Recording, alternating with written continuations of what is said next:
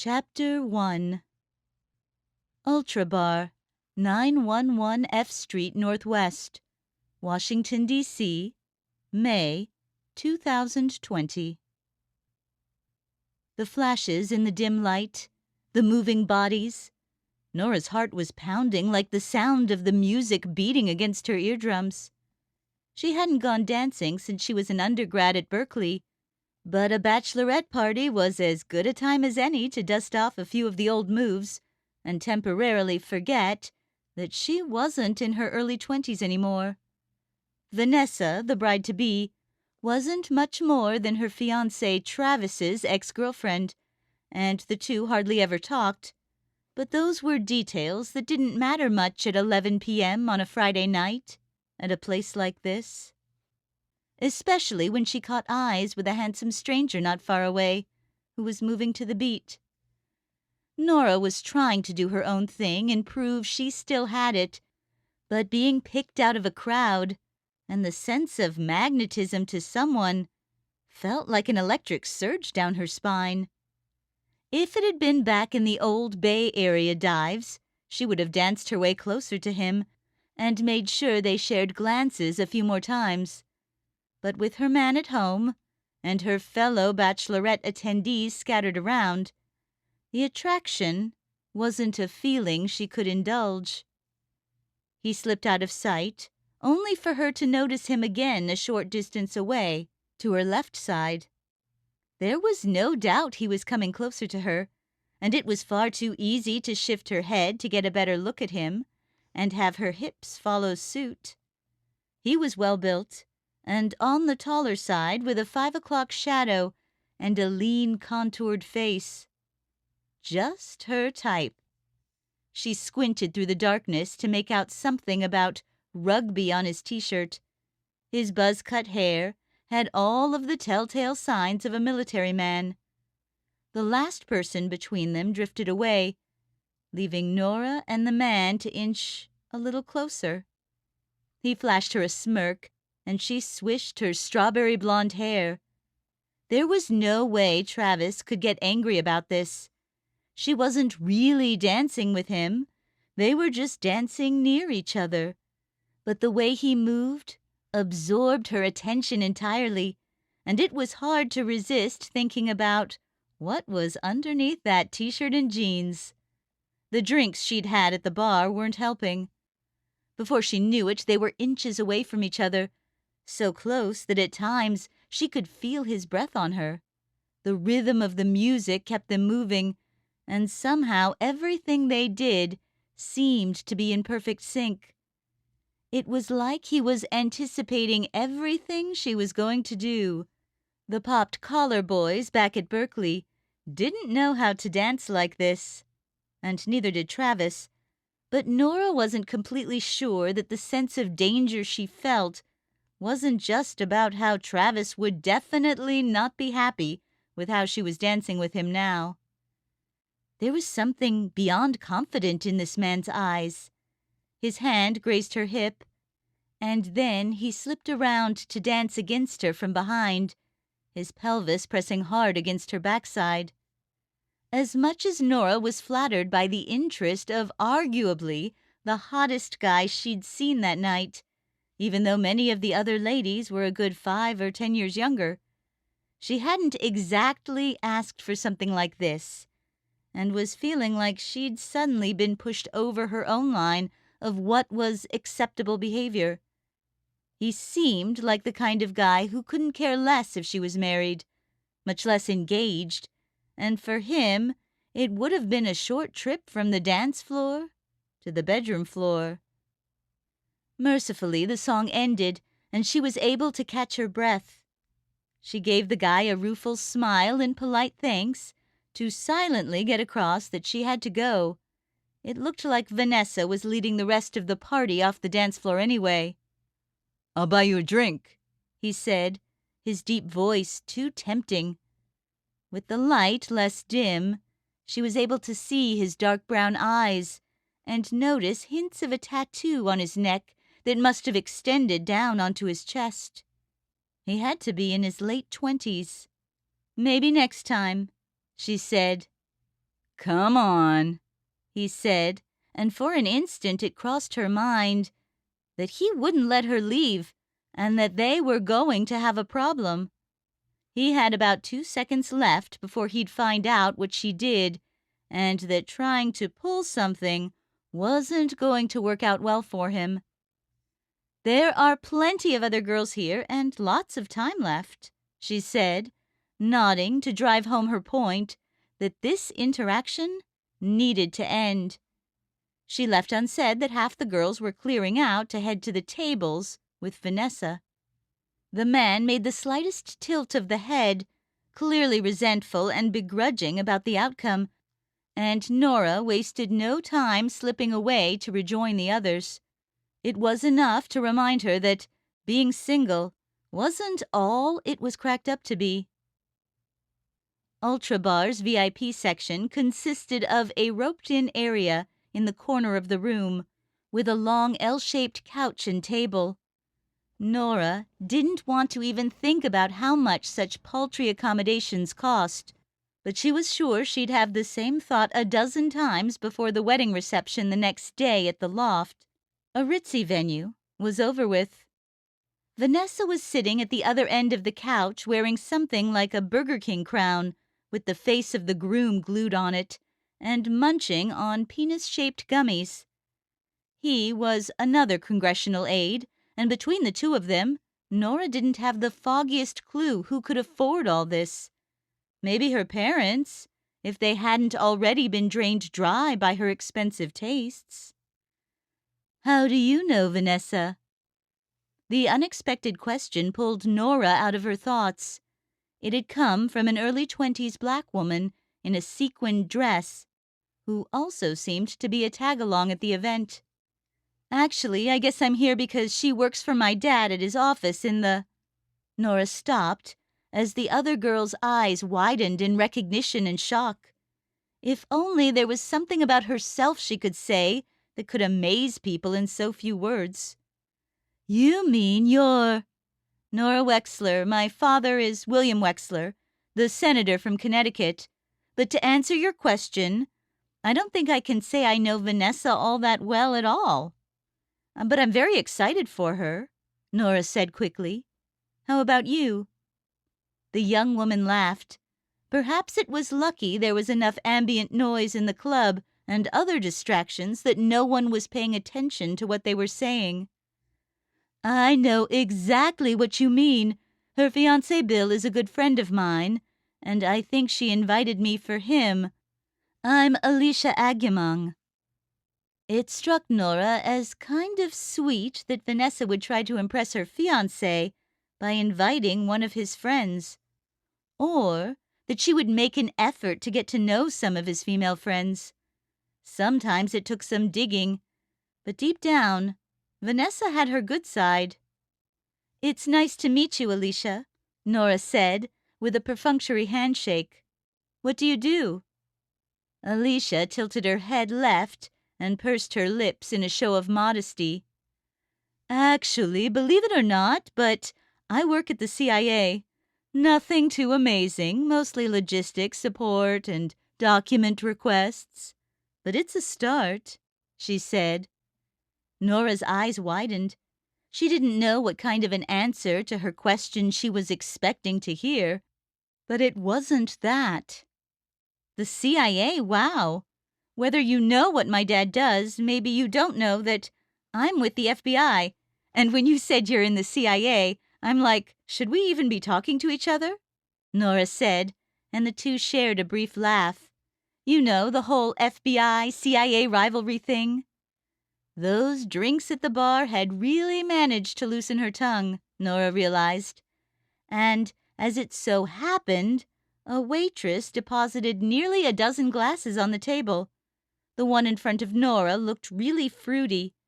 After one sip, she knew she was going to have to take it slow, or they'd be carrying her out of here. "No, I didn't know that, but come to think of it, you do have sort of that FBI look about you," Alicia said, waving her hand toward Nora's face, which was slightly stunned. "I have an FBI look?" She tried to sort out what that meant and came up blank. Alicia cleared her throat and shrugged. Just like that. You know, helpless, slow to figure things out, kind of confused, in desperate need of assistance from someone at the CIA. It took Nora a moment to glide past her usual competitiveness, to see what was going on and produce a chuckle. Alicia's mirthful smile was very charming. "Good one, you got me," Nora said, holding up her hands. Strangely, being the butt of a joke seemed to make her even more comfortable. "Are you working on any interesting cases now?" Alicia asked. "I completely get that you probably can't say much." Nora looked up in contemplation, trying not to take too long about it lest she further play into Alicia's egregiously errant FBI stereotype. "Not really, I have to say. Pretty much between cases lately, and to be honest, it's been about 6 years since transferring to DC, and after coming in with a bang, I didn't expect things to become so humdrum so quickly. More often than not, I'm investigating some regulatory issue or some lawmaker who unknowingly broke one of the million guidelines they have to follow. Campaign finance, FTC, that kind of stuff." "That's cool, though," Alicia said.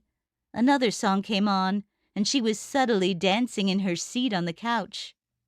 "That's nice of you to say," Nora said, knowing it really wasn't cool at all.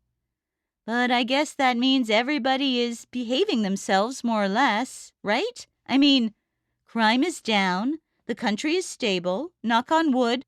We're more than happy to push paper about the small stuff, as long as everybody is still alive at the end of the day." It was unclear to Nora how much Alicia was really listening to her, or cared about some of the finer details about her work. But she seemed to be paying attention, and Nora didn't often feel inclined to yammer on. "What about you? Are you next?" Alicia asked, gesturing toward Vanessa, who was taking a shot and appeared to be having the time of her life. Nora took a deep breath and laughed again. "Next to get married? I don't think so. What about you?" "Me? I think I'd have to find somebody first," Alicia said. Nora sighed. "Let me tell you, sometimes that's not even enough. I've been engaged for 6 years, and there's no end in sight. A few years ago, I might have said, maybe I'll be next, but at this point, we are just so locked in our routines with work and life that it's almost like, what difference would it make? We already live together and everything already anyway, so it's kind of just a formality that nobody but my mom cares about," she said. It was all a lie, and she wasn't nearly drunk enough to be able to push down the familiar pang of regret. Between her knees, she twisted the ring Travis had given her at the Lincoln Memorial. "But 6 years, though. For real?" Nora began to rue sharing, but now that she'd started down this path, she had no choice but to follow it. "I'm sure it'll happen at some point, but we're just so busy with our jobs that it feels like we'd be taking on another job. I mean, if I picked everything out and arranged a date and all, I'm sure he'd show up. But I don't want my wedding to feel like I'm dragging him to the altar. We're a team, even though it's been a long time since they let us be partners at work. Mostly, life is just so different than it used to be, and that includes our relationship, too. At some point, the inferno of passion sort of fades into the slow and steady burn of love. There are still moments when I look at him and feel my panties mentally slipping off. But sometimes the sexiest things he'll do is stuff like fix the sink, or do the grocery shopping, or tell me that I'm doing a good job." "I see," Alicia said, and Nora immediately snapped out of it before she depressed this poor girl any more. "But I'm sure you'll have it way better than me, and in truth, I don't really have it all that bad. I mean, you must have some options, right?" Alicia perked up and sipped her drink. "It's tough with work, but I'm not too worried about it. Somebody will come along who'll get that I'm trying to do something with my life and don't want to be just along for the ride. Might be soon, too. Have you seen the whole wedding guest list? Alicia asked with a smile. Nora shook her head. Never know. Either that, or I'm sure at the CIA most of what everybody does is cruise the foreign sections of dating websites anyway, Nora said. Alicia laughed politely. How did you know? Their laughter was cut short by a voice from the other end of the couch. Vanessa stood up, a drink in one hand and her nearest friend's shoulder in the other, keeping her upright. Colorful lights from the dance floor washed over her face and flower-rife red dress. Let me just say this before I start slurring my words like it's my 16th birthday. You remember that, Kat? Anyway, I'm so glad you lot of mangy skanks have nothing better to do tomorrow than come to my wedding. I know you look up to me, and it's not easy being the object of your never-ending affections. Let me try that again. Without you, I wouldn't be who I am, and just because I have Bill doesn't mean you're off the hook from some crazy weekend benders. But what I really wanted to... Wait a second. That was my jam. The music had suddenly cut off, and the house lights had gone on, replacing the exotic and boozy nightlife vibe with the harsh glare akin to being an ant under a microscope in the sun. Everyone there was dead silent, too, causing Nora and the rest of the bachelorette party to stand up to find out what was causing the interruption, which didn't seem to be stopping any time soon. They all naturally looked in the same direction of the rest of the club-goers, whose eyes were currently fixed on a TV above the bar. The TV's sound was off, but it was impossible to miss the cable news station's bold headline, "Shots fired at Andrews Air Force Base." A chill went down Nora's spine, and it was hard not to think that this was taking place only a few miles away. The crawling text streamed ominous words like unknown gunmen, casualties, and standoff, while the images they were showing depicted shaky video of floodlights around the base and members of the military running around. Not a peep could be heard in the entire club apart from some heavy breathing, and it dawned on Nora that 90% of the people there had to be connected to the federal government, if not the military. For a moment, she happened to notice the man she'd been dancing with in the crowd between herself and the TV, giving her something of an isometric view of his face. If she didn't know any better, she would have thought he was smiling, but she was sure her inebriated mind was playing tricks on her. Nora returned her attention to the TV, desperate for whatever other details it would tell her about the situation, or news of what would happen next. But what followed had nothing to do with the screen. The phone in her pocket started ringing, and Nora knew it wasn't a coincidence. The device's chirping echoed throughout the building, drawing the attention of everyone there, as if she'd gotten a call while in a movie theater, only 100 times worse. She didn't have to look at her phone to know her boss was on the other end, and whatever she thought she'd be doing tomorrow had gone up in smoke. Taking a deep breath, she picked up her phone to hear what she'd be diving into this time. Chapter 2. Joint Base Andrews, Prince George's County, Maryland.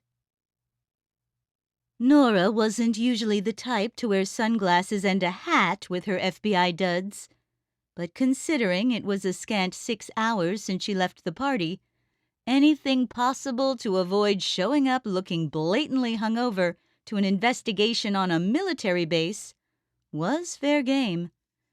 She drove a sedan from her office up to the entrance gate checkpoint, which the first rays of sunlight were peeking through, and presented her FBI creds to the guard stationed there.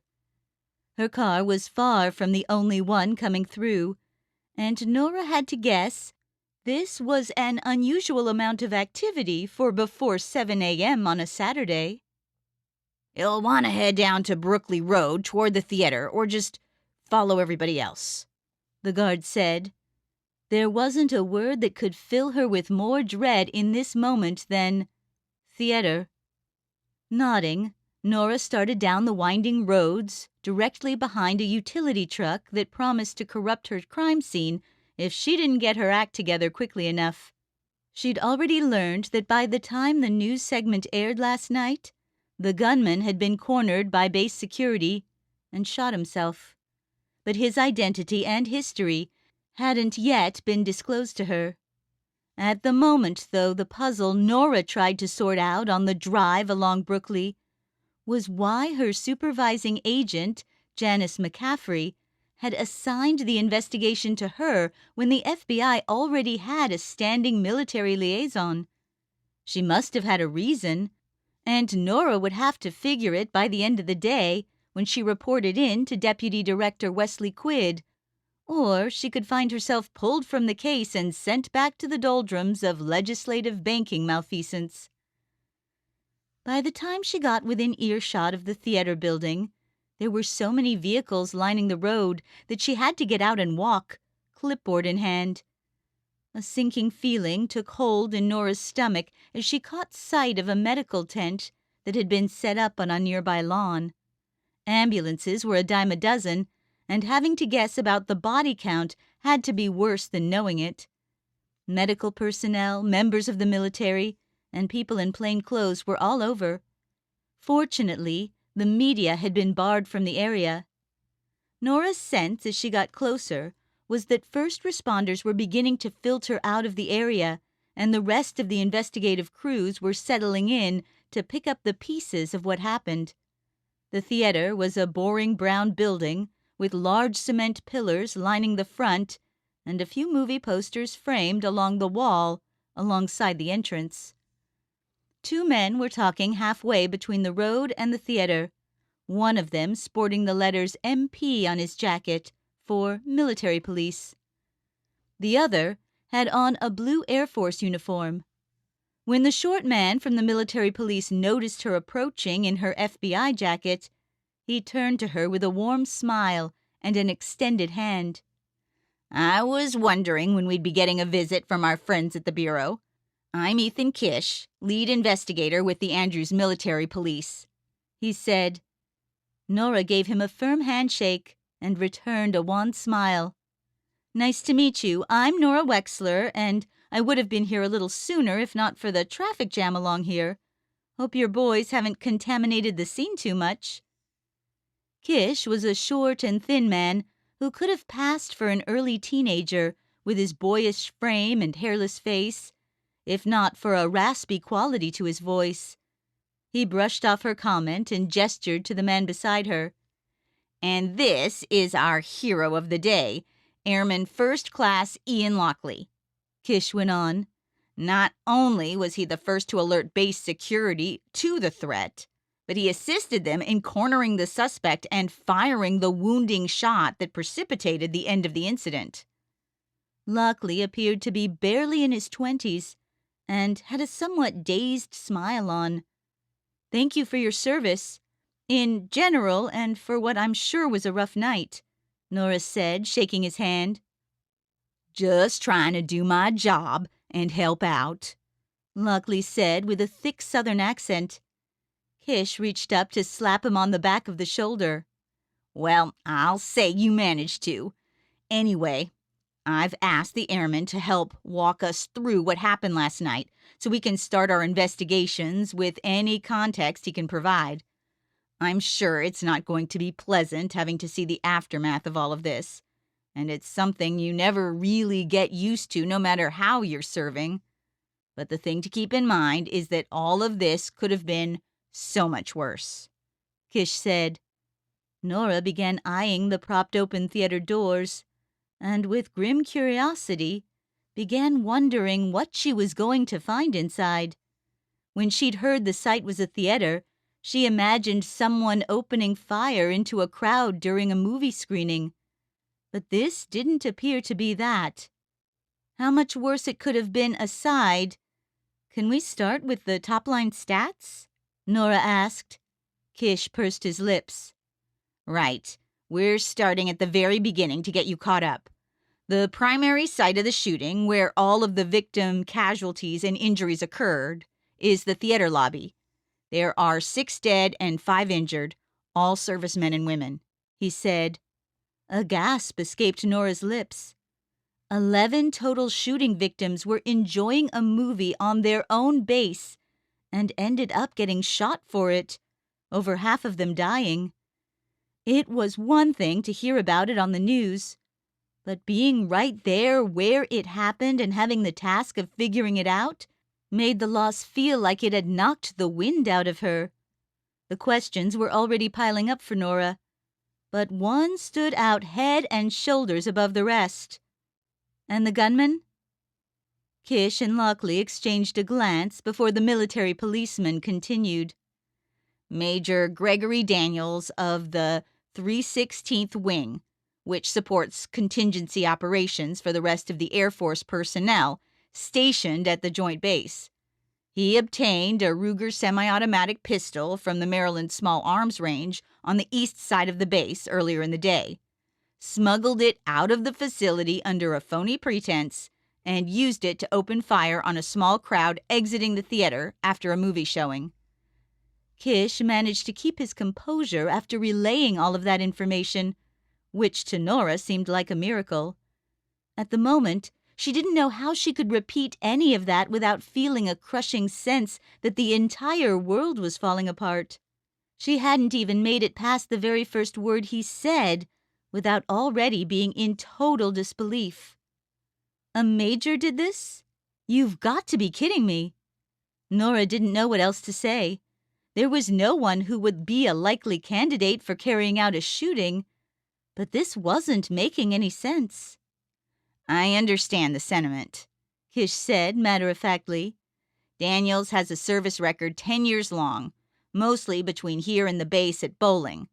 I didn't know him personally, but he seems generally well regarded and had the appearance of a career soldier, like so many others here. I'm requesting more of his records, but at first glance, no prior incidents are coming up that would foreshadow anything like this. He also hadn't seen any combat personally. Not that that wouldn't mean he wasn't familiar with weapons from his training, but it would rule out any sort of trauma. Lockley cleared his throat and cut in. His eyes were red, either from fatigue or emotional pain. Everyone here is just scratching their heads. When I signed up, I knew I'd have to do some shooting sooner or later, but I never imagined having to fire at someone on my own side, much less a superior officer like that, he said. Nora nodded sympathetically and was tempted to reach out to him, but his posture didn't make it seem like a good idea. Instead, her mind boggled with what would drive someone to do something like this, and what it meant. Maybe that was why McCaffrey had made the call to her. As far as she could tell, a nice and neat explanation would be nowhere to be found, but that might change once she got a look at the victims. "I'm ready to head inside," she said. The trio turned toward the entrance and started for it, which required ducking under tape draped between the pillars. It was going to be a hot day, and some time in the shade might help Nora think more clearly. From the posters on the wall and the show times, Nora gathered that the moviegoers had seen a superhero flick, but when they needed help, no one was available to save them in time. Still, with the commissary and so many other part of the base's little town around likely heavily populated on a warm weekend evening, perhaps Kish was right that Lockley had managed to prevent that Ruger from doing exponentially more damage. Peeking through the doorway, Nora got her first glimpse of the bodies and some investigative markings that Kish, or someone else, had already put down to denote the bullet holes in the walls and where the shots had been fired from. A circle just a few feet from the entrance. As you can see, Daniel stepped inside, then blocked the exit. forcing the occupants back into the screening room. Although Nora heard Kish had said something, it always took a moment to overcome the sight of death, and she wasn't sure if she'd ever seen a gorier crime scene than this. The bodies were slumped on the floor. Blood stained the tile around them. The smell was already making her stomach turn. It took more effort than usual to detach her feelings, stuff them so far down that they couldn't be touched by this horror. After a few more breaths, she was able to look at the place like a puzzle. She walked slowly around the room, while the others stood by the door. Her note-taking could wait. This was about sensing what had happened. Many of the usual things she had to search for down to the tiniest detail, such as clues about the shooter or his gun, were already known. Now she had to find out why these people had died. There was a mix of races. Most of these victims were on the younger side. Only a few bullets made it to the walls. He opened fire on the crowd and then left of his own accord. He wasn't targeting any of these people specifically, she said. Kish nodded. Very good, you're starting to catch up, he said. Airman Lockley was coming by to pick up a friend when the commotion started. A friend?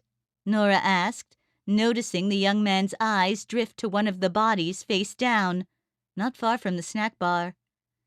It was a brunette whose hair was draped over her face. As best Nora could tell, she'd been shot squarely in the chest. A cadet named Kelly Green. Joined not 2 months ago. We were just going to go for a walk after the movie got done. She'd been talking about seeing it for as long as she'd been here, Lockley said. She invited me to see it with her, but my Gramps hasn't been doing well, and our call wasn't going to be over by the time it started. I'm so sorry, Nora said. Kish cleared his throat with some impatience. So Lockley dialed base security while he took cover and kept an eye on the shooter from a distance. Daniels exited the theater this way and started toward the commissary, but the noise had sent so many people running that the area was largely vacant. This is where our tour requires more walking, he said. They ducked outside, back into the morning sun and heat, to proceed along the asphalt expanse to the next building. Without many good targets at close range, Daniels turned east across the lawn here toward Arnold Avenue and began running south. We believe his desired destination was the airstrip terminal, which still would have had a healthy population at that time of night. Lockley was staying on him from a distance and feeding information about Daniels's whereabouts over the phone. They walked down the sidewalk along Arnold, which had no traffic on it and generally appeared as though nothing out of the ordinary had happened, like a crazed killer trekking through with a semi-automatic. Up ahead, a 3-member team from base security arrived a few minutes after the initial assault from the south side, spotting Daniels along the road and forcing him to change his route. They briefly exchanged fire as he crossed the road here and continued on toward the airstrip. Another security team was driving along the strip from the north, and Daniels took cover in this section of a hangar. Nora took a long look at the pair of nearby hangars and the wide-open airstrip beyond. It boggled her mind that there wasn't even a fence to keep people from walking straight out into the path of oncoming planes. The hangar had plenty of nooks and crannies composed of large storage compartments and other materials, but without a plane inside, it still had a lot of empty space. Lockley joined up with the 3-member team at their vehicle along the road, and together they pursued the target to the hangar. As we turn the corner here, you'll be able to see the position he was in when he turned his weapon on himself. This one isn't going to be pretty, so brace yourself, Kish said. His remark drew a scornful glance from Nora for its condescension, but she soon found out it may well have been justified. They stepped into the hangar's cavernous opening to see more investigative markups centered around a corpse on the floor, a short distance from a forklift and some large canisters, which created walls on two sides. It was instantly comprehensible that Daniels had taken the gun to the side of his head, and the Ruger had blown out a large portion of his skull. Blood speckled the floor in a cone shape for several yards out. Nora put her hand over her mouth. For some reason, her teeth were chattering. Daniels was pinned down. Alerts were going off around the base, and he had no hope of reaching additional targets. But he continued to fire at the security teams until Lockley ripped a shot that struck him in an exposed lower leg. Whether it was the pain that got to him or the realization that he was out of options and would soon be apprehended, Daniels decided to end it. All told, close to 50 shots were fired in this area. Fortunately, no one from security received any injuries. Perhaps it was just a matter of not wanting to focus her attention on the body any longer, but she turned to Lockley, who didn't seem at all shaken by what he was looking at. "Can you describe what happened at the end?" Nora asked. Lockley shrugged. "It was dark over here, but we were getting the lights on. Mostly, we just wanted to keep him in one place until more help arrived in order to overwhelm him. But he didn't realize that he had a leg sticking out from behind the forklift. I knew it was a good shot when he let out a yell. About 10 seconds later, I heard him say, 'Mission complete,' followed by a shot.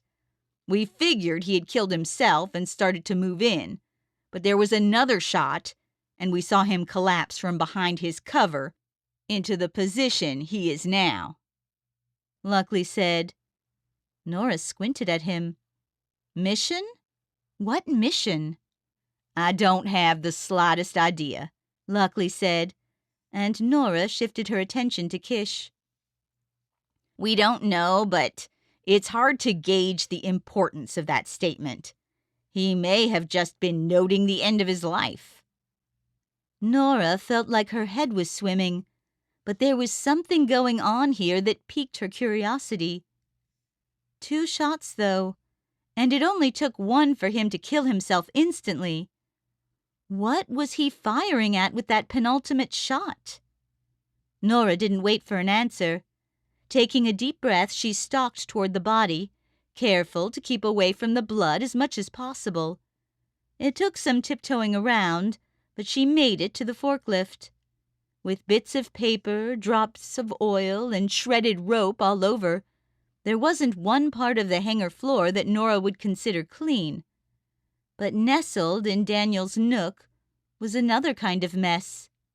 Kneeling down and nearly putting her face against the floor, she spotted specks of something shiny.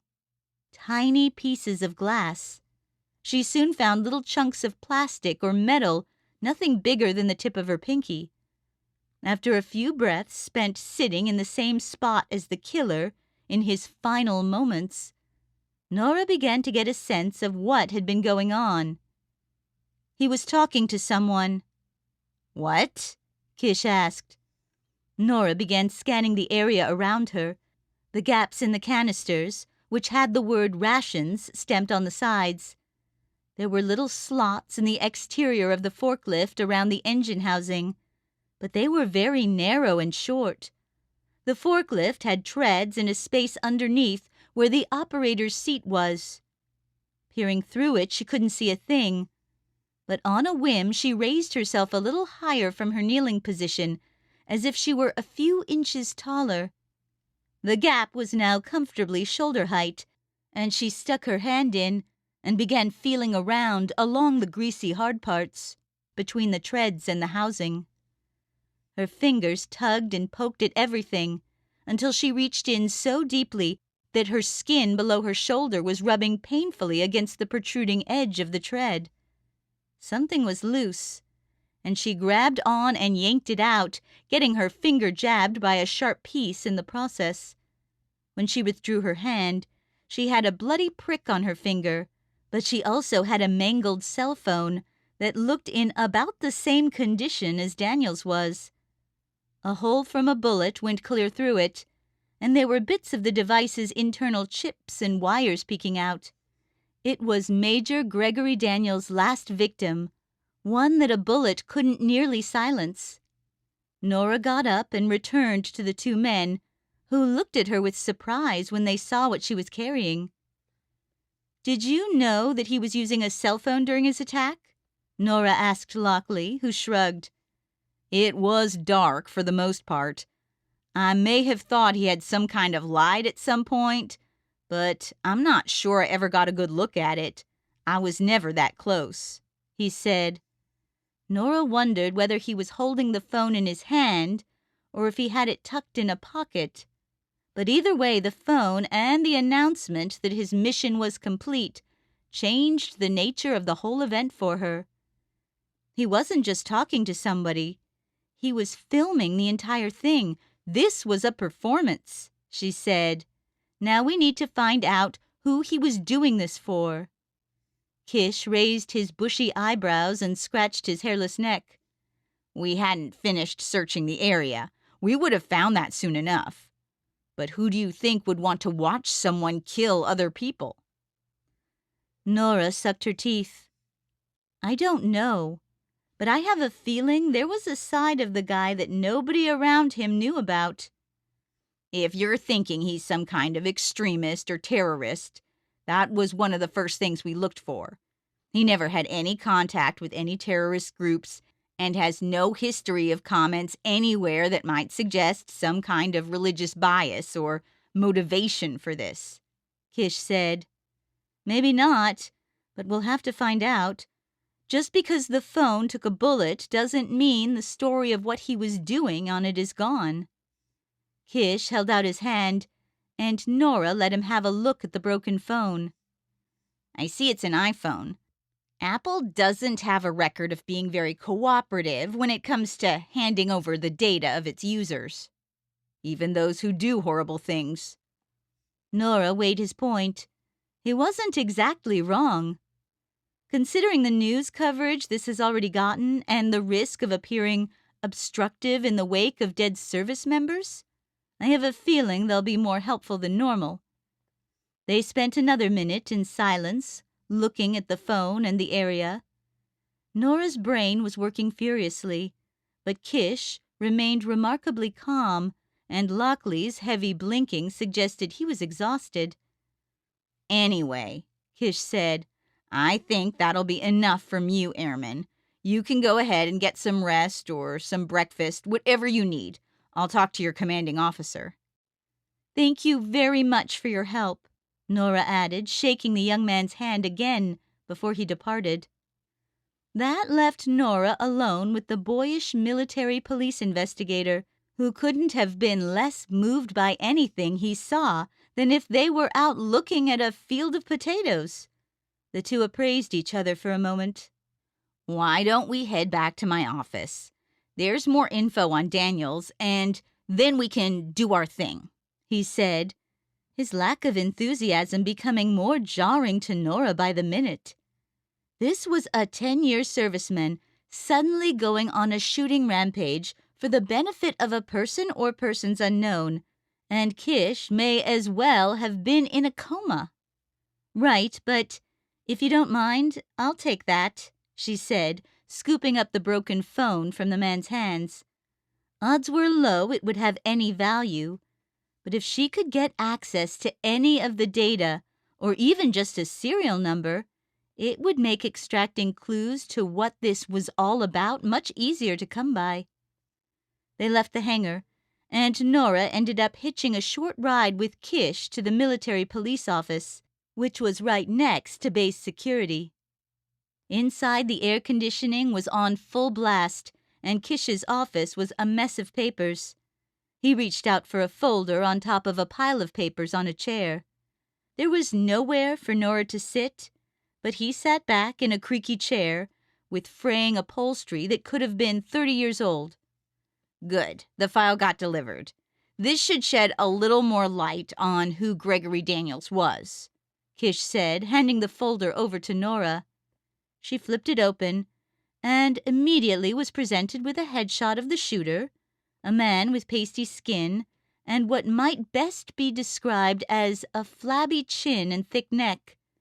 There was nothing telling in his brown eyes, and Nora's impression was that if she saw him on the street, she wouldn't have thought twice about him.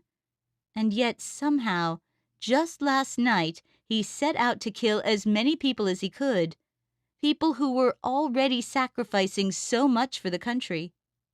"This is great," Nora said. "He had a longtime girlfriend I can contact, place of residence for his parents. This is a Virginian from not too far away, actually. High school, didn't go to college, and then he joined the Air Force a few years later. There's a list of commanding officers, a few accolades for non-combat related performance, and divisions he was in will make it easy to find peers who knew him along his career." Nora stopped herself when she noticed Kish was laughing under his breath. "What's funny?" Kish leaned forward, nudging the papers a bit with his arms in order to be able to rest his elbows on the desk. He gazed at the ceiling as though he was trying to read something written across it. "Let's not get carried away with ourselves here, Agent Wexler. I think what you're talking about might be considered overkill. Around here, this is what we like to call a stillborn case." "Cute metaphor," Nora said, wondering if he would grasp her sarcasm. "Meaning that the perpetrator is no longer alive to pose a threat or even put up his own defense. Can't even submit him to questioning. He received no help from anyone else, and the danger has ceased to exist. All that remains is to figure out what happened to the greatest degree possible, file the report, and then we move on with our lives to the next thing." Nora narrowed her eyes at him. She hadn't questioned his competence at all up to this point, but his message amounted to going through the motions, and that wasn't what this situation called for at all. "Excuse me, but I don't think any of the people who were shot, whether they be alive or dead, would consider it overkill to give this a thorough investigation. And as for whether the threat ceases to exist, we don't know that for sure until we find out who he was talking to while he was out killing people with a gun he stole." Kish took on a barely noticeable scowl as he tilted his head away in an attempt to hide it. No doubt a roll of the eyes was his next move. "How can I say this? But this kind of thing has happened before, maybe not here, but on military bases. Every once in a while, someone goes crazy for whatever reason and snaps like this. We don't let that pull us away from our mission of protecting the country. What it does mean is we give it the proper analysis, and then we carry on," he said. Nora sighed and crossed her arms over her stomach. It wasn't just the air conditioning that was making the room cold. "I find your entire approach to be underwhelming and lackadaisical to a degree that borders on unprofessional," she said. Cue the eye roll. "Then it's a good thing we file separate reports with our respective organizations and don't have to have much to do with each other besides share any information garnered in the course of the investigation. I'll be more than happy to do that for you, as I have with every other FBI investigator performing the mandatory oversight of incidents of this scale on military bases. But I don't think I'm going to waste my time calling his mom and his bunkmate from basic training to find out he was a nut waiting to crack." It took some sustained effort for Nora to keep her mouth closed when there were a lot of things eager to come out of it. "Is there a place I can make a copy of this file?" she asked at last, after restraining herself for a moment. Kish pointed her to the room next door, and as she fed the papers through the machine, she couldn't help but get the feeling from his appearance that she'd just been in a fight with a middle schooler. She tried to shake it off, since he evidently had more experience at his job than she did at hers, but he'd obviously become jaded and uninvested if that was how he did things. The morning was almost through by the time she made it back to her car. Many of the emergency vehicles had cleared out, and traffic was flowing normally along Brooklyn. Nora had the names of all those injured and had plans to talk to each and every one of them before the day was out. But she kept getting drawn back to Gregory Daniels and what would drive him to do such a terrible thing. She pulled out her phone and began searching around for him. It didn't take more than a minute to locate his Facebook profile, which was publicly viewable and already the site of a fair amount of commotion. Here was a normal-looking guy with a military background who just last week was receiving compliments on some tomatoes he was growing in his backyard. And now, some of those same commenters were making new posts calling him a monster.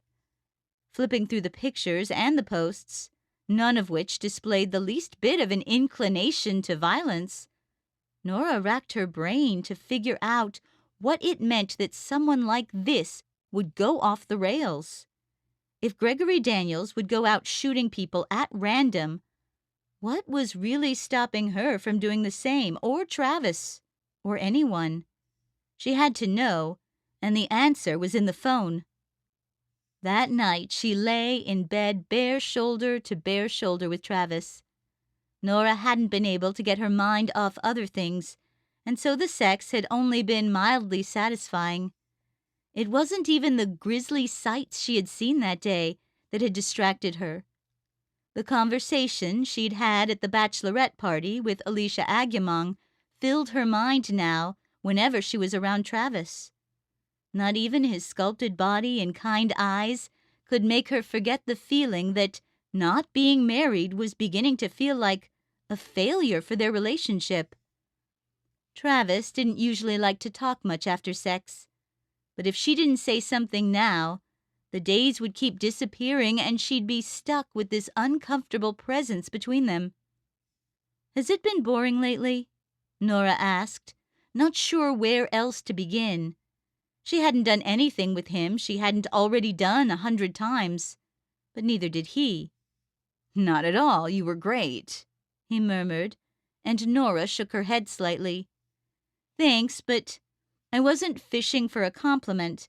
What I mean is, have things gotten boring for us lately? Is everything just so routine that it doesn't seem exciting or special anymore?"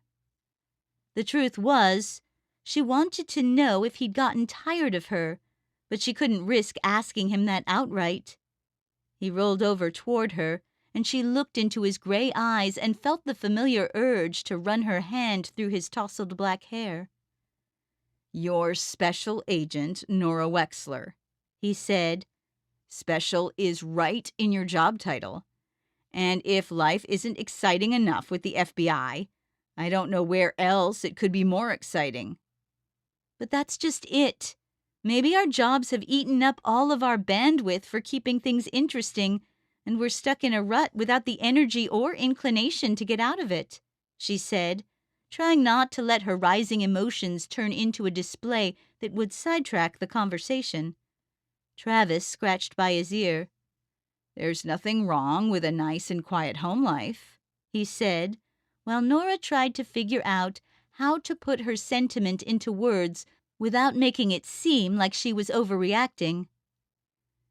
"There is if you don't feel like you're going anywhere," she said.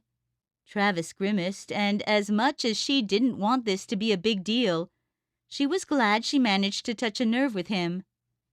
"Is this about Vanessa's wedding? I know some people have been getting married lately. We'll get there. Let's just wait for things to calm down a little," he said, getting a rise out of Nora. This sounded like a contradiction to what he'd just said about the nature of their jobs. "We've been saying that for years, and it's always too busy. I don't see things quieting down for a while after what happened at Andrew's last night either, at least for me. Our lives together shouldn't end up coming in last all the time, is what I'm saying," she said, hoping he would understand. Her job was an important part of her life, but she didn't want to live it without the man who'd been beside her for so much of it. "It'll happen," he said, settling on his back. Nora had been hearing as much for the last 5 years, and even this conversation seemed to have more of an effect than anything they'd said before when the topic had come up. but she felt like she couldn't push the issue more. "How was the wedding, anyway? I'm sorry you had to go without me," she said. Travis pulled the blanket up over his shoulder. It was fine, and everyone understood that something had come up. Almost all of the people there were talking about the shooting anyway. But the ceremony was beautiful and the food at the reception was good. Way too much country music for my tastes. But I didn't get to set the playlist. What's going on at Andrew's? Nora sighed, accepting that a change in the topic of conversation was inevitable. At least he hadn't gone into how beautiful Vanessa had looked or anything. "It's a head-scratcher if you ask me. A major with 10 years in the Air Force suddenly snaps and starts shooting up his base. No history of problems or signs of issues. No connection to the victims. He was doing something with his phone, though, during the attack.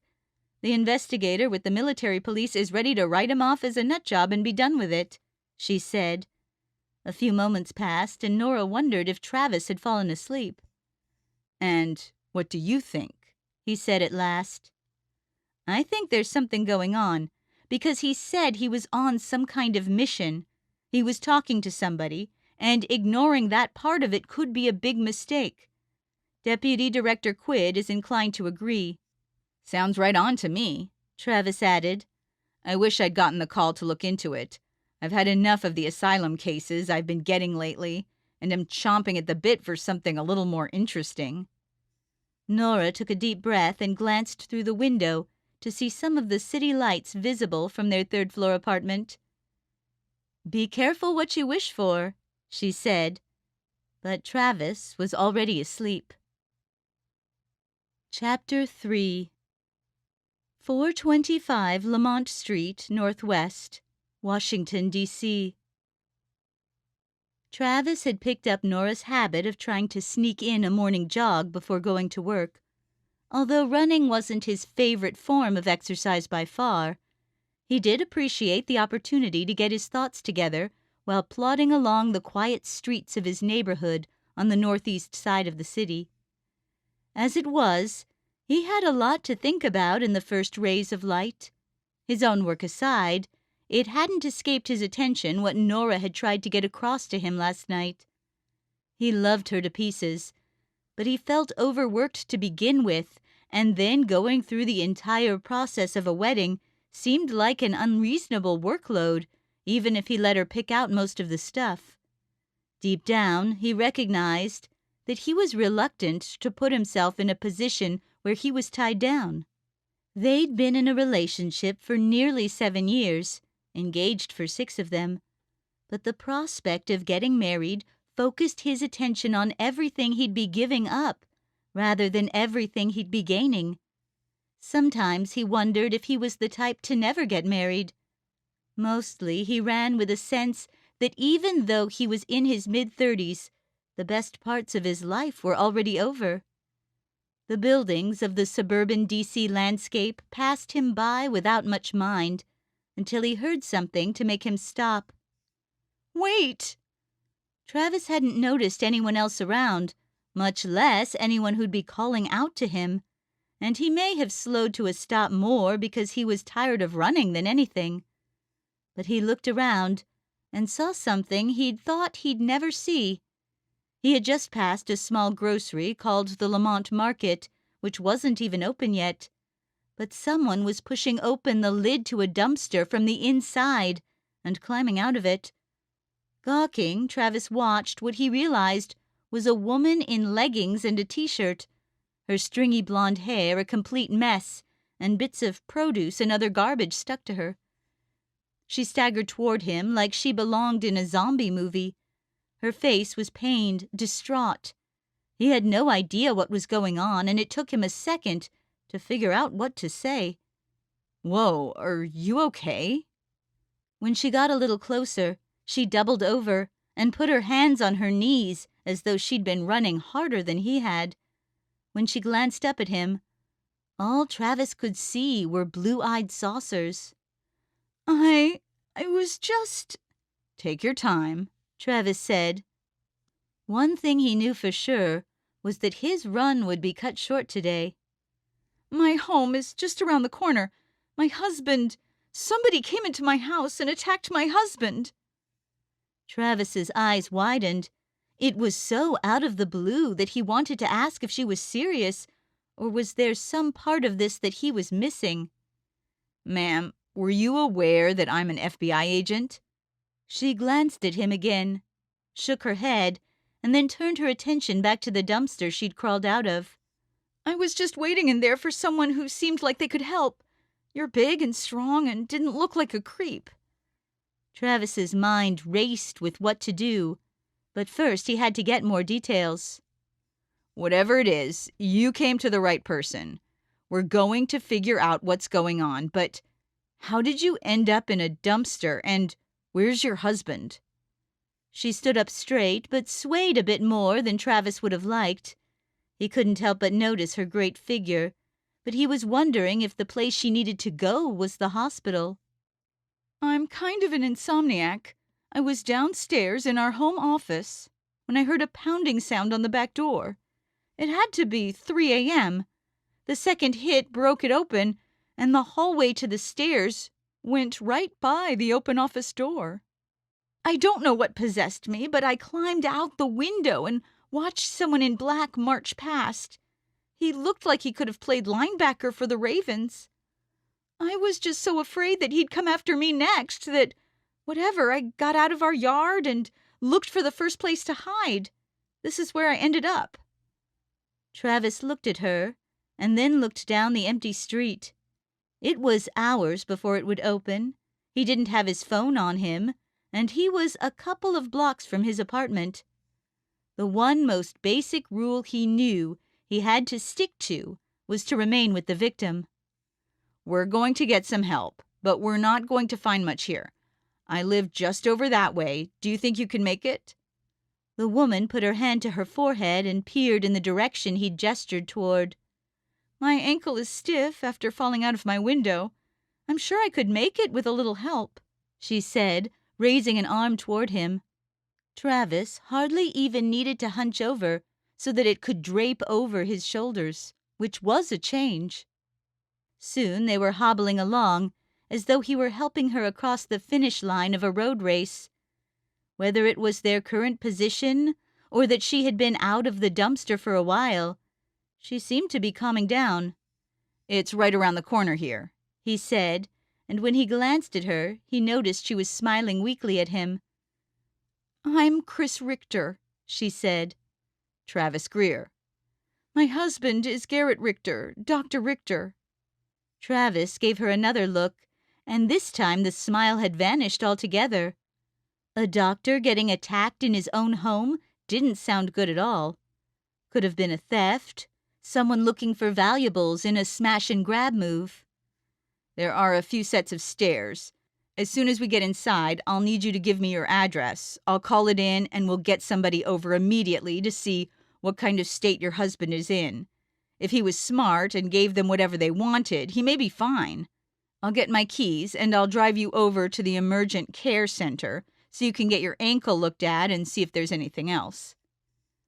The one question he didn't explore out loud was how Nora would react when he brought home someone who'd evidently managed to escape from a breaking and entering situation. The farther up the stairs they went, the more Chris relied on his support. By the time they were at the top, he was practically carrying her. But he also felt it increasingly unlikely that Nora wouldn't have gone to work yet. Sure enough, when he opened the door, her keys were missing from the rack by the light. "Why don't you have a seat on the couch, and I can get us out of here as quickly as possible," he said. But instead of going to the couch, she drifted toward some framed pictures by the window. A big one in the center had a shot of him with Nora when they went back to Seattle to visit his folks a few years ago. "A pretty girl you've got here," Chris said, drawing an unabashed grin from Travis. She wasn't wrong. "That's Nora. She's an agent as well," he said. Chris was touching an embroidered blanket on top of the couch. An ankle injury evidently was going to prevent her from looking around the entire apartment. She snorted at Travis's comment. A pair of agents, wow! With my husband being a doctor, I've just sort of always been his wife. We've been together since high school, and he was always super smart, so I guess I never had to apply myself all that much. Well, it's never too late, Travis said without paying much attention. He had the phone in his hand and was dialing into the office. With his other hand, he pushed some sticky notes and a pen over to the woman he'd just met. Soon, he had a close office mate, Agent Harry Biederman, on the phone. Hey, I came across a woman a few minutes ago who said she was forced out of her home late last night during a B&E. Her husband was also inside, and we don't know what might have happened to him. Can you head over and check it out for me? I've got to get her some medical attention, and then I'll swing over as well. Yeah, you can coordinate with local PD, but let's take the lead on this one. Here's the address. It would have been easy for Travis to simply call 911, drop the woman off at the emergent care, and be done with it. But unconsciously, he found himself charting another path. There was something about her washed-up, unkempt appearance and slightly tanned skin that made it seem like she'd been at the beach a little too long. He'd at least make sure she was okay. After he ended the call, he turned to her. I think we're ready to go then, he said, finding that Chris was now sitting on the couch. Actually, there's just one more thing. While we have a second, can I at least try calling my husband? Travis didn't hesitate to oblige, but after a minute of ringing and the voicemail coming on, Chris reluctantly handed back the phone.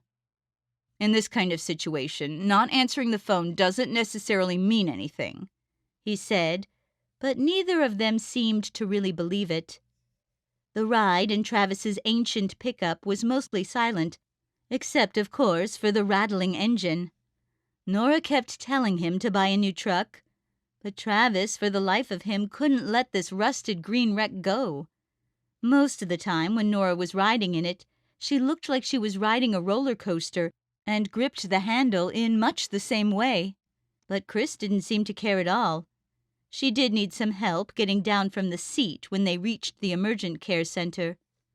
I feel ridiculous having my ankle looked at when literally anything could have happened to Garrett, she said. While we know there's an ankle problem, we really want to make sure there's nothing else. Let's make sure you're in good shape, and then that'll be one less thing to worry about. Once we get you checked in, I'll meet up with Agent Biederman and find out what's going on with your husband. But after they'd gone through the check-in process and explained their situation, Chris didn't seem eager to let him leave. She looked forlornly at the chairs in the sterile waiting room before dragging her eyes back to him. Can I just say thank you for everything you've done? I feel like a fish out of water, and I hope everything can go back to normal. With your help, I'm starting to think it could. Travis offered a sympathetic grin. It was nothing. I'll be back for you as soon as I can. You have my number if you need anything. Yes, I've got your number, she said.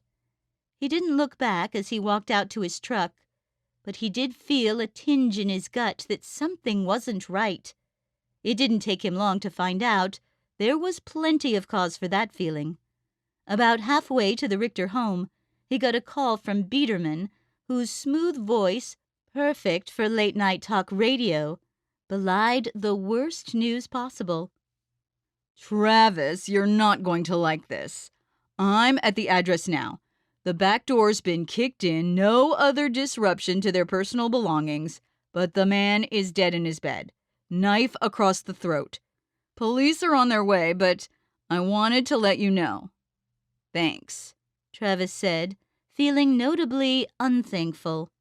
The Richter residence was one of the 2-story brick houses that stretched down the street as far as the eye could. A police cruiser hadn't yet arrived, but Biederman's bureau car was sitting out front. Travis was grateful to know what he was walking into, even though he dreaded having to tell Chris that her husband had been murdered. Judging by her shaky, on-edge behavior before, he expected her to crack into 1,000 pieces. Despite what Biederman had said, a closer look at the pressure marks on the back door suggested to Travis that it had been busted in at shoulder height. Travis didn't think he could knock the door down by charging into it 10 times, let alone 2. And afterward, he might have ended up in worse condition than the object he was trying to break. Biederman was inside at the kitchen table and looking at something on his phone. They gave each other a congenial bro hug, which always reminded Travis that this 30-year-old guy who loved board games and video games was the best friend he'd ever had at the Bureau, Nora aside, of course. After a look and a nod, Travis turned his attention to the rest of the home. Nothing else needed to be said. Travis continued along the hallway, spotting the office and the open window. He peeked in and scanned the room. The computer was still on, and Travis moved the mouse to wake the device up. It looked like Chris had been using a painting program to do some doodling or drawing up until she fled the building. A unicorn in a mountain field. Not half bad. Farther along the hallway, he passed the living room in perfect order and took to the stairs, which didn't have so much as a speck of dirt on them. It wasn't a big house, and it didn't take long to find the master bedroom upstairs. The door was open, and apart from some fine art on the walls, Travis got a glimpse of the bed and a man covered in blood propped up against the headboard. Cringing at the doctor's mutilated body, Travis began surveying the area. They'd need to search for fingerprints, but aside from that, there wasn't much to work with. His best guess was that the killer had been in the room for less than 30 seconds. No talk, no time for the doctor to even get out of bed.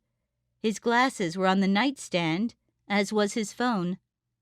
Aside from the art, there was a photograph on the wall beside a closet that drew Travis's attention. It was a wedding photo, and from the looks of it, Chris had married him straight out of high school, which was a bit unusual. They both looked so young, and even though he had a preppy, slightly geeky look, she was a complete knockout. The two of them were leaning over, hand in hand, in a dance with some big lights on under a tent, laughing as though nothing bad could ever happen to them. Travis always took murders personally, almost to the point where he felt like he was the embodiment of the victim's desperate need for revenge. But he was also struck by how they got married so young. He'd gone out with some great girls before he joined the army or did his college coursework. Not just beautiful, but with stunning personalities. But the thought had never crossed his mind to marry them. It just wasn't time for that. He went over the entire room once more, including another close look at the body, before accepting that he'd done all he could do. An examination of the surfaces didn't help at all. Odds were good the perpetrator was wearing gloves. Travis wasn't about to call this a professional job, but it was no nonsense, and the killer came here with the intention to do what he did. The question was, who did it and why? Downstairs, Biederman was talking to a police officer who arrived. He turned to Travis while the officer nodded and went down the hallway. "Pretty clean," Travis said. "Yes." "We'll want to check any cameras running in the area," he said. Biederman put his hands in his pockets. "You know we've got the Hernandez case, right?" "I know," Travis said. "That report is due." "I can do both. Do you want to help or not?" It wasn't a fair question. Biederman always wanted to help, and a look sealed the deal. But it did mean they'd be very busy coming up. Probably too busy for any big personal projects for a while. "What about the wife?" he asked. "Her name is Chris. What about her?" Travis shot back. "What's going to happen to her?" he asked, but a raised eyebrow and the tone of his voice made it clear that he had something more suggestive in mind. "She's going to pick up the pieces of her life and carry on," Travis said, though he knew it wouldn't be that easy. For all Travis knew, the killer meant to get her too, and could still be after her. The random decision to hide in a dumpster may have been the only thing that kept her alive. Some creative solutions were going to be necessary.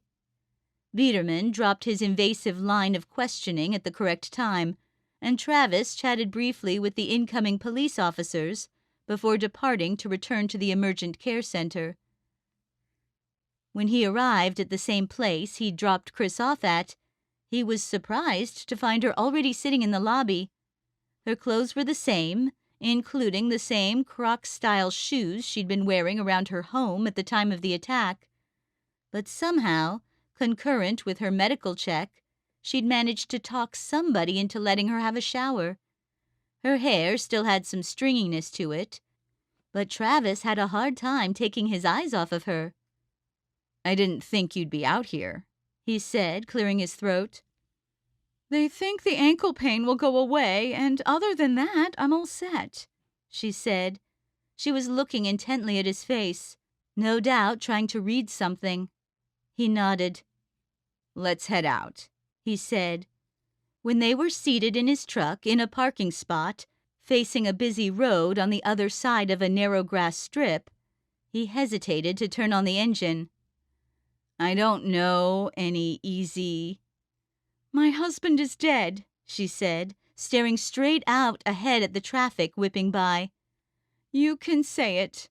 I knew the moment I left the house. I knew it before it even happened, at that first knock on the door.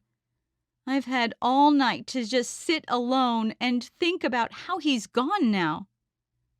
"I'm sorry," Travis said, trying to give her as much time as possible before putting her to work, despite her apparent resoluteness. "Do you know who might have done it?" Chris didn't answer immediately either, propping her elbow against the door and leaning her head on her fist. He was glad she didn't dissolve into a pool of tears, but on the other hand, he still expected more emotion than this. "I don't know, but I have to assume it was somebody from his work. Not the actual people he worked with, he had a private practice, but just somebody he knew from the working world. Pretty much his entire life revolved around his work." "His entire life?" Travis asked, unable to resist prying. Chris jerked her head to look at him, the whites of her eyes a little red. It didn't look like she was going to respond. "Garrett would have never cheated on me, but the truth is, it's been a long time since I've felt like I had a partner. Even during the rigors of medical school, we were fine. But once he started his own practice, he lived for his job. The stuff he talked about went right over my head. The people he knew and introduced me to were out of my league. I mean, I don't consider myself a dumb person, but the scientists and medical geniuses he was in touch with always made me feel so inadequate. I wondered if he'd sort of given up on me or left me behind because I wasn't able to hold my own with those people. A lot of nights it was just me with nothing but the TV to keep me company because he worked so late. I started sleeping really badly. We had disagreements about some things.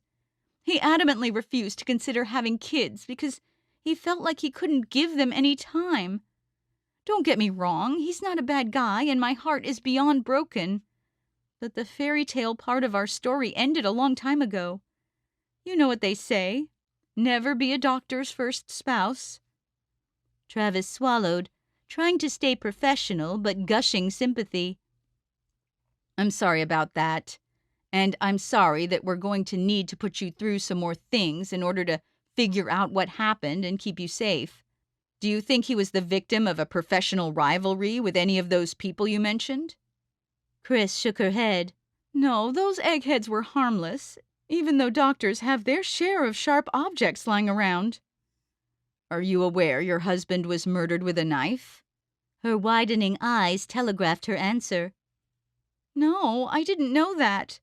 But I still don't think they would have done it, at least any of them that I knew. I can't think of anyone." Travis didn't believe in coincidences and made a mental note that they'd need to take a long look at Dr. Richter's contacts and peers. But he turned the key to bring the engine to life and prepared to back out of the parking space.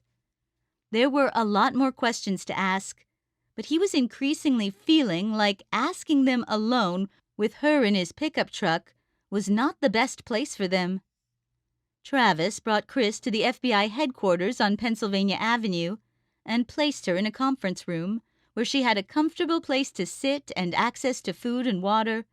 He filled McCaffrey and Nora in on what was going on, and he kept an eye on the conference room every chance he could as Biederman and the others put her through questioning. It seemed better to familiarize her with a few more of the agents in their office, but by the end of the day, the others had turned to different duties or clocked off. It was up to him to figure out what to do with her. He grabbed a pair of keys from a rack in McCaffrey's office with about 5 hooks, leaving only 1 key remaining. When he entered the conference room, Chris appeared pleased to see him. "You're probably exhausted and desperate to get out of here," he said as she was getting out of her seat. She shook her head. "Not really. I hardly ever feel tired, but I'm fine to go if that's what you think is best," she said.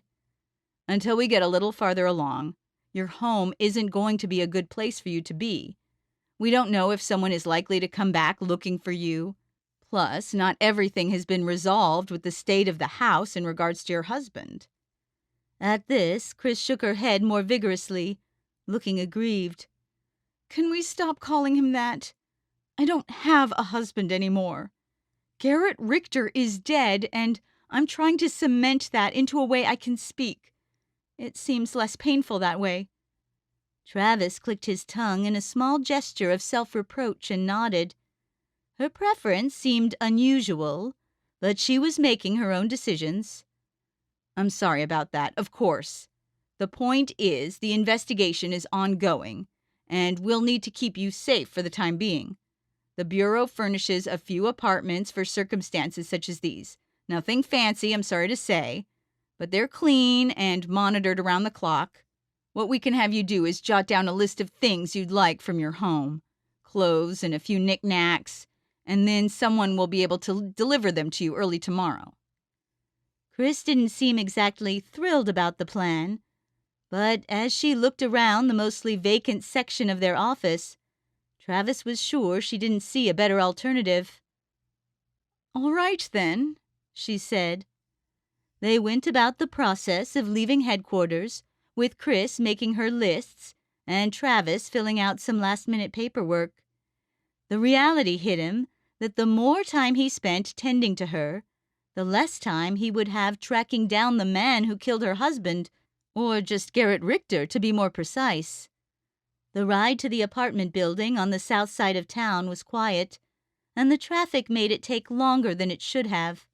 But finally they reached a plain cream-colored door on the ground floor with the number 4 on it. Travis slid the key into the keyhole, unlocked it, and they stepped inside of the dimly lit space with its musty air. "If the bed isn't made, there should be some sheets in the dresser. A little money, too, for food. You'll need to plug in the fridge. The phone works, and you can call anyone you like, but it's best if you don't go into where you are or even contact people Garrett may have worked with," he said. Chris stepped into the modest living space, just a few rooms that weren't large by any stretch, and turned back to him. The walls had nothing on them. "It feels kind of like a prison," she said. Travis pursed his lips. "I think if you'd ever been to prison, you might be able to tell the difference a little more easily. Once you get your cell phone, you don't have to stay here all the time, but don't go far, and don't accept any rides from anyone." Although Travis was spouting off instructions, he was really making them up as he went along based on what he thought would keep her safe and what she might be likely to do. Chris glanced in the bathroom and exhaled in disgust. "I hate that transparent shower curtain," she said. "I'm sorry about that," Travis said, his patience starting to flag. The shower curtains were like this so that no one could be hiding behind them. Travis started leaving for the door when Chris suddenly put her face in her hands and released a sob. "No, I'm sorry for complaining. I don't know what's come over me. My entire life has been swept away and replaced by something even worse, if that was possible, and mostly I've tried to drag you down and throw your life upside down as well. Honestly, Travis, I can't thank you enough for everything you've done for me. Maybe not in the strictest sense of the phrase, but you've saved my life. If someone else had come along or no one, I don't know what would have happened. But I know it'd be more of a nightmare than this.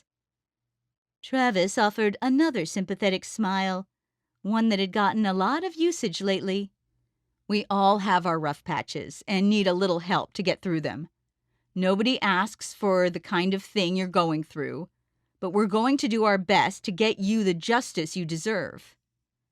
Travis wouldn't have been saying so much, but the way she kept watching him to see what else he would do or offer gave him the uncomfortable feeling he wasn't doing enough. What should I do until I hear from you again? Travis took a deep breath. I would think there's a bookshelf with some books on it, but who knows which ones. And the TV works as well, he said. Do you want to watch something with me? She asked, a vacant look in her eye. Travis scratched his neck and gestured to the door. I'm sorry, but I've really got to get going. There's a lot else for me to do before the day is out for me. Chris nodded absently. Right. Another night spent alone watching TV. Maybe things aren't so different after all. As Travis closed the apartment door on his way out, the uncomfortable feeling persisted. Her emotional state wasn't his responsibility to manage, and wasn't something he knew how to fix if he wanted to. He made a mental note to get her an appointment with a counselor first thing in the morning. Chapter 4 FBI Headquarters, 935 Pennsylvania Avenue Northwest, Washington, D.C. Nora was working in her cubicle in a section of the office affectionately known as the bullpen when her supervising agent, Janice McCaffrey, appeared.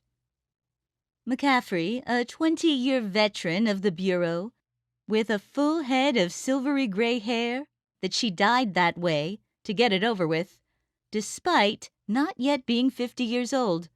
As usual, she had a warm smile and a pen in her hand that she twiddled nonstop.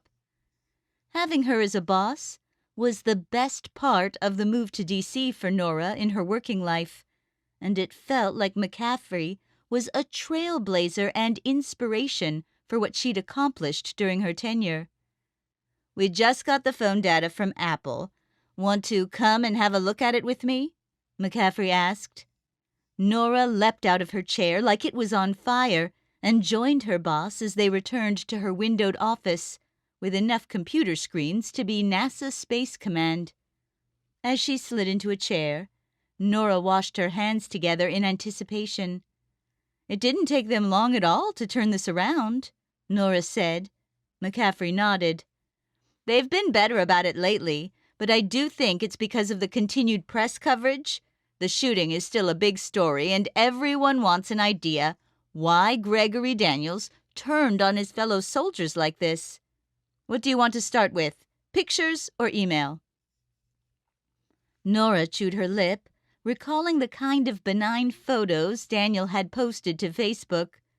There had to be more on his phone he wasn't sharing. Let's go with pictures. McCaffrey deftly twirled her pen around between her fingers before using it to slam down on one of her keyboard's keys. Let's see what we've got, she said. Thanksgiving with the family, and, if I'm remembering right, his dad passed on a few years ago, which leaves just his mother and sister as close relatives. A scuba vacation, some military ceremonies, and candids that may contain some people worth IDing and talking to. And then it looks like he has a thing for birds and takes pictures of them every chance he gets. Nora scanned the images for clues that might tie into Daniel's shooting rampage, but before long, a deflated feeling set in. One image communicated something slightly different than the others.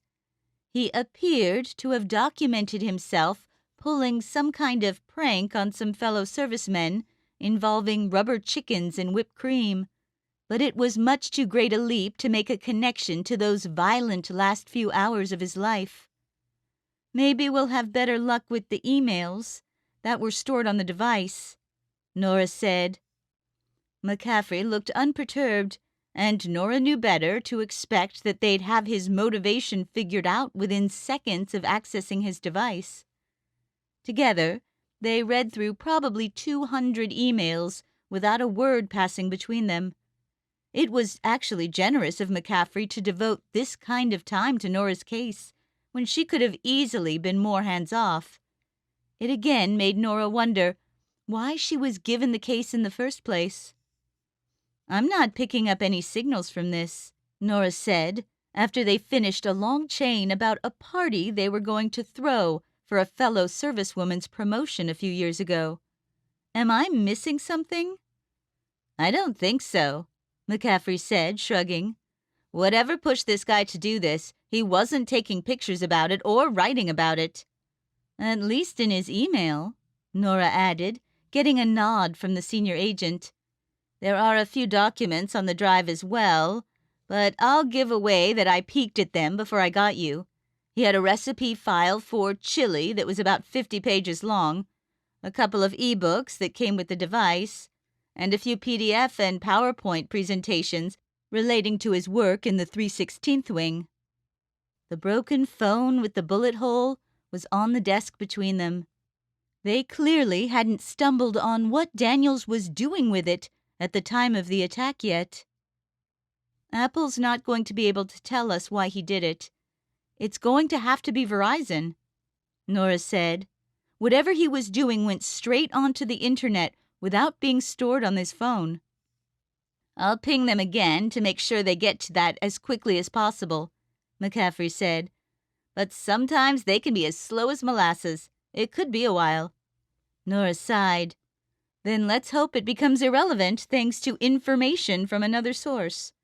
My next stop is Fredericksburg, Virginia, to meet with Mom." "Enjoy the drive," McCaffrey said with a smile, before taking on a more solemn tone. "I think this will be a good case for you, even if it doesn't go anywhere. We haven't been using your talents as well as we should have." But before Nora could leave, she had to send the data over to Ethan Kish, even though it would likely reinforce his view that a deeper investigation was a waste of time. He had mocked the idea of visiting Daniel's mother in particular, but after seeing her come up in so many of his photos, Nora had a hunch that she might have an idea what was going on. On the nearly 2-hour drive down along I-95, Nora found herself thinking about the plight of the woman Travis had come across. She was a little bit older than they were, and she'd had everything ripped away from her. The previous day, Nora had stopped into the conference room to offer her a cup of coffee and a chance to talk to someone, but she hadn't seemed all that interested in either. She'd never had kids, and Nora didn't know whether or not that made it easier for her. But for herself, Nora would have been sorry not to have that legacy of their relationship embodied in a little person. All Nora knew was that if Travis suddenly died, especially like that, she didn't see herself with the ability to summon energy for anything. Going to work, answering questions, breathing. Without Travis, it would all seem so pointless. To some degree, Gregory Daniels' mother may have been feeling the same way, and Nora waited in her car for 30 minutes to avoid being early for their scheduled meeting together. His mother's name was Linda, and she lived in a small house with a big front porch. The paint on the place was chipping a bit, but the lawn was very well kept. When Nora pushed the doorbell, it took about 2 minutes for a large woman in a black dress to answer. She had one of those 4-pronged canes with tennis balls on the bottom pads to help her get around. "Mrs. Daniels, I'm Nora. Thanks for meeting with me," she said. "Please, call me Linda. Come on in." "Have you had a problem with anyone from the media?" Nora asked, stepping through the doorway and into the home, which had a strong smell of cat dander. There have been a few calls, but I don't answer the phone anymore, Linda said, shifting into a worn recliner. I'm glad you returned my message, and I hope you know you have my deepest sympathies about the whole thing. I'm just trying to find out what happened so we can have some closure, Nora said. Linda jostled her head, and her hand twitched in what may have been a show of annoyance. I'll tell you what would happen if my boy was still here. I'd take hold of his ear and march him right up to his room, locking the door for the rest of his life. I know he ain't no kid anymore, but clearly nothing I taught him sunk into that head if he goes and does a thing like that. Lord have mercy. You must think me the worst mother alive. As far as I see it, I've locked myself in this house as well because I can never show my face anywhere. Nora's eyes widened, and she put her hands out. No, not at all, believe me. With something like this, there's no reason for you to judge yourself, as hard as that may sound. That's exactly what we're trying to do, figure out what happened, so we can see what really caused this, Nora said. She'd admitted that it did take coming here to rule out any kind of connection to the family. If there had been an inordinate amount of guns or other signs of a dangerous or hostile environment, Nora may well have drawn some different conclusions. It's all salt in the wound anyway. Whatever it was, I keep asking myself, what didn't I tell him to keep him from hurting those poor people? And then the suicide. Greg had a sensitive side, and after a girl in his high school injected herself to death with something, we all went into how we don't do that. We don't run from responsibility. He took the coward's way out, and I don't think I'll ever be able to forgive him for it, Linda said. Nora was glad the woman felt free to share so much, but they had some important things to cover. Out of nowhere, a cat appeared on the armrest of the couch Nora was sitting on and sprawled out across her lap. She scratched him behind the ears. And what do you do exactly? Me? I'm a cook at the West Side Barbecue Grill. I make the meanest ribs you'll ever have in your life. Would you say you had a close relationship with your son? Nora asked, and at this, Linda looked askance. I thought so, she answered haughtily. There's no end of the things I told him, and he told me plenty about himself. Personal things about girls and the like. Sometimes he felt like people didn't understand him. But who doesn't get a touch of that now and then? Mostly we would just joke around and laugh. He always would stop by 2 or 3 times a month. Nora nodded, trying to see how all of this fit together. And was there anything he told you that made you concerned about him? Linda eyed Nora before answering. Gregory shared a lot, but there were some things he kept to himself that I needed to figure out on my own. For one, I know he took it a little personally when none of the family was able to make it over to witness his promotion ceremony to becoming a major 2 years ago. His father had passed a year before that, and he was on shaky terms with his sister. My brothers and their families just couldn't make it. And wouldn't you know it, the day of the ceremony was the exact same day as a hysterectomy I had scheduled for months. I said any other day, and I'll be there, but he said he shouldn't have to change the date. I asked my doctor to have the surgery another day, and he looked at me like I had 3 heads. Plenty of his friends and fellow students went, but for the life of me I couldn't go. None of us did. Is that enough to make somebody start shooting? I don't know, you tell me. Nora couldn't help but cringing at the story. It felt like looking at the prank pictures on his phone. The link was so tenuous that she just couldn't believe it would lead somebody to go on a murder-suicide. Everything around the house told her he'd had a relatively normal upbringing, albeit with a tough turn in the past few years. Did he have a hard time when his father passed away? Nora asked, eliciting a nod from Linda. He did, and so did I. Jesus, I loved that man and would have moved heaven and earth to keep him with us. But it was his time to go. It brought Greg and me closer together, I think. Not that it was easy. I thought we were finding a way to keep going together. But I guess not. Nora took on a sympathetic look, but these answers weren't getting her any closer to finding out why this happened. Did he have any inclination to act out or strike out at all during this time or ever? Not once. Did he know anyone either in his home life or among the people he knew on the base that you considered worrisome or a bad influence? I met a few of the boys from up there at Andrews, and I don't have a bad thing to say about a single one of them. Couldn't be prouder to have them defending our country. Nora stifled a sigh, firmly drawing the conclusion that what she was looking for wouldn't be found here. Maybe Kish was right and she was wasting her time, or McCaffrey was wrong and she didn't have enough talent to find the answer. I don't think I need to take up any more of your time, Nora said. Thanks for having me in and speaking with me. I'll let you know if we find anything significant. Oh, not at all, Linda said, rising along with Nora. If I'm being honest, it was a pleasure to speak with someone, even if I could imagine some better topics. I don't want to be one of those people on the news talking about their bad kids. Whether they defend them or criticize them, it never looks good.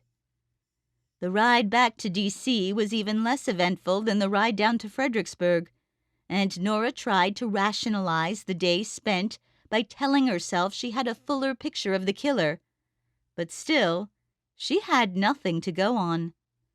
The next day she spent speaking to Gregory Daniels's close associates at Andrews, from his supervisors to his peers to those he oversaw. They were uniformly oblivious about what might have driven him to do this. Not a clue or warning sign escaped the list of over a dozen men and women who were serving alongside him, some of them for years. By the end of it, the frustration began to get to Nora. Who knew what her final report on the investigation would have to be, coming up soon, without any major additional leads?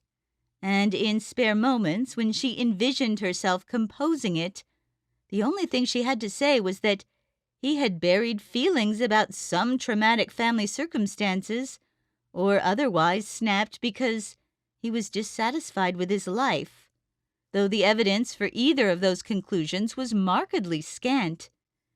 In a brief call with Ethan Kish, she heard all about how his report was essentially finished and ready to be submitted.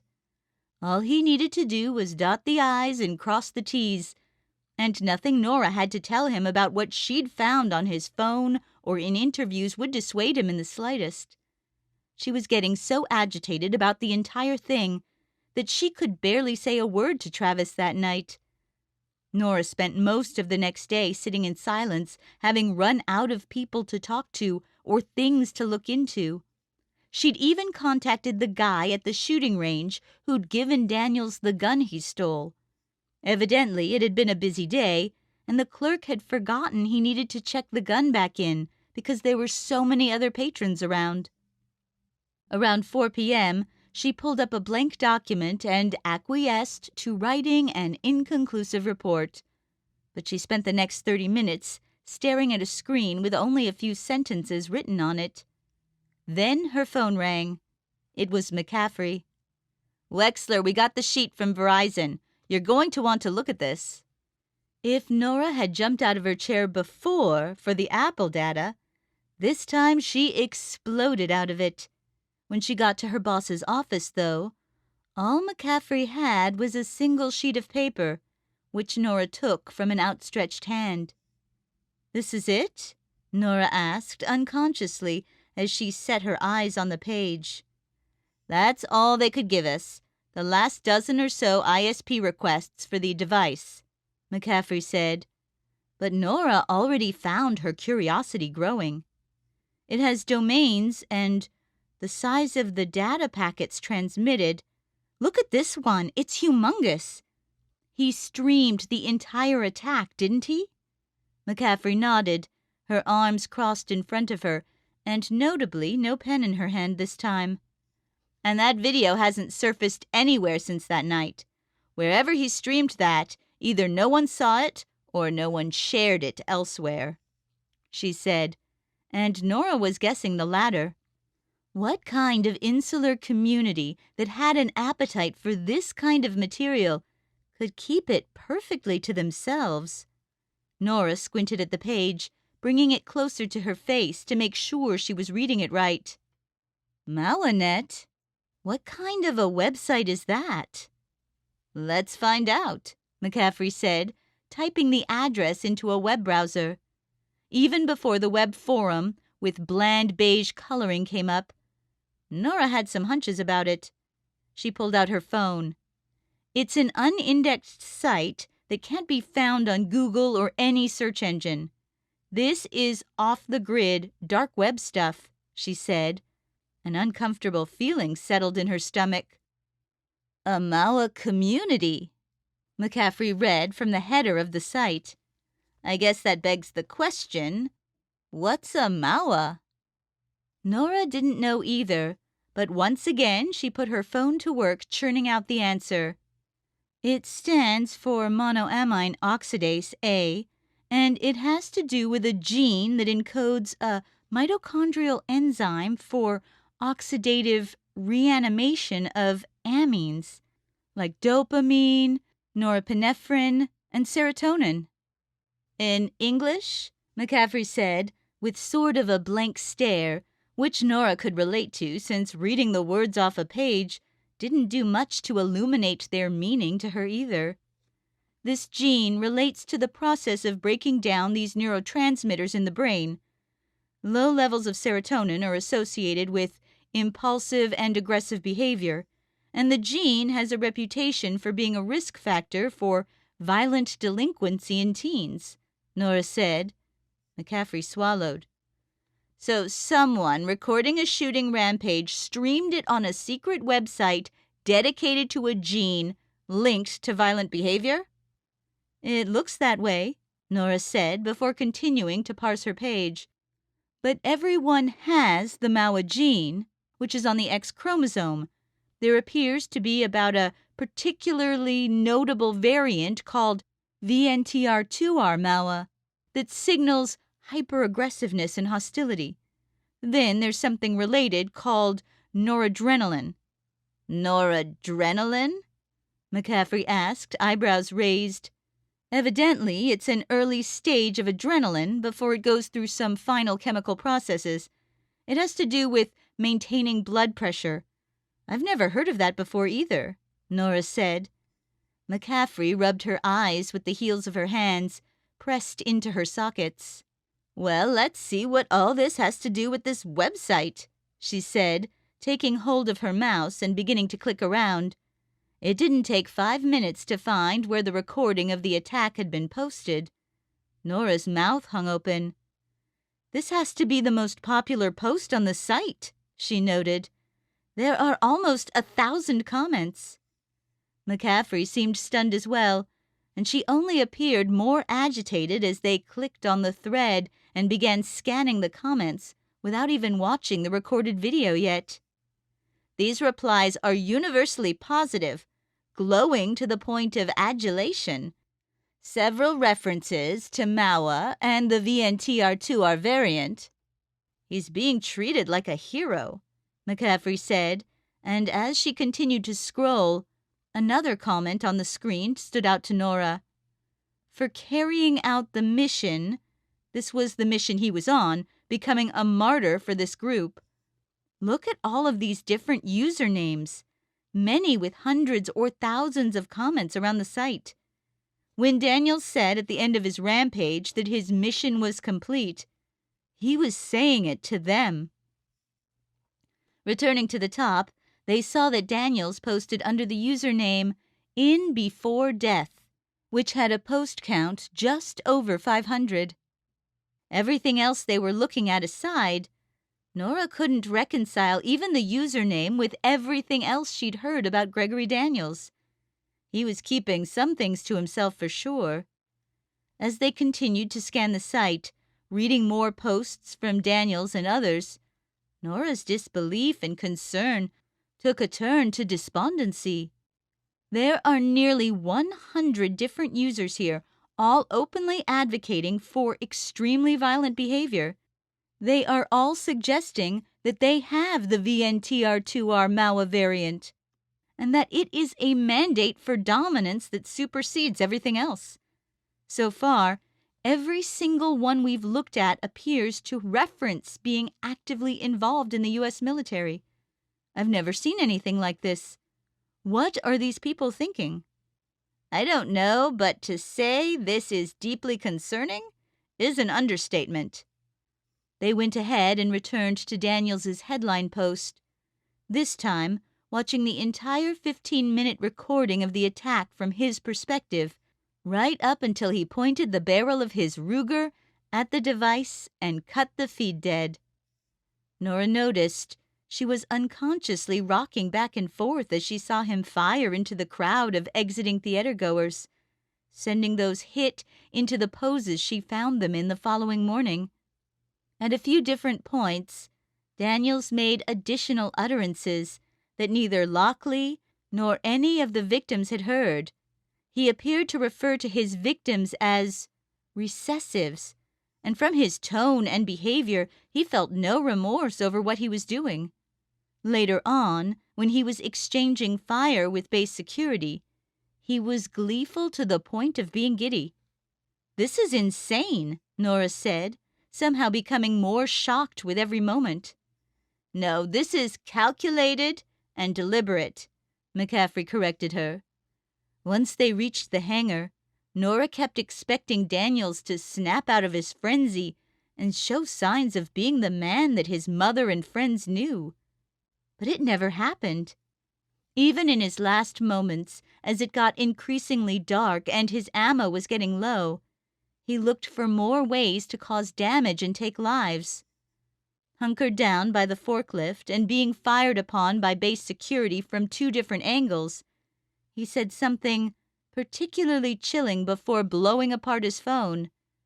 He whispered that he'd done his part, and now it's your turn. When the video went dead, Nora was speechless, and the two of them spent a good couple of minutes staring at the black box in the browser where the video had played. "I think we've found a motive," Nora said at last. The older woman exhaled a sharp gust of air through her nose. "We found a lot more than that, and are going to need some help digging in here. Deputy Director Quid and Director Wade are going to want to hear about this as well. But as for right now, we've barely scratched the surface of what's on this site. How do we know there aren't already other kinds of videos with different sorts of attacks, murders or not?" "Even if that's just the beginning," Nora went on, "who owns and operates this site? Where are people hearing about it? Why are people buying into this genetics-based theory? How is it powerful enough to radicalize them into doing things like this?" Nora and her boss exchanged another intense look. "And is anyone else going to take Daniels up on his request that they continue the mission?"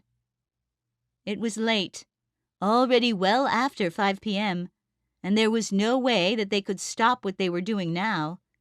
As devastating as all of this information was, it was exhilarating too. This was Nora's chance to crack the case about the base shooting, which was taking a direction she never could have imagined. "I've got to call Travis and let him know I'll be working late." Chapter 5. Undisclosed Location, Washington, D.C. Travis knocked on the door and announced himself at apartment number 4, which Chris opened before he could even finish saying his name. She had the same expectant look on her face that made it seem like he was in control of her entire life. It made Travis feel so uncomfortable about it. "Can I come in?" he asked. No, I'm really busy watching this paint dry, she said while clearing the way. Travis couldn't even muster the minutest laugh at her joke. He entered the apartment space, which over the last 2 days was slowly getting filled with more and more of her belongings. A bag of clothes took up most of the couch, relegating him to a seat at the rickety table on the other end of the room, with the books on it. She was wearing jeans and a sweatshirt, looking like a fresh new version of the woman he'd found crawling out of a dumpster. I wanted to let you know how things are going, he said, pausing as he noticed her hands clasp. Right, she said, and he sighed. The area traffic cams have proven inconclusive. The killer may have walked quite a distance to get to your home before breaking in. Where he started from and where he went after and in what vehicle aren't exactly clear. The neighbors didn't see anything, or even have any idea of someone scoping out the neighborhood per se. We're not done yet, but the truth is, we don't have much to go on, and your description isn't enough. Chris's attention appeared to drift off, and her hands fell apart in her lap. It's hard to believe in the year 2020 someone can still walk into somebody else's house and kill him and get away with it. Travis took the comment personally. He had already vowed to find the killer, but he was having a hard time figuring out how he'd fulfill it. The last thing he wanted was for Chris's impression of the Bureau to be that they were ineffective. We're still working on it, he said, but we need to figure out a plan for you. This kind of housing is very temporary, and it's starting to seem like there's a low risk of the killer returning to your home. We're setting up some monitoring there so that you'll be able to return and be a bit more comfortable. Chris snorted. Don't bother, I'm never going back. What? His question brought her blue eyes back to him. I never really considered the place mine anyway, and now that Garrett is gone, I might as well sell it. I don't belong here. Travis put his hand over his mouth, recognizing that rash decisions like that might be an indication of more trouble upstairs. Did you end up talking to that counselor? He asked. I did briefly when she called, but I'm not going to make an appointment. I told her I'll be fine. Have you had a chance to talk to family or friends at all to get some help through this? Chris tapped her fingernails against the table. Was he annoying her? I'm not on the best of terms with my family, and my friends all know me as Garrett's wife. When you've been together with someone that long, even your old friendships never get enough soil and water to grow, she said, putting Travis fully in the mindset of appraising her psychiatric health. It couldn't be that good if she hadn't spoken much to anyone and had remained cooped up in here the entire time. You're not really trapped in this apartment, you know. With the way you look, I'm sure there are people who'd love to spend time with you without much trouble. Her eyes returned to his again, this time with more of a scrutinizing glare. Are you saying I'm pretty, Agent Greer? Travis had made the comment on the spur of the moment in an attempt to find a rationalization that would get her socializing, and for it he faced a question that had all of the force behind it of an interrogation. I'm just saying, I think you'd fit in great with a lot of different people. You don't need to feel like because your life was a certain way before, that you don't belong here or no one would be interested in becoming friends with you. He hoped his comment adequately diffused any tension, but Chris didn't relent, and he was seeing a more confident side of her than had come out before. You don't need to be circumspect about it. This isn't high school. But I don't like to get by based on my appearance. And as for what kind of friends they get me, I can tell you all about that. Universally, they are men who aren't interested in actually being friends. I would have never cheated on Garrett, but I had plenty of opportunities to. Anyway, if you're concerned that there's an issue with my behavior, don't be. I'm very self-sufficient, she said. Travis leaned back in his seat and raised a hand in surrender. Her assertiveness was impressive. I didn't mean to suggest. The people I am interested in are the ones who see me as a person and respect me, even though I have no accomplishments or skills, really. That's not true, Travis said. I'm not interested in people who respect me. You have skills. I saw some of your artwork. Chris's harsh demeanor cracked instantly, leaving her listing against the side of her chair in laughter and embarrassment. I don't know what you saw, but it couldn't have been good, she said. It was the one with the unicorn, he said, drawing another laugh from Chris. Almost all of them have unicorns. I don't know why. A psychologist friend of Garrett's tried to tell me it was a phallic symbol, she said. It was a beautiful image, though. I'm sure there are other people interested in unicorn pictures out there you could meet up with, he said, still fumbling for the right things to say. Chris was looking at him from between the fingers covering her face, limp blonde hair hanging on each side, and a grin on her lips. If you're so concerned about my solitary existence, come have dinner with me. There's a Chinese place around the corner. It won't be a big thing, she said, already rising from her seat. The uncomfortable feeling returned to Travis's center.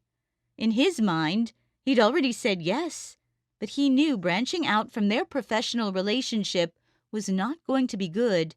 If he touched her, there was no way it wouldn't be taking advantage of his position and her victimhood. Not that he ever would. I really can't. It's getting late, and Nora's expecting me back, he said, noting Chris's subtle disappointment as his phone rang. It turned out to be Nora, and when he answered, she told him that she had a hot lead on her case and had no idea when she'd be getting back. The barrier before him had unexpectedly evaporated. Actually, I guess I'm fending for myself for dinner. She has to work late, he said. Chris's sympathetic expression didn't seem all that sincere. I know the feeling of suddenly having someone choose work over you. Come on, she said. Travis certainly didn't hold it against Nora that she'd fight through the evening. He would have done the same thing after all. I guess I'm technically working late too, he said. Chris was holding the front door to the apartment open. Right, spending time with me is work for you.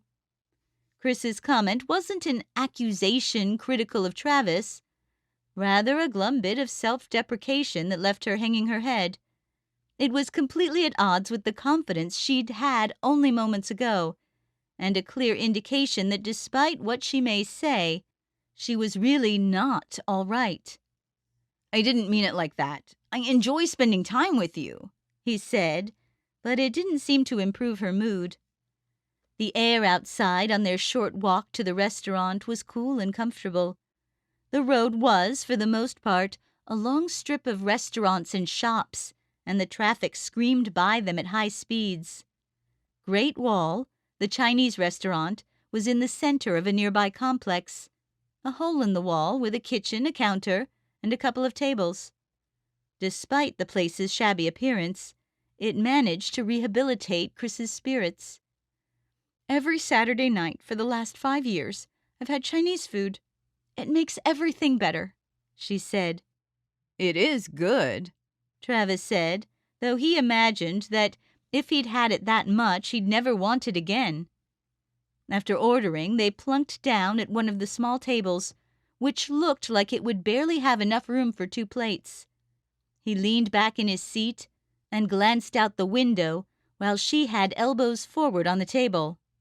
So what can I? They both started speaking at the same time and awkwardly stopped to cut short the garble of words. Travis smiled and nodded at her, but she shook her head. No, you go ahead, she said. Although Travis wanted to glide past the impasse, he actually didn't have much of anything in mind to say. He quickly reached for a better topic of conversation. I read a little bit about Garrett's practice. It sounded interesting. Do you mind talking about it? Of course, she said, appearing thrilled. He called it Richter counseling. which I always felt was a little misleading because people normally associate that with psychology. He was a genetic counselor, and for the most part he helped people who suffered from genetic disorders or other hereditary issues. He could also help people sequence their genomes to have an idea of if they were predisposed to certain attributes or problems. Travis nodded, glad to see she was engaged in the topic, even though she often wasn't able to muster much enthusiasm for things related to her deceased husband. Yeah, how does that even work? Travis asked. Chris brushed her hair away from her eyes. Say you get your genome sequenced. Then we can say, for example, that you have a 40% chance of baldness in early adulthood, or maybe you're 50% likely to develop an intolerance to shellfish or something. But I don't have either of those things at all, so my chance of having them would really be 0, right? Chris searched around for an answer. Well, it has to do with the expression of your genes, which isn't always straightforward. The building blocks are so complex, and everything works together to form who you are.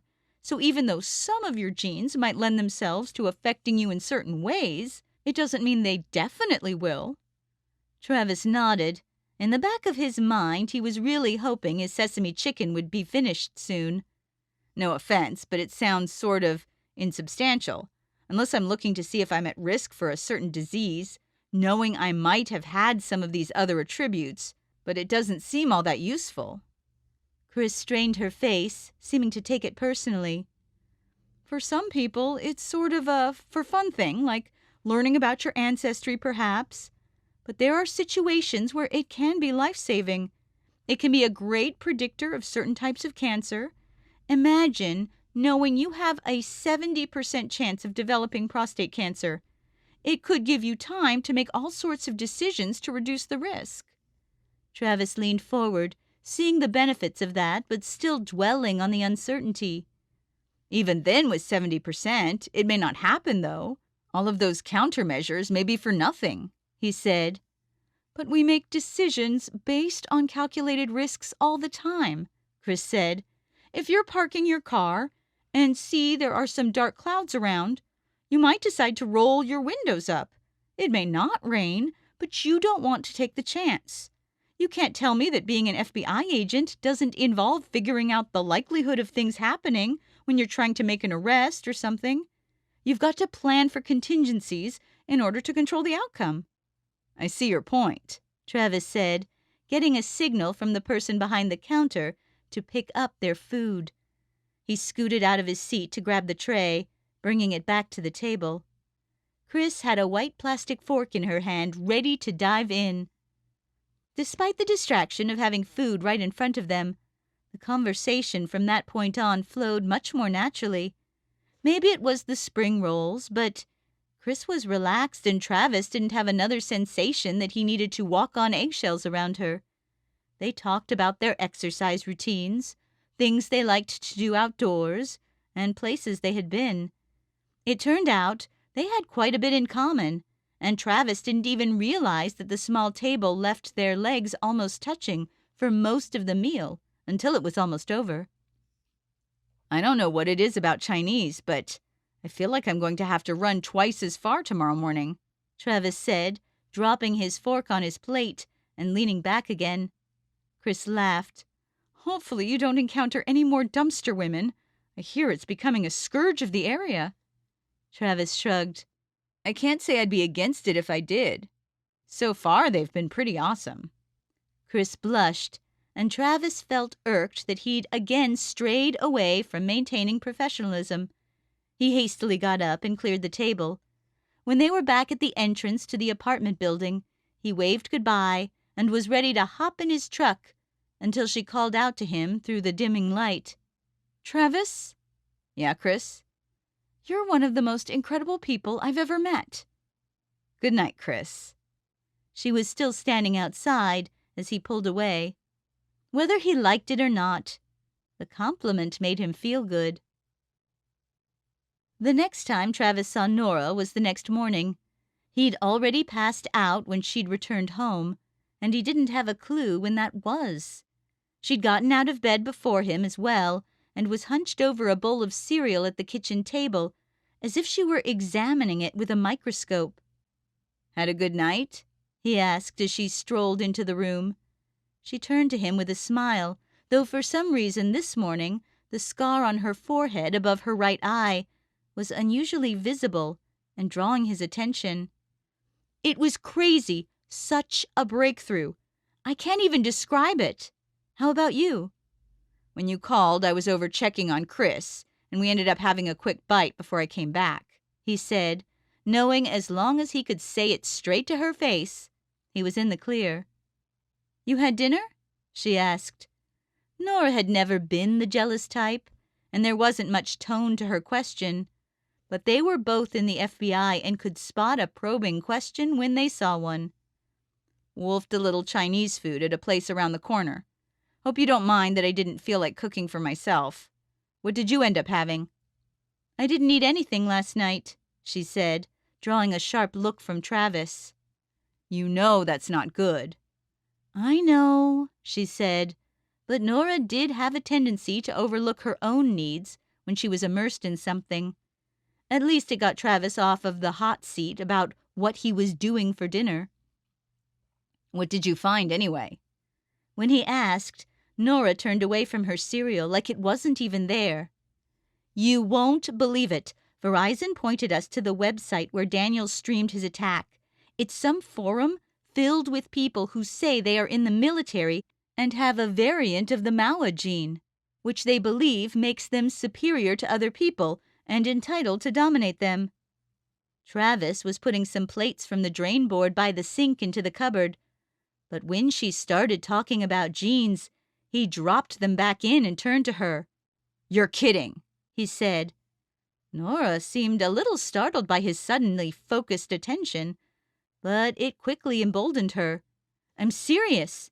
But the key part is this forum is the worst site ever. We checked it out.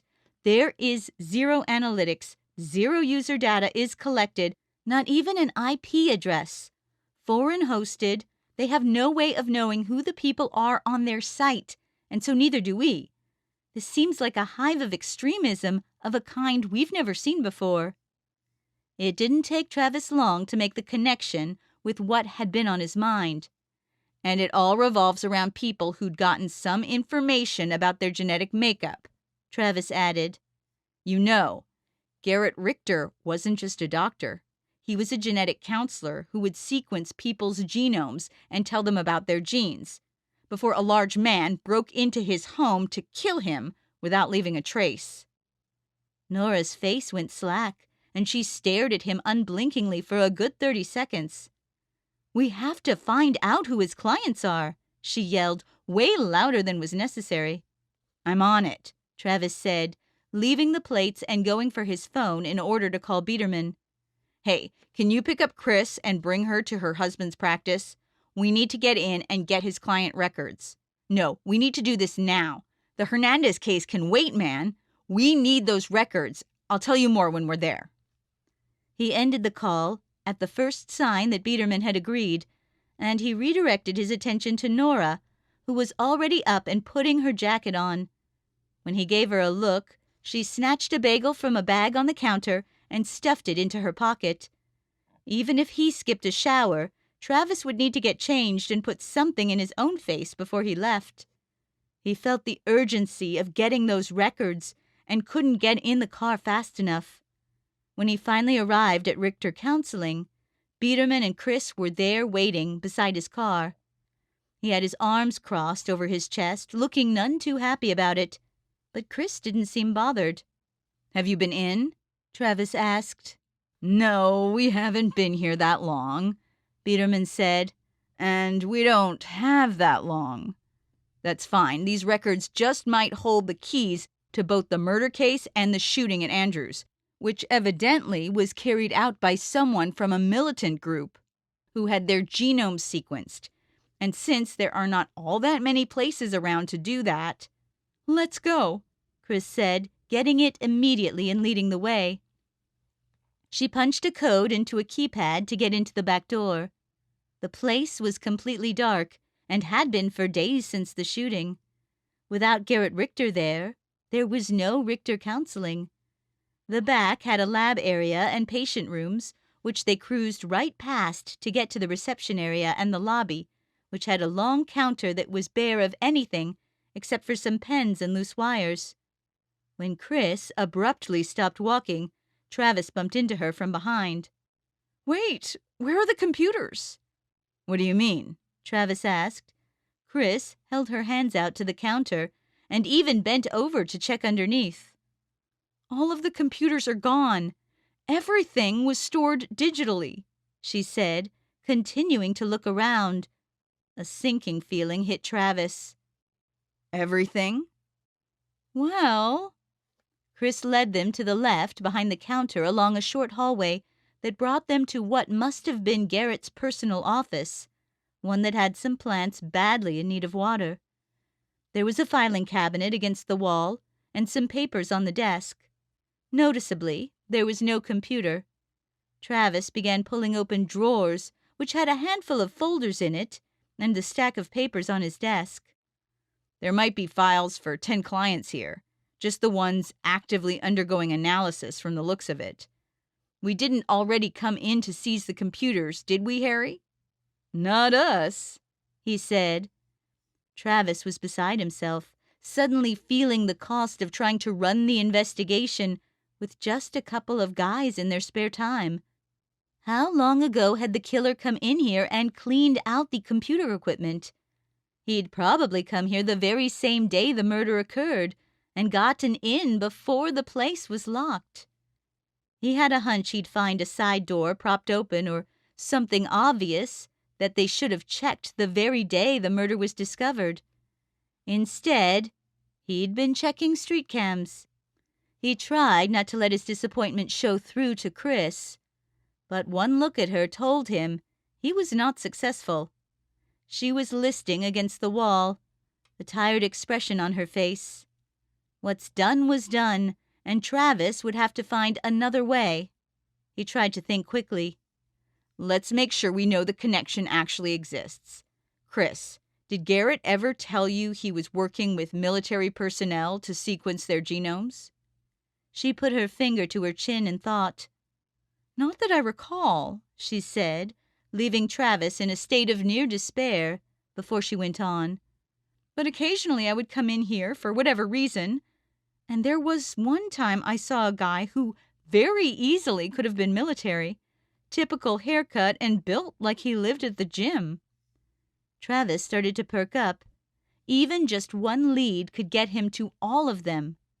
"Was this the same man who entered your home?" She briskly shook her head. "No, that guy was chunky around the middle, thick as a fridge and taller. The one I saw at the office, I'm not sure there's any other way to say this. He was a hottie with a bad boy vibe strong enough to fill the room. Intense eyes and a nose a little on the larger side. A tattoo that stretched up to his neck." "It sounds like you really locked away what he looked like," Biederman said, and a light went on in Travis's head. "You should draw him. If we could get a good look at him, that might be enough to go on.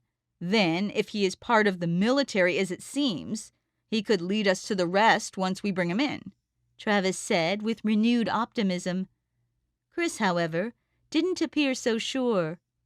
"I mean, I'd say I remember what he looks like well enough, but profile drawing isn't really something I've done much of before. It would probably be a complete disaster," she said. Travis reached out and set a hand on her shoulder and looked into her eyes. "Right now, you might have a better shot at bringing this killer to justice than the entire FBI. You can't be afraid to take it." As her face stiffened, Travis could see the resolve building inside of her. "All right, I'll do it. All I need is a little time to work. Biederman will bring you back. I'll go through these papers and check around a bit more around here before I go," Travis said. He saw them off and returned inside the building. Mostly what he was looking for was a quiet place to sulk and get his thoughts together. If her drawing led them to someone, it would all be worth it, but there was no guarantee it would work out. Having the records would have made it so much easier. Unlike the previous night, Nora beat him home and was in the middle of preparing dinner when he came in after spending the rest of the day with his face to the grindstone on his other cases. Some kind of stir-fry was on the menu. "I noticed you didn't get a hold of me after you visited the victim's office," Nora said. "It ended up being a busy day," he said, knowing his attempt to deflect was sure to fail. He'd been so busy that he hadn't even contemplated what kind of disaster he'd have on his hands at home. "Okay, but if you can get them to me first thing in the morning, I can start going through them," she said. Travis gripped the edge of the stone countertop and grimaced. "Actually, we weren't able to get them. The computers at the office containing all of the records were missing. All they had on hand were a dozen or so for active patients," he said. Nora's hand stopped stirring, and she turned to him with a look on her face like she'd smelled something terrible.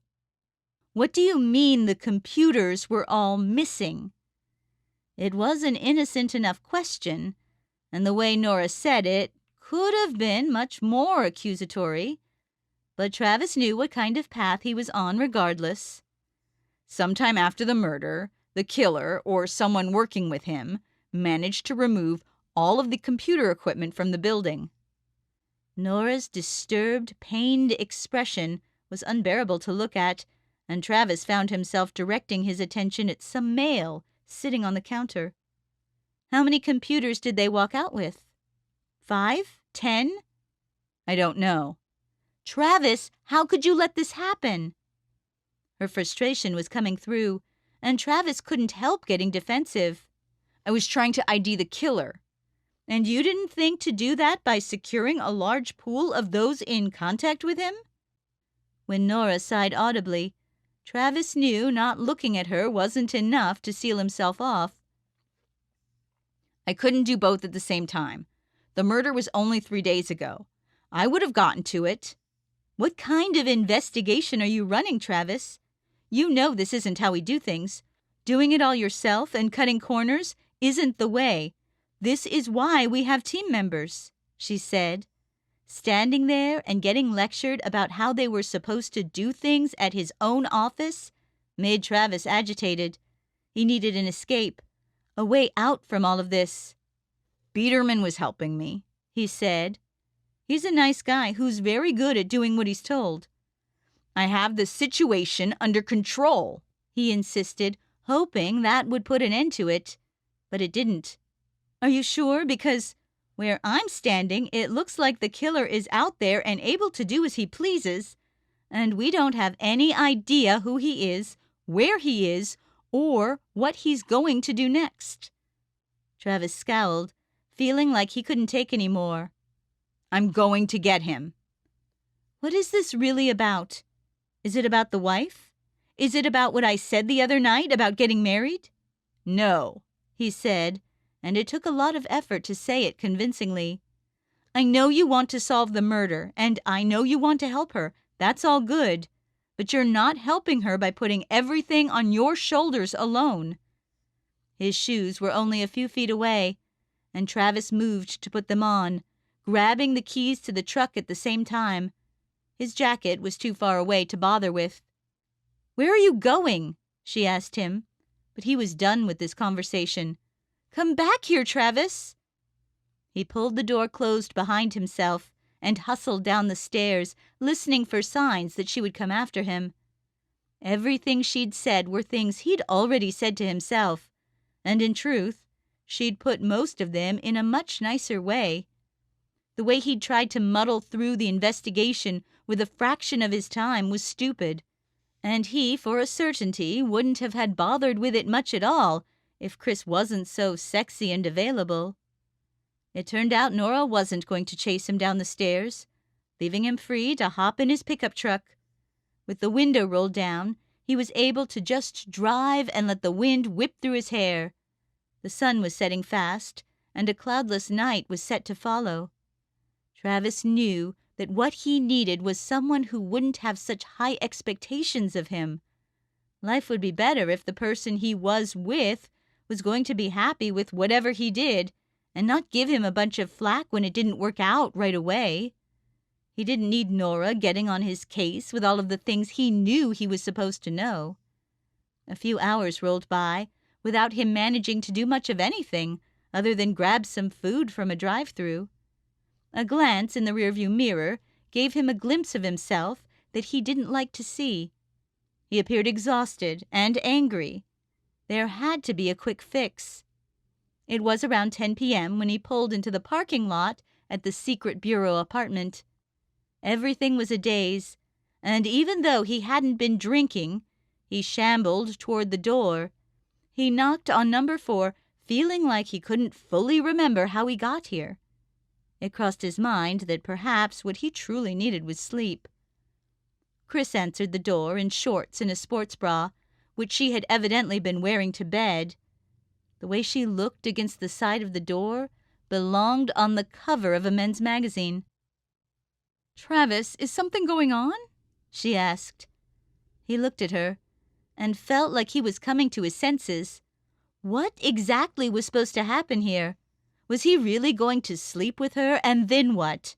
Assuming he didn't lose his job over it, was he going to pretend it didn't happen or break up with Nora? What was anyone at the office going to think when he told them that he dumped their respected and well-liked coworker for a woman who just lost her husband in a murder and was in no place to be making rational decisions? Did he want someone who didn't care what he did or wouldn't have any standards for him? Was he really only interested in a pretty face without any regard to the kind of person who went with it? Suddenly, playing the field didn't seem so great. Maybe it was time to stop making mistakes, to stop holding out for a life that when it came down to it wasn't all that appealing. He'd always told himself he was the kind of person who cared about the kind of person he was with. "I just heard there was something going on in the area and needed to make sure you were okay. I'm sorry for the disturbance," he said, beginning to turn away. It was the worst lie he'd ever told, a layer of deceit around a shameful action to make a big, despicable sandwich. "Travis, I'm sorry to have bothered you," he said, walking away before he had to spend another second in range of doing something he'd regret for the rest of his life. He climbed back into his truck and took another look in the rearview mirror. As terrible as this all had been, he had a better sense of himself now and what he needed to do. Enough was enough. He'd find a way to make it up to Nora. Chapter 6. FBI Headquarters, 935 Pennsylvania Avenue Northwest, Washington, D.C. Nora sat nervously in the top-floor office of the FBI Director, Aaron Wade. Along with him, Janice McCaffrey and Deputy Director Wesley Quid, a pencil-thin man in his mid-70s, with a bushy mustache and gray hair parted to one side. A vacant chair waited conspicuously between Nora and Janice. The clock ticked. "Where's Greer?" Quid asked. The 411 on him was that he had gotten to such a high position simply by living longer than anyone else. He was harmless and by the book, but his question was one Nora had asked herself quite a few times over the past 12 hours. He might have gotten held up at, Nora said, beginning to lie, when the door opened behind her. "There he is," said Director Wade, with his usual winning smile that had won over 100 senators. Wade seemed positively pudgy compared to Quid, but one could still tell that back in the day he was a real agent who wasn't afraid to take down perpetrators with his bare hands. "Sorry about that," Travis said, shuffling over and taking a seat. Having him suddenly so close to her got her ire up, and a glance told her that he hadn't showered this morning. He'd spent the night sleeping on the couch, not at her direction, after he'd returned late from his perplexing departure. Nora knew that she hadn't gone overboard criticizing him about his mistakes, as costly as they were. But it was hard to stay confident about it when the end result was a blow to their relationship. It felt like she was paying the price for his poor judgment because of how much she cared. Travis didn't so much as glance at her, which was completely fine. "It looks like we've got our hands full with this one all of a sudden," Quid said, flipping through a packet full of screenshots and details about what they'd found. "Yes, we're confident about the link between Gregory Daniels and Mawinet, and that the motivation was to further the agenda of this group by conducting an attack on fellow soldiers under the belief that his VNTR2R MAUA gene entitles him to do so. We estimate that there are at least 100 users who are simply radicalized. Other ideas for violence are thrown around with varying degrees of seriousness," McCaffrey said. "And more are joining the site every day. It's growing," Nora added. Director Wade rubbed his eyes and nudged the paper in front of him. "I've read the report, and this is unlike anything I've ever seen. Trying to say that having a particular gene gives you a better place among other people? Who thought of this?" Nora took a deep breath. "Based on the comments they make, it very much is a form of discrimination, one based on genetics rather than race, gender, or ethnicity. The difference is that there's no outwardly verifiable way to determine whether someone is in or out of the group. But because of the violent nature of the ideology and the belief that it justifies aggression, it doesn't matter as much if other people with the same variant get hurt as well," she said. "One of the things they keep talking about is something they refer to as Day X," McCaffrey added. "That's the day when their movement comes out of the shadows and seizes control. It's what they're all working toward, a big event that changes everything and opens the door for them to exercise their sense of dominance freely. That's the mission Daniels was on." Wade's look of disgust grew. "But why would anyone buy into this? Why soldiers?" Nora, Travis, and Janice exchanged glances. "We think that soldiers who've been trained to fight or otherwise feel aggressive impulses think this belief system gives them an incentive to indulge in a part of themselves that they are forced to hide. It becomes a primary aspect of their identities, and these users spend a significant amount of time on this site." "Then we should be able to tell from the internet service providers who all the users are who are going to this site," Wade suggested. Nora pursed her lips. "Getting all of the ISPs to trawl through the entire user histories to pick out which handful went to a particular site, even in recent history, would be a grueling task that might also turn up a lot of false positives. We've got to find another way," Nora said. Wade glanced out the window. "We'll do what it takes to bring this militant group to heel before anybody else in the military finds themselves in another attack like the one at Andrews," Wade said. "We do have a lead on one of the suspects," Travis said, drawing sharp glances from everyone, including Nora, who didn't know what he was talking about. "Go on," McCaffrey said. Travis adjusted his tie. "The doctor who was shot in his home was a genetic counselor, and his wife says she remembers seeing someone in his office with a military look. She's an excellent artist and is going to create a sketch that'll give us something to go on," he said. "Excellent," Wade said. "Good work. Last I recall, getting your genome sequenced isn't the hot thing to do when you're in your 20s, though it has been a while for me." Nora's mouth was agape. Not only was he getting compliments while managing to skip right over his failures, but hearing him say nice things about the widow was a needle in her eye as well. On top of that, she was highly skeptical that they'd be able to link a suspect sketch to one of these people on an anonymous web forum. Unless, of course, he randomly decided to post a picture of himself, which they never did. "We'll keep pushing to identify these users and learn about their plans," McCaffrey said. Wade nodded. "And the public?" He directed his attention to Quid, who leaned back. The requests are incessant, but I can't give them this and risk spoiling this window we have into this group's discussions. All of these users need to be identified and court-martialed. We're going to have to find something else we can tell the news crews." Nora lowered her head. At least this was an easy one, even if it was the last thing we wanted to do.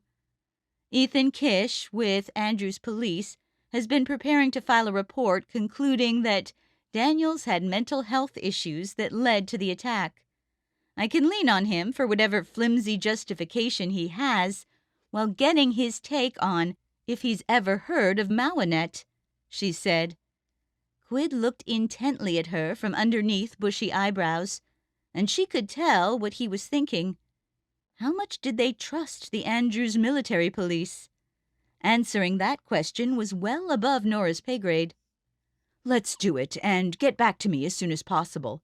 I'll make sure we don't trip over ourselves too much if we reverse course and reveal the true motive later on," Quid said. Everyone got up and they shook hands with the director and deputy, both of whom looked like they couldn't be taking the matter any more seriously. Out in the hall, McCaffrey appeared to breathe a sigh of relief.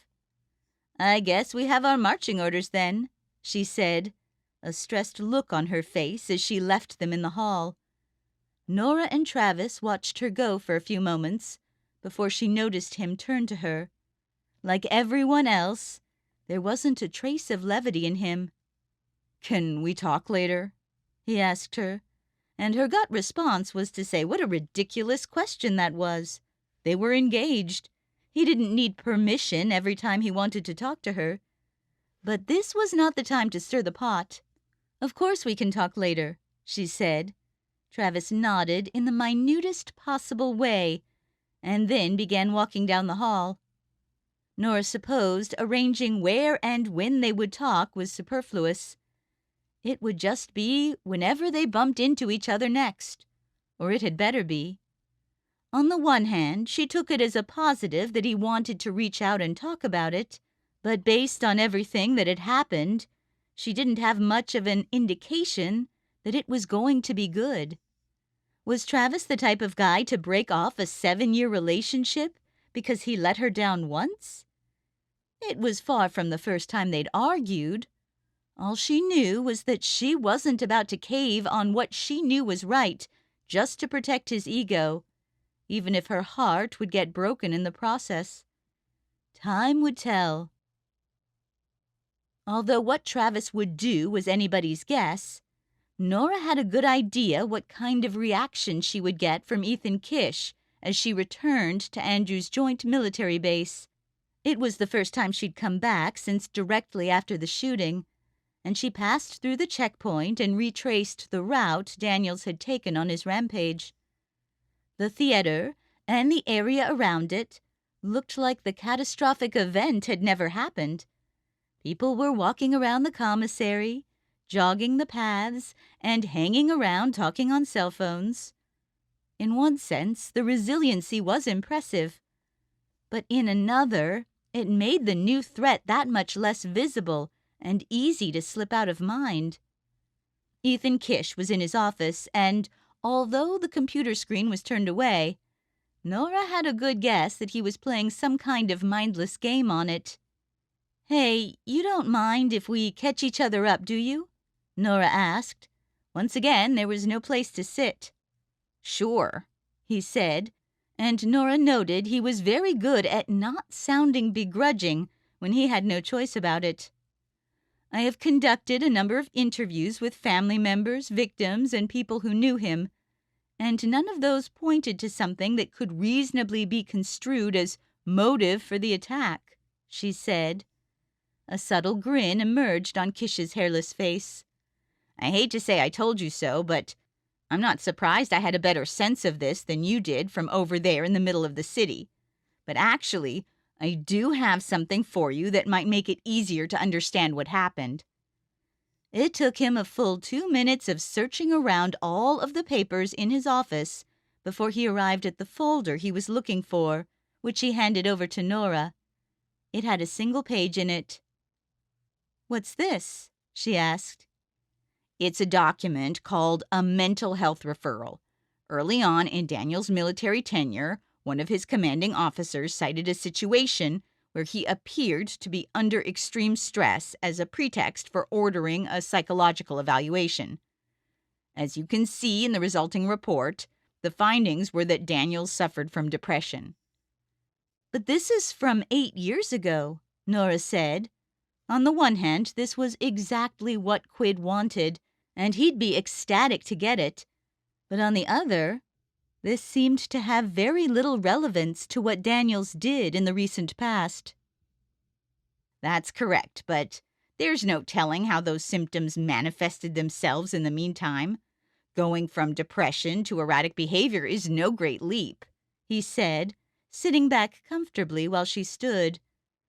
But aren't service members required to complete evaluations every year? If there's nothing other than this single blip in a 10-year record, does that really carry any weight? Kish shook his head in annoyance, and Nora could read on his face the lack of surprise that she apparently, in his view, wasn't getting it. I don't mean to burst your bubble about the Air Force's mental health protocols, but these annual reviews are based on voluntarily supplied information, and service members know that fully disclosing their condition can be detrimental to their prospects. Just because it came up once and never appeared again doesn't at all mean it was gone. It meant that it didn't manifest in another episode that a commanding officer was forced to act on.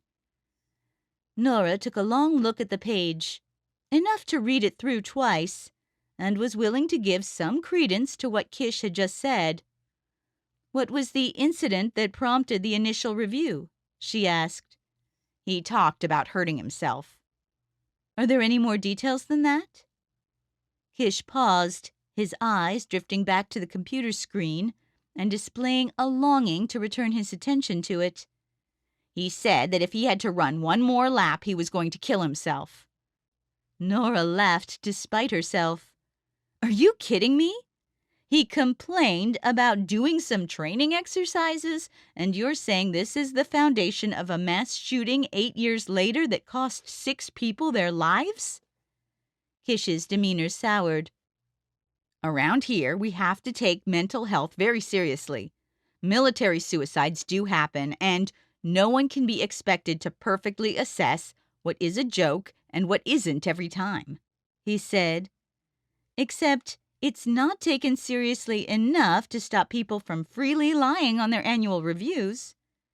She'd more than successfully pissed him off with that one. It wasn't often that Nora could tell that she really repulsed someone, but she knew it for sure now from the look in his eyes. It was amazing how angry some people could get when their laziness and lack of common sense was exposed. Then what have you come up with? Nothing from the sound of it. The only plausible explanation for the attack is that the guy was a box of Fruit Loops, he said, his expression gravitating back to smugness. Actually, I stumbled on some unusual writings that Daniels had sent that might point to a different explanation, she said. Do tell, Kish said, making it clear that he didn't care a jot and wouldn't be altering his report. Have you ever heard anybody around here talking about their genes, specifically a gene called MAWA? The military policeman squinted at her. Although she was ostensibly talking about Daniels, what she really wanted was to begin tracking down those other website users who were part of this violent movement. But like Quid had noted, she didn't want to even mention the website and risk Kish or someone else doing something stupid to ruin their lead. I can't say I have, he said. I did a little research, and it sounds like the MAWA gene is linked to aggression. Some people seem to be trying to use it as a justification for extremism, she said. At this, Kish perked up. Genes for aggressiveness and depression all fit together with mental health. Right, I think you're right about that, Nora said, feeling the urge to throw up a little bit. But to be perfectly clear, have you ever once heard anyone talking about MAWA Or anything related to genetic theories of superiority? This time it was Kish who started to laugh. Agent Wexler, this is the Air Force we're talking about. Every single person here is better than everyone else. But I'll let you know if anyone ever starts mentioning Maua when they say so. Nora didn't appreciate being mocked, but joking aside, she took it to mean that Kish at least hadn't caught wind of the movement. Considering his job in theory was for oversight and discipline when it came to the other officers, the rock-bottom truth was he'd probably be the very last to ever hear about it. After thanking him for his time, Nora left with the folder containing the mental health review in her hands. But what she really took away was that it was unlikely anybody would say anything outing themselves as a Maua fanatic to her face. She was going to have to talk to the ones who were openly part of it directly. Tucked into her cubicle on the 3rd floor of the FBI headquarters, a place that felt even safer than the bedroom of her own apartment, Nora decided to reach out to the Mauans on their own turf. Using a virtual private network that provided an IP address that could have theoretically been from an area with a U.S. military base, Nora created an email account that she then used to create a login on MauaNet. It took her a long time to come up with a good username. She recalled the name Gregory Daniels used, In Before Death, and those of some other notable users she'd love to trick into revealing their identities, such as Haydn Army and FBRQGG, which stood for First Blood, Rage Quit, Good Game. Many of the names seemed to be some sort of hybrid between military and web and gaming cultures. But now that an attack had been carried out, the mythology of their organization would evolve. She typed in Daniels 2 as her username, hoping that paying homage to the man who committed a terrible atrocity would lend her instant credibility. New users were joining on a daily basis, most starting to use the forum with a post saying they'd heard about the group and wanted to join. They'd talk about having their genomes sequenced or what having the VNTR2R Maua gene meant. Nora wanted to fast forward beyond the noob stage in order to gain trust, and perhaps even hijack the movement in order to reveal everyone's identities. But pretending to know too much came with the risk of being outed as a fraud, or stepping on the toes of someone near the top of the nebulous group hierarchy. She went into a conversation in progress about Day X and the fantasies they had for it, many involving brutalizing superior officers or subjugating various people they knew. A fair amount of old-fashioned sexism was thrown in as well. Nora posted a question that read, When Day X comes, who gets shot first? Almost instantly, there was a reply, You do. She stared at the words, wondering if she'd immediately been exposed. She thought her question would be the kind of conversation starter that would give the users a chance to express themselves. But instead, she'd been singled out right away. The user who'd written was named Fortknife, a takeoff on the popular shooting game. Nora wondered how these boys would react if widespread violence did break out. Many would not think it as fun as it seemed. Her choice, after having the spotlight put on her, was to either shrink away and leave like it never happened, or start acting like she had this gene and a merciless streak to go with it. I shoot anybody who brings a knife to a gunfight, she replied. Ribbing on his name seemed too obvious, but there was a chance it would be the kind of thing that would get a rise out of some of the others. As it turned out, there weren't any more replies from that user, while some others picked up with answers as she'd originally anticipated. Rather than posting again, she logged off to avoid appearing overzealous about being active in a group full of psychopaths. Nora spent some more time that afternoon trying to put the word out to genetic counselors to be on the lookout for military personnel trying to get their genomes sequenced for seemingly no reason. But there were so many around the country, and reaching them all in the most efficient way was going to be a process requiring a lot of help. And as footsteps approached, she realized it would take even longer because of an interruption.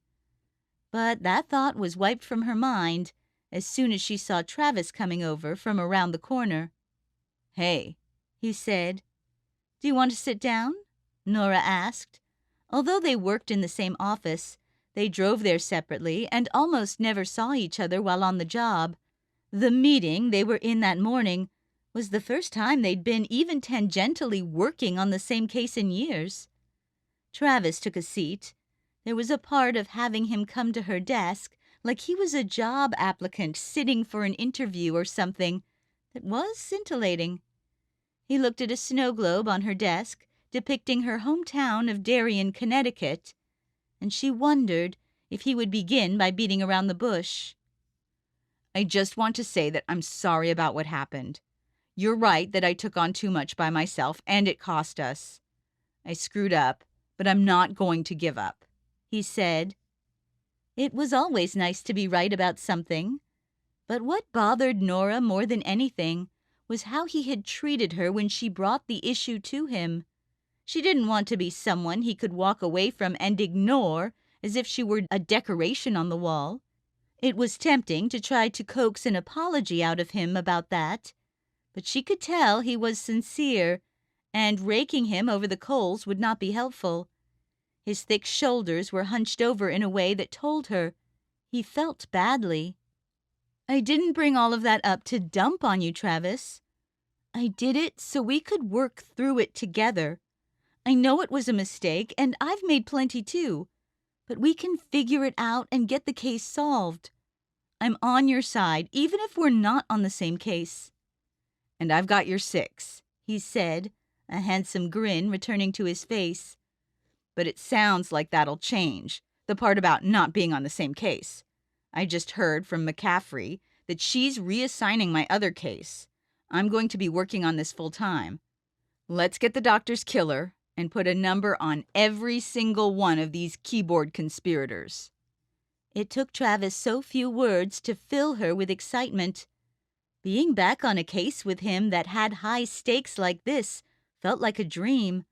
It was what they lived for, mostly. "But I thought they didn't want us working on the same cases together," Nora said, hating to play devil's advocate. Travis shrugged. "For something like this, they've got to bring out the big guns. Are we up for it?" "You bet," she said, without a shadow of a doubt. "But what about the widow's drawing? Do you think anything's really going to come from that?" Travis rolled up his sleeve and scratched his arm. "I'm not sure, but right now it's the best I've got. It should be almost done." "In case it doesn't work out, I've got something too. I'm going to infiltrate this community and get some identifiable information out of them." Travis nodded, looking optimistic. One way or another, they'd get what they needed. "Once the sketch is done, we'll get Chris back in her home, and Harry can keep an eye on her," he said. Nora didn't think there was really anything going on between Travis and the widow, but he would bend over backward to help a damsel in distress. Still, having her out of the picture would allow them to focus on what they were doing, and maybe even each other. Nora wanted to know if he'd thought any more about setting a date, but after hearing so many good things, she worried her luck would run out. "Nice to have you back on the team, Agent Greer," she said. "Same to you, Agent Wexler. Meet at the rendezvous point?" That sounded like a come-on if she'd ever heard one. "Yes, but it looks like I've got to check in with McCaffrey before I leave. I'll see you there," she said. Nora felt relieved and had a little more bounce in her step as she left Travis at the elevator to visit her boss's office. The only thing missing was a kiss, though making the superiors regret putting them together again would be unwise. Agent McCaffrey also didn't waste any time getting to the point. We've been able to locate the person who originally registered and built the MauaNet site. He's a 22-year-old named Jonathan Fisher who lives in St. Louis, Missouri.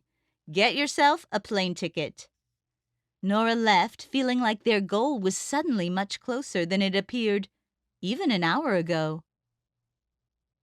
Chapter 7. Undisclosed location, Washington, D.C. What do you think? Travis appraised the large sheet of white paper in front of him and the sketch that Chris had spent roughly every moment of the last 2 days working on. The crisp lines, the deft shading.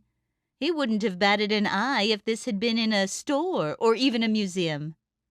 It looks like a face, he said.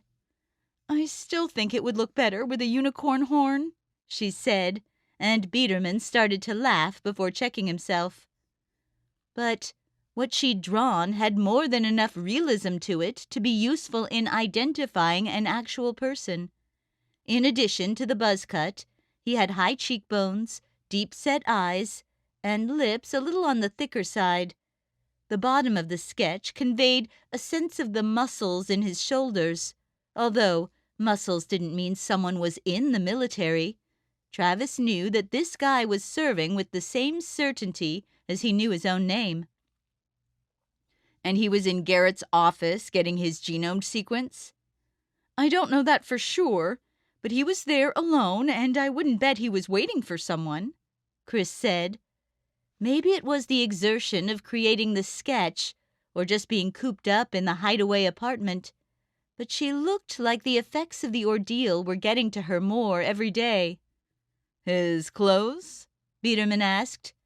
Hard to recall exactly, but I think jeans and a jacket, nothing notable really.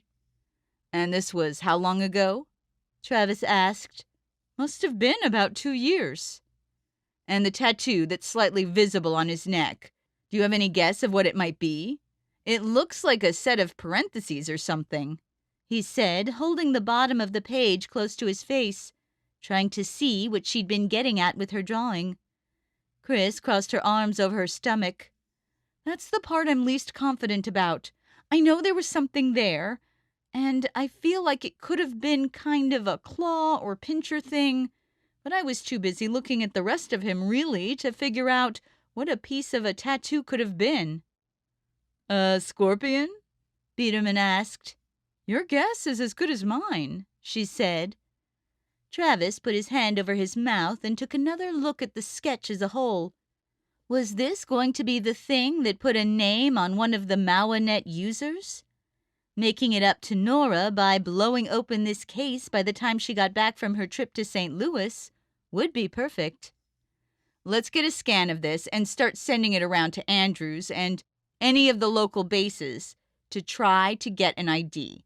Let's not get ahead of ourselves and start thinking this is going to result in an arrest, especially since we know he didn't break into Chris's house.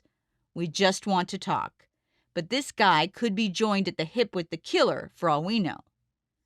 After taking the sketch from Travis, Biederman continued to stand there awkwardly. Can you give us a couple of minutes? Travis asked in a low voice, although there was no way Chris wouldn't hear because of how close she was. Are you sure?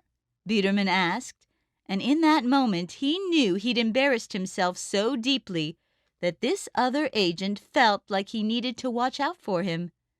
How many others at the Bureau knew that he'd taken a personal interest in Chris Richter, albeit an unconscious one? Getting himself back together wouldn't be as easy as just making Nora happy. I'm right behind you, Travis said with a nod, and Biederman reluctantly slipped through the doorway. When he turned back to Chris, he found that she'd taken a couple of steps back under the pretense of cleaning up some of her supplies. I hope it helps, she said without looking at him. It will, but I want to say I'm sorry about the way I handled this. It's been beyond unprofessional. I won't be coming by anymore, whether or not you're here or back at your place or somewhere else. Harry will be taking care of you, or we can get you a female contact at the Bureau if you prefer, he said, suddenly feeling like his jaw ached and that getting out the next words would be far tougher than it should have been. I was trying to be a hero, but in the end, I couldn't even look after myself. Chris actually looked sorry for him, which was another thing he didn't want. I know I'm not an easy third wheel to have around, she said, but you're not a creep trying to pick up a girl he bumped into on the job. Maybe, he said, although he'd been a hair's breadth away. But I'm no better than those other guys who will be friends without actually wanting to be friends. She brushed her stringy blonde hair away from her eyes and gave him a wan smile. No, you are. Most of them wouldn't apologize about it, and you don't need to be so hard on yourself. Sex is a part of life, and I haven't had a conversation with a guy in any context where it wasn't present for the past 25 years. So, if you didn't live up to your standards, I get that, but I know sleazy when I see it, and won't have a complaint if anyone comes asking me about you. Travis couldn't help but appreciate what she'd said, although the best way to repay the kindness might have just been to go. He had one more thing to tell her. Don't sell yourself short, Chris. Maybe you were on Easy Street before, but you've got real talent. Walk into any police station and ask to be a stenographer. Heck, once they see this sketch, you could probably get yourself a job at the FBI. A huge, sheepish grin hit Chris's face. She's lucky to have you. After leaving the apartment building and taking some deep breaths of the cool, fresh air, Travis felt almost like a new man, or at least a man who was getting back on track with renewed purpose after falling off the wagon. And it helped that he had a hot lead in his pocket, a big case to work on, and big plans to make. Part of that meant putting his nose to the grindstone and keeping his head down at work. Together with Biederman, he made sure every human resources management officer at every base within 500 miles knew who he was looking for. There was a chance everyone would look at the sketch and scratch their heads, but at the end of the day, he got a call back. It was the head of personnel at Joint Base Anacostia Bowling, who said he had a match and that a file was getting sent over. Travis was beside himself, feeling like he'd gone from rock bottom to sky high at a dizzying pace. Soon he was sitting in McCaffrey's office, just as Nora ended up doing so often. He could see why she didn't mind it. His superior had a confident and no-nonsense style, yet was relaxed at the same time. Maybe most of being confident was just being relaxed. Next time he started to get worked up, he might try to remember that. They sat next to each other and looked at the personnel profile from Bowling alongside Chris's sketch. From the shape of the head to the lobeless ears to the brow, they made a perfect match. The only thing missing from the black and white sketch was the color of his forest green eyes. I'm convinced, Travis said. Me too, McCaffrey agreed. His name is Devin Zielinski, and he's an Air Force pararescueman. Travis was blown away. There was nobody in the military who hadn't heard about the elite pararescue jumpers, and during his time in the Army in Iraq, he'd seen their handiwork on a few occasions. These were the guys who hopped out of planes to get into hostile territory in order to rescue injured soldiers or bolster stranded friendly forces. Like members of the Navy SEALs, they were tough as nails and pushed their bodies to the limit. The respect he had for anyone who would do that was immense. But how did this guy fit into a civilian murder? That's no joke, Travis said. Each of these guys is worth about $1 billion in training and expertise. The oath they swear to the Constitution is rock solid, and I've never heard of a one that was beyond reproach. I can't believe any of them could get mixed up in some crazy cult like this. That was all true, but a more insidious aspect to the pararescueman came into his thoughts. These guys were like brothers. They never did anything alone, and finding any differences of opinion between them would be a magician's trick. If one jumper thought he was genetically predisposed to dominating other people, what did the rest of them think? I guess we won't know until you talk to him. Luckily, he's on base and not sliding out of planes at high altitude somewhere on the other side of the globe. He felt his mouth go dry and an unsettled feeling take hold in his gut. Was that nervousness? It had been a long time since he'd felt it. But these guys were larger than life in his eyes, for how undauntedly they courted death. I'll reach out to the management officer and get him sent over as soon as possible. Let's rig up some recording in a conference room. As much as we suspect this guy's involvement, until we have something solid, we can't come down too hard on him. Twiddling a pen in her hand, McCaffrey nodded. Somebody on the inside needs to trip up and give the group away. We need his help, she said. A night sleeping alone was another distasteful glimpse into the single life that he never felt the need to go through again. Too much of it was spent not sleeping at all. Instead, he was anticipating what would happen at his 10 a.m. appointment the next day with Devin Zelinsky. Travis didn't have too many casual chats in the conference room that required other agents to stand guard in the area while armed. He nodded to Biederman and McCaffrey when they crossed paths at the beginning of the morning. Quid had surely been told about the situation, but was being hands-off. Getting anything done before the appointment was unrealistic. And all Travis managed to do was read through Zelinsky's profile a few more times. Inside were some accounts of missions he'd pulled off in Afghanistan, Ukraine, and more places with locations that were redacted. He guessed North Korea or Russia. One time he was in a plane as it was crashing and had to hook a line to a helicopter in order to escape to safety, all while dragging along another jumper who'd been shot in the chest. It was surreal. When Travis heard the elevator ding, he knew who it had to be. If being confident was being relaxed, he wasn't going to have much of a chance of pulling it off. They met in the hallway with cordial smiles and a firm handshake. Zelinsky, Chris's sketch in the flesh and blood, had come alone. The man had at least an inch on Travis, who would have said they were the same height. Even looking at the hint of a tattoo straight on, there was no telling what it was under the Air Force uniform's collar. Just some lines. "Hope we're not keeping you from anything too important," Travis said. "No," Zelinsky replied, and Travis almost laughed out loud. Of course the pararescueman was just sitting around and had nothing better to do than to come all the way into D.C. to talk about some unknown subject at the summons of someone in the FBI. Travis had to remind himself that he was talking to someone who had an extremely high likelihood of plotting attacks against the very military organizations he was a part of and the country he swore to protect.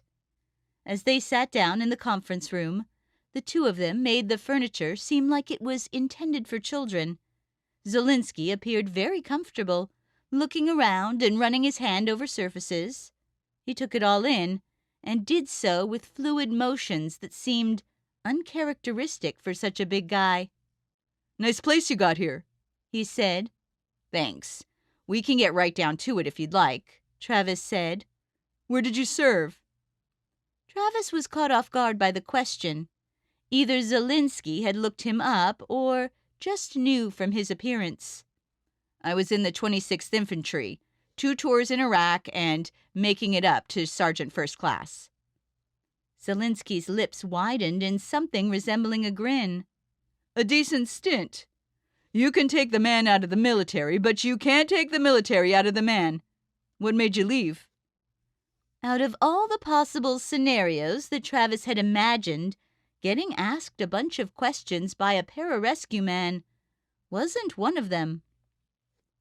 Talking about himself, though, wasn't going to get him the answers he needed, or determine what this man had been up to. I don't need to take up your time with personal stories. The reason I asked you to come... Just answer the question. Travis closed his mouth and glanced at the hallway windows.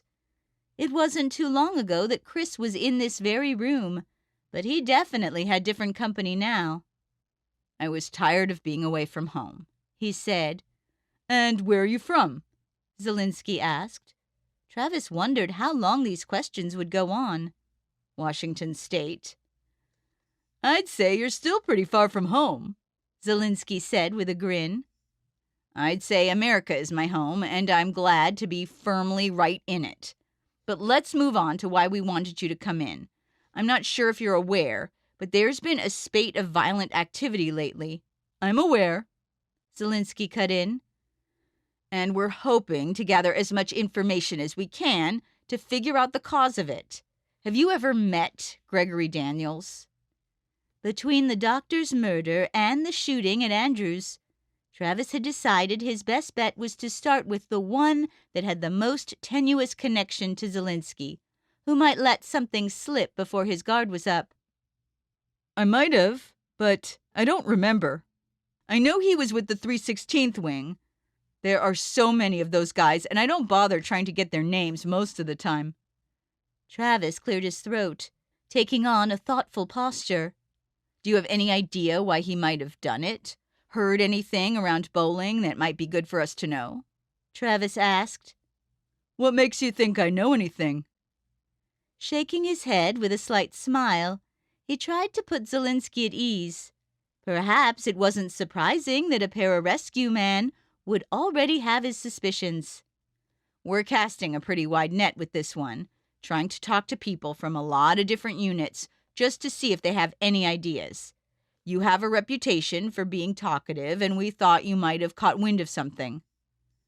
Zielinski's suspicions extended to a scrutinizing glare at Travis, who wondered if he was wasting his time by asking open-ended questions to a man who probably knew full well what he needed to keep hidden. News to me that I have a reputation for anything other than being productive and efficient. But considering I haven't heard some of the other guys speak in 2 months, maybe it makes sense. But no one has mentioned any real basis for why he did it. Seems to us like just another guy who couldn't cut it in the service and took the easy way out. Resting an arm on the table, Travis leaned forward a little.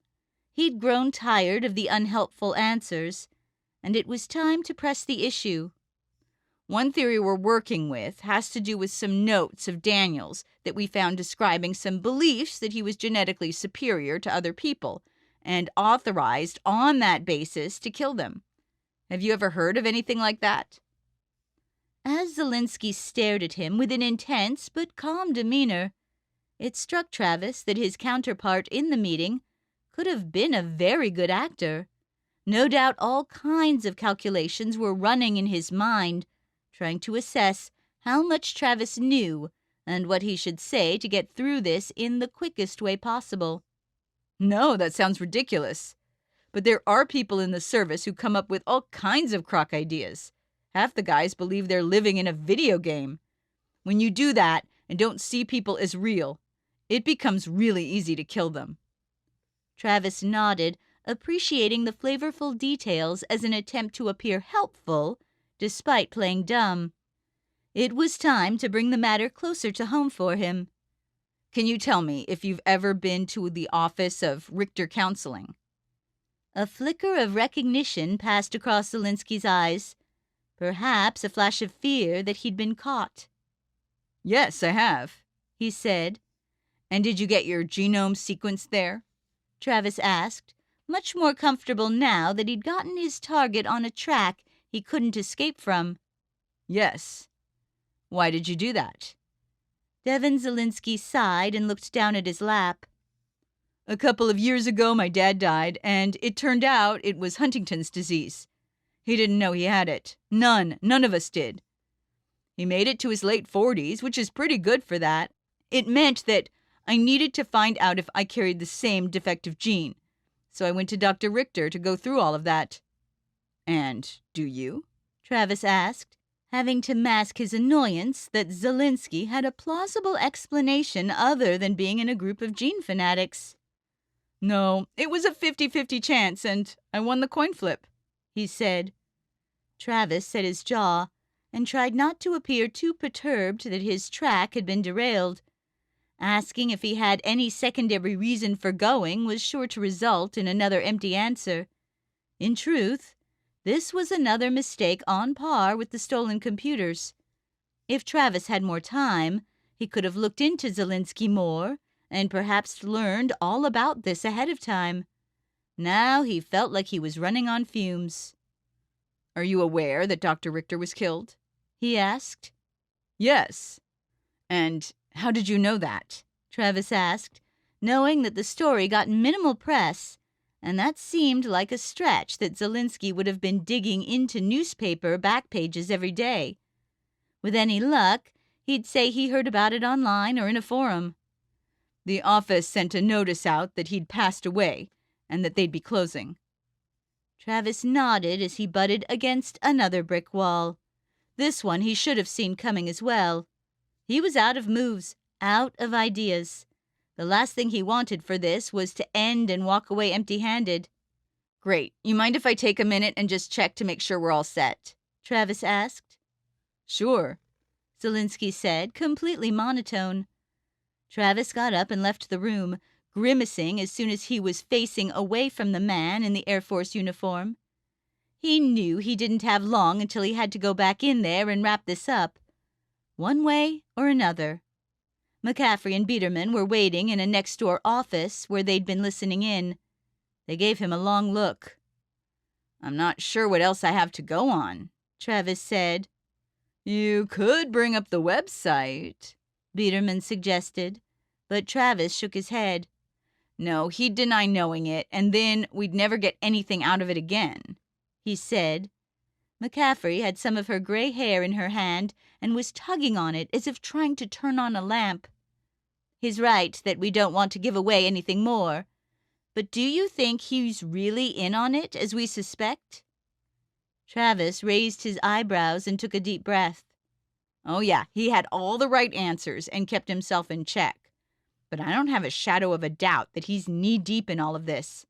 The doctor's killing and even the shooting at Andrews. He's one of these Mawanet guys, and I can't stomach the thought of letting him back out just so he can formulate some plan to kill more innocent people." The cringe on Janice McCaffrey's face was evidence of real pain. "I don't think we have any alternative. We don't have anything concrete to hold him on, and he knows it. All we can do is watch him as closely as we can and be there at the first step when something gets put in motion," she said. "I suppose you're right. We can't let him know we're on to him, though I'm sure this meeting will give him plenty of reason to guess we're going to be sniffing around." Travis left them to get back to Zelinsky, who was seated in the same way as when Travis had exited. When Zelinsky looked at him, all he exuded was passive indifference. "Around here, you guys seem to have a different impression of what a minute is," he said. "Will that be all? If this goes on any longer, my commander will have a few things to say about it. When he has a complaint, things happen." "We're all set," Travis said. "We'll let you know if we have anything else for you." Despite Zelinsky's calmly delivered threat about his boss, Travis wasn't going to let him go without knowing that at the FBI, they wouldn't be intimidated by soldiers who went rogue, pararescuemen or not. The look in his eye as Zelinsky rose from his seat was ice cold. "I hope this has been useful for you. It has been for us," Zelinsky said. "And who is us exactly?" Travis asked. If he wanted to speak cryptically and try to flaunt references to his Mawa group, Travis would bite at that every time. "The Air Force Special Operations Command, of course." "Right," Travis said dryly. "Well, if anyone at the Air Force has any questions for us, as you're suggesting they do, our doors are always open here." "Good to know." Travis continued his steady glare, knowing Zelinsky would have to break it to exit the room. A tiny upturn of the corner of his mouth filled Travis with rage as he watched the man leave. Maybe he didn't think he was on par with the pararescue guys before the meeting, but after coming across that one, he sure did now. After Devin Zielinski disappeared behind the closing elevator doors, Travis was still on edge and not exactly sure what he accomplished other than getting into an extremely subtle pissing match with an elite member of the Air Force. He regrouped with McCaffrey and Biederman, shrugging. "I suppose we're sort of empty-handed now," he said. "No lead on the rest of the group, no clue which of them went after Dr. Richter, no insight into why guys in the military are buying into this." "Let's look on the bright side," McCaffrey said sympathetically. "We've got someone to keep an eye on now, and if he's talking to his group online, he'll be talking to them in person as well. I've got some eyes and ears over at Bowling who I can put to work establishing his network. It's only a matter of time until someone says something to the wrong person and their house of cards comes tumbling down." "Sounds like music to my ears," Biederman said. "I agree." Travis would have been thrilled if it worked out like that. He was ready to get back to work, perhaps seeing if there were any other guys in Zielinski's unit who fit Chris's original description of the man who broke into her home. It was too bad she didn't get a good enough look at him to be able to sketch him too. But McCaffrey called to him, pulling him out of his thoughts. "Oh, there's one other thing. While you were in there, we got word from Nora that she won't be coming back today," she said.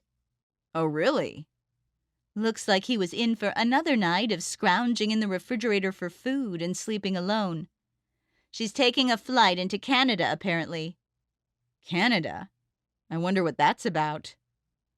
Nora wasn't afraid to change her plans on the fly, but he speculated that taking a detour like this had to be for a good reason, even if he didn't have the foggiest idea why.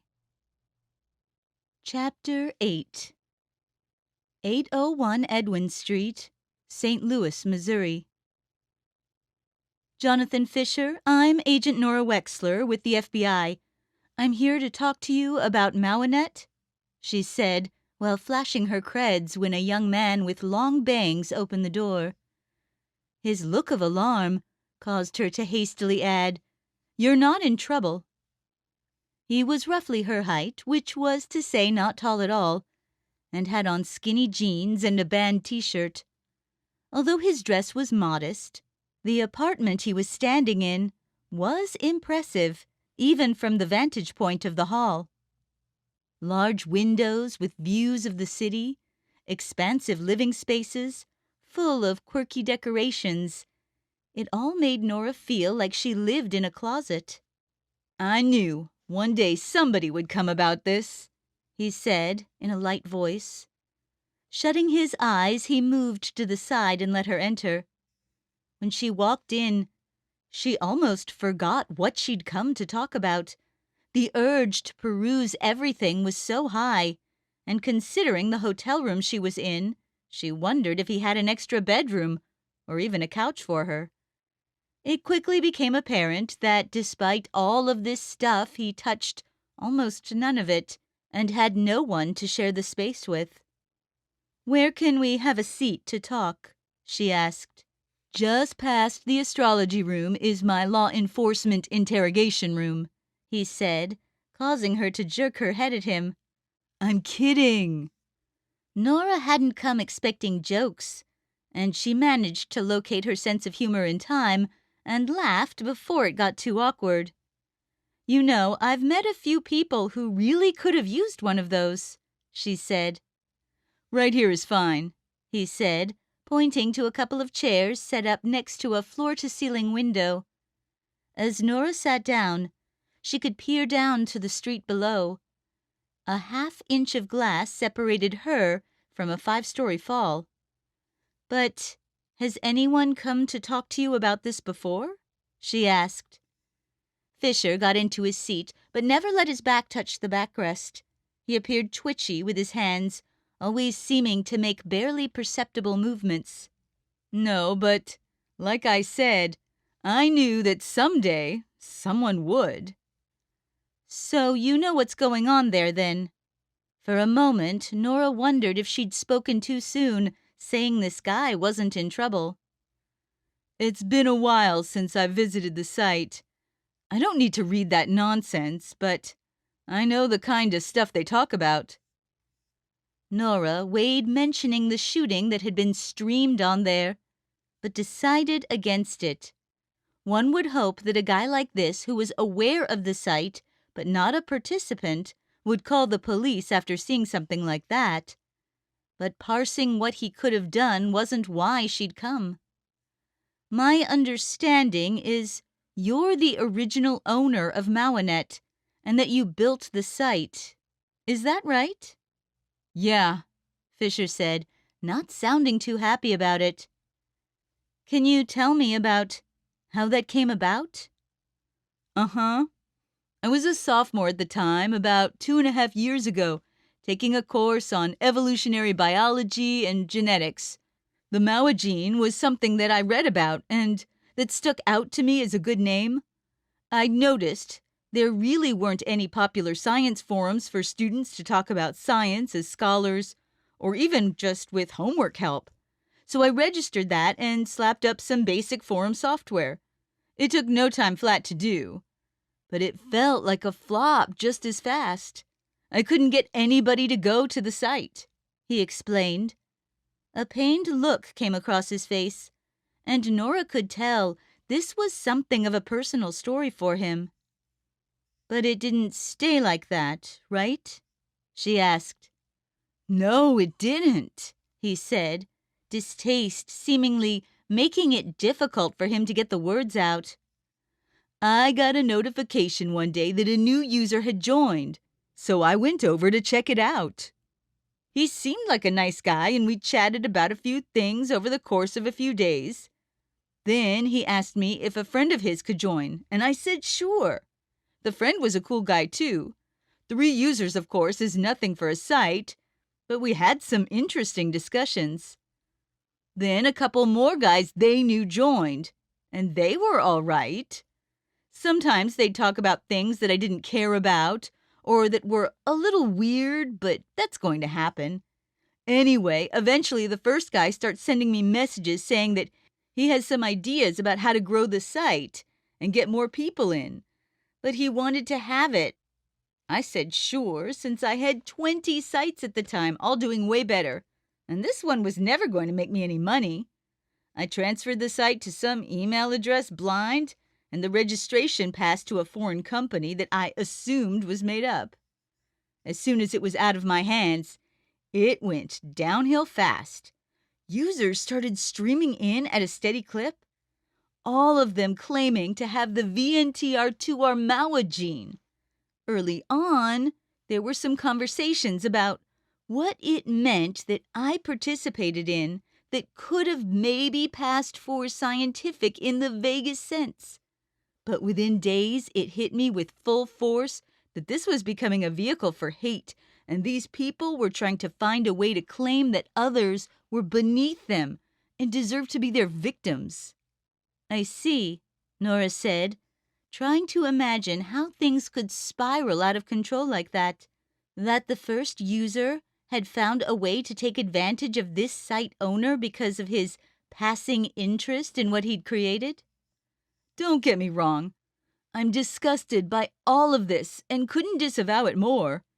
I wrote into the web hosting company to try to get the site shut down, but they didn't care and wouldn't listen to me. Other than that, I guess I hoped not too much harm would come of it, and I tried to put it out of my mind. There were really only about 40 users when I decided to forget about it, Fisher said. Nora washed her hands together. Having an ally was nice, but being able to connect one person to the site was what she needed. Did you ever once get a sense of who any of these people were? She asked. Fisher shook his head, and she immediately grimaced. The email address given to me for the transfer was phony, shut down immediately after the owner transferred it again. Other than some of the military talk and some regional vernacular, I couldn't tell you a thing about any of these people. Nobody goes there to talk about themselves. It's all foaming at the mouth about their genes, but there was one point where something happened offline. What's that? Nora asked, perking up. Fisher squirmed in his seat, his hands twitching more than before. After handing over the site, that first user sent me some personal messages that seemed to, I don't know, try to get me to be a believer. I forget what I said, but I may have pretended to have the gene at one time. The guy wrote that he had something for me, a present that would put everything in perspective. I gave him my address after he requested it, and a few days later a package arrived. No return address, of course. He said. What was in it? Nora was on the edge of her seat, but instead of answering, Fisher got out of his and went into one of his rooms, and then another. It took him a full 10 minutes of rummaging around before he came back with a trim little shoebox. She took the box and opened it up to reveal a beat-up book with the title Bloodbound, The Mauen Destiny, by an author whose name was Hans Grendler. Nearly gasping, Nora picked it up. The book was only as thick as her thumb, poorly bound, with some pages nearly falling out, and had wear and tear suggesting it had been read hundreds of times. The condition of the book is just as bad as the contents of the text, Fisher said. No publisher touched this. He must have printed some number of copies at home, and they spawned this whole thing. As revolting as the material in this book probably was, Nora couldn't wait to dive into it and see what the 60 or so pages could tell her about what these people thought. But a more practical concern hit her. Did they send this book to this address? No, I've moved since then. If I had a more unique name, maybe they'd be able to find me, but I'm well aware that I need to be on the lookout for these people. But as you may have found out, other than that book, I may not be of much value. So you can have it, and I should be in the clear. Thank you, Nora said, and she meant it. Do you know anything about this Hans Grendler? Not a thing. I did read through the book and decided that the best thing I could do was keep other people from reading it by holding on to it. Nora nodded. Anything at all about the package that could tell you where it came from? Stickers or other packaging? Since there was no return address, I took a close look at the postmark. And what did that say? She asked. Washington, D.C. Nora swallowed, looking down at the volume in her hands to hide any signs of the bleak feeling she was having from this young man, who had unknowingly played a part in creating a monster. She thanked him for his time, told him to make special efforts to maintain his safety, and to let her know if he recalled anything else. Then she returned to her hotel room to read the book that evidently formed the basis of a strain of violent extremism that had taken hold of people in the military. From the very first page, it had Nora's stomach turning. It was exceedingly blunt about the call to dominance that the genes supposedly represented, and the entitlement of those who had it to act out against those who didn't. The book railed against society's expectations of civility, calling them stifling perversions of their true self. According to the second chapter, there wasn't a single impulse felt by these gene carriers that shouldn't be acted out to the fullest extent. It got Nora wondering who had written all of this and if someone could have really believed this. If Fisher didn't know all that much about these militants, maybe Grendler did. And Nora decided that she would get his help, willingly or not. She put in some calls to friends back at the Bureau who were in a better position to carry out the necessary research, and they came back with a location that presented another set of problems. Evidently, Grendler lived in a section of Nova Scotia called Princeport, near Cobequid Bay. That it was an extremely remote area was one thing, but that it was in another country meant that she was going to need to loop in someone at the CIA. Fortunately, she'd just met someone there who seemed now like the perfect travel companion. Getting the right number to call took a little more work, but soon the dial tone was buzzing in her ear. "Hey, Alicia, it's Nora Wexler. Do you remember me from the bachelorette party? I was the one who was drunk as a skunk and was suddenly required to investigate a mass shooting. Yeah, I thought you might remember that. Anyway, the trail has turned out to be a bit of a goose chase, and the search for intel is taking me off U.S. soil.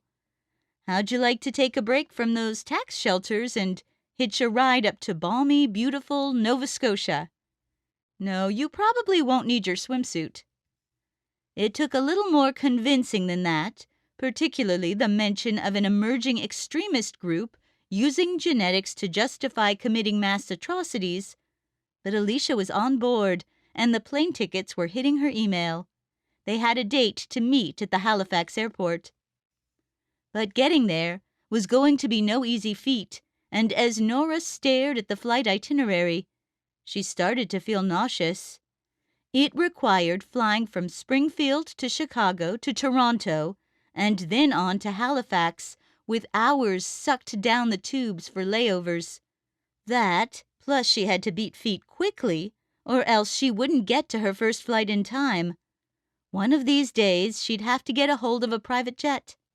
She spent the night sleeping in 2-hour increments between boarding, disembarking, and waiting, all the while sitting mostly upright in plane seats with glowing screens right in front of her that wouldn't shut off.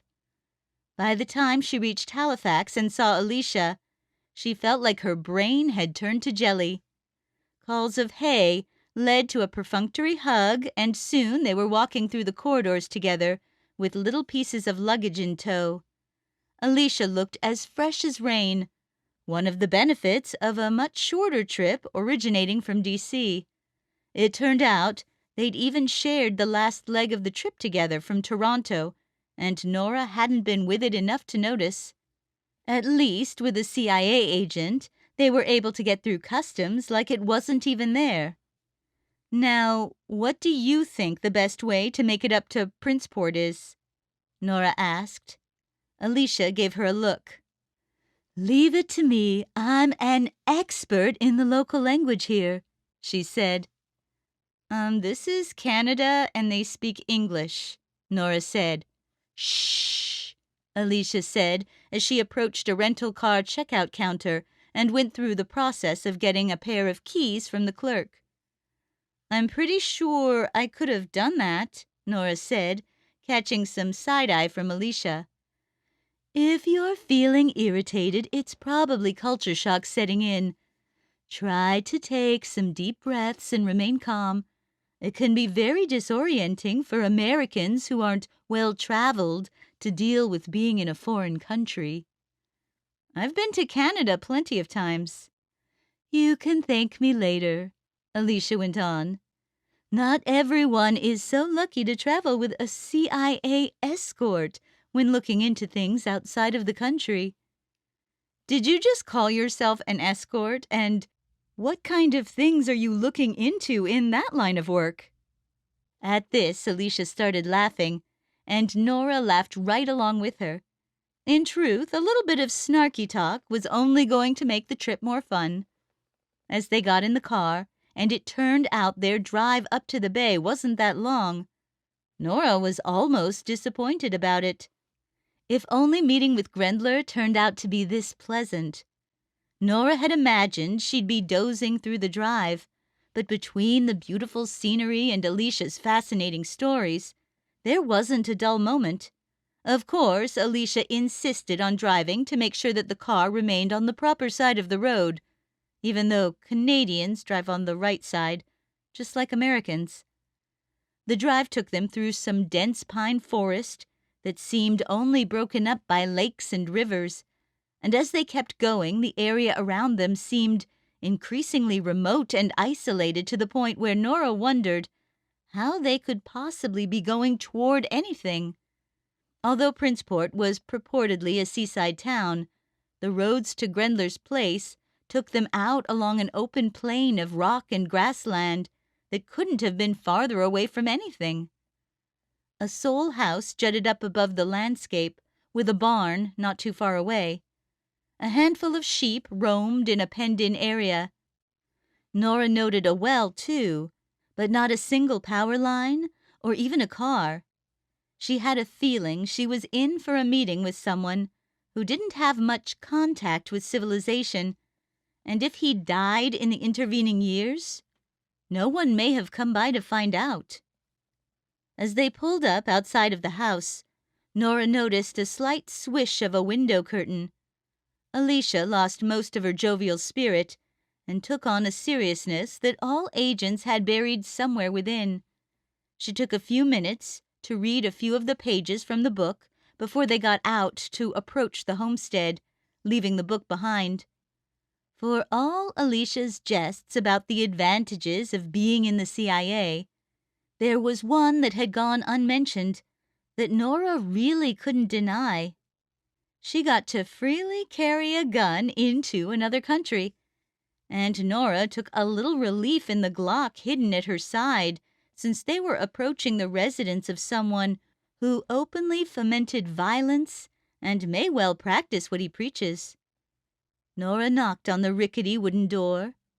There was no answer, and she pounded again. The door had enough cracks to see that it was dark inside. The wind outside was actually quite fierce, and Grendler had another thing coming if he was going to try to wait them out. When Nora pounded a third time and was prepared to holler, she finally heard the sounds of rustling inside. The door creaked open to reveal an older man with shaggy hair and prickly-looking bristles on his chin, wearing some homespun gray garment. With a good staff, she would have taken him for a wizard, but as it was, with his sour look, he just appeared to be a grumpy old hermit. "Are you Hans Grendler?" Nora asked. "What of it?" His voice was thick and booming. The wind was no match for it. "We're with the United States government. We'd like to sit down and talk with you," Nora said. When she'd mentioned the U.S. government, a distinct smile marred his face. "The post comes out here, you know. Could have just as easily sent fan mail." Nora gave him a sharp look that encouraged him to clear out of the doorway and let them enter. He was hunched over slightly, and the interior had an odor to it. The wind didn't pass through, though, and a fire was on in the hearth. They may well have traveled back a few hundred years in time. "I wouldn't say we're fans, but we are here to talk about your book, Bloodbound." "Can I offer you some tea?" Grendler asked. Nora took one look at the kettle and some of the grimy cups. The man seemed harmless enough, but keeping things clean didn't seem to be part of his routine. "No, thanks," Alicia said, while Nora shook her head. Grendler squatted down into a rickety chair by the fire, his bony knees sticking out far enough that Nora wouldn't be surprised if he burned himself on occasion. "I wrote that book 20 years ago, paid a man $50 to make a few copies, and gave them out at a trade show for authors. By all accounts, those ideas have taken on a life of their own of late. A good idea can never die." Nora and Alicia exchanged glances. There was a bench not far from the door for putting on shoes, presumably, and the pair took the liberty of lifting it up and bringing it closer to the hearth so that they had a place to sit. It was getting late in the day, and Nora was beyond exhausted, but she had to muster the energy for this. "But 20 years ago, do you even remember what you wrote?" she asked. The old man snorted. "Of course I do. That's the story of my life," he said. Nora metaphorically scratched her head over what he'd just said. 20 years ago, most of the studies on the so-called warrior gene hadn't yet been done. These genes had barely been documented and described. Retail genome sequencing was a figment of people's imaginations. But how did you even hear about the Maua gene? How did you know that you even have the variant you're talking about all throughout this book? Nora left aside how there wasn't a hint of a personal reference to the author throughout the entire thing. Grendler appeared to shake off the questions with a tilt of the head. "I don't need a fancy test to tell me who I am and what I have in me. But as for the rest of it, I spent years working at the library for the University of Toronto and was up on the journals. The thing about these academics is that they waste an eternity verifying things that are obvious to the naked eye. Once you understand the chemicals involved, dopamine, serotonin, noradrenaline, the relationship to a related gene makes the implications self-evident." Nora took a deep breath, wondering if she really wanted to go down this road. But the question was there. Are you saying you suffer from violent impulses? "Suffer? That is a very poor choice of words, young lady," Grendler said with an angry snarl. "Let's just say that when I left the library, they had quite a mess on their hands." If what he said was true, it made sense that someone who felt this way would want to isolate themselves where anything they did wouldn't damage anyone else. But that gave far too much credence to the idea that people with this gene variant couldn't control themselves or participate in society. Indeed, surely millions managed to keep out of trouble every day. Nora leaned forward and made sure he was looking at her when she spoke. The realities of how the gene informs a person's behavior aside, the problem I have is how you make an unsubstantiated and frankly indefensible leap to claiming that it grants a person an incredible degree of privilege. People who read this book are going to think that they're justified turning idle thoughts and wishes into aggressive actions when they're not, and that they're licensed to hurt other people because of their genetic makeup when they're definitely not. Grendler's scowl deepened. When he used a poker to adjust the fire, Nora kept a close eye on him until Alicia nudged her shoulder. She directed Nora's attention to an old rifle set against the wall on the far side of the cabin near a rusty cot. "Hundreds of years ago, they used to burn women as witches in Salem after sham trials. Centuries before that, they'd drag Oxford professors they didn't like outside and burn them. What passes for society's natural order isn't always correct, and that's true today. Saying that an idea isn't right just because it isn't widely accepted holds no water. But believe me, if everyone with the VNTR2R Maua gene cast off society's shackles and embraced their true nature, the rules we live by could change very quickly. We'd be better for it," Grendler said. After reading his book, she'd expected him to hedge against what he'd written, or maybe discount it completely as a theory. But this full-throated defense was something else, and the implications were galling.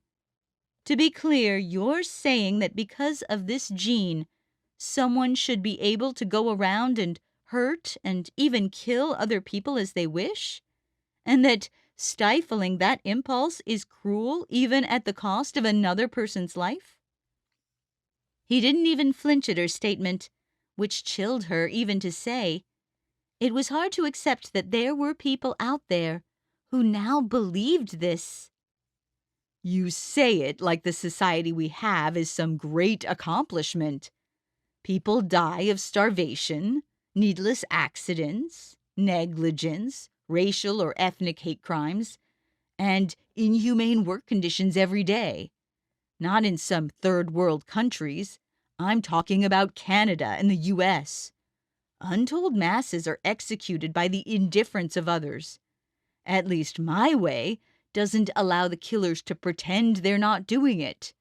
And besides, nowhere in what I've written does it say that every person with the variant is going to want to kill other people, or that those who do will do so often. Those who have it and decide to act on it had better understand that their targets may not all be weak recessives. Anyone is at liberty to strike back, but right now, society's rules are inhibiting people from defending themselves. I propose we make the entire process of weeding out our population a little fairer. For once in her life, Nora didn't know what to say. She'd met dangerous killers and people with deeply perverted beliefs. But someone who advocated for a culture of chaos and killing without even a hint of remorse was something she'd never seen. Maybe that was what made it attractive to people, his sheer confidence about it. There was nothing she could tell him to change his mind or make him think differently. Blinking, Nora felt like she now saw this man for who he was. You're scared and weak.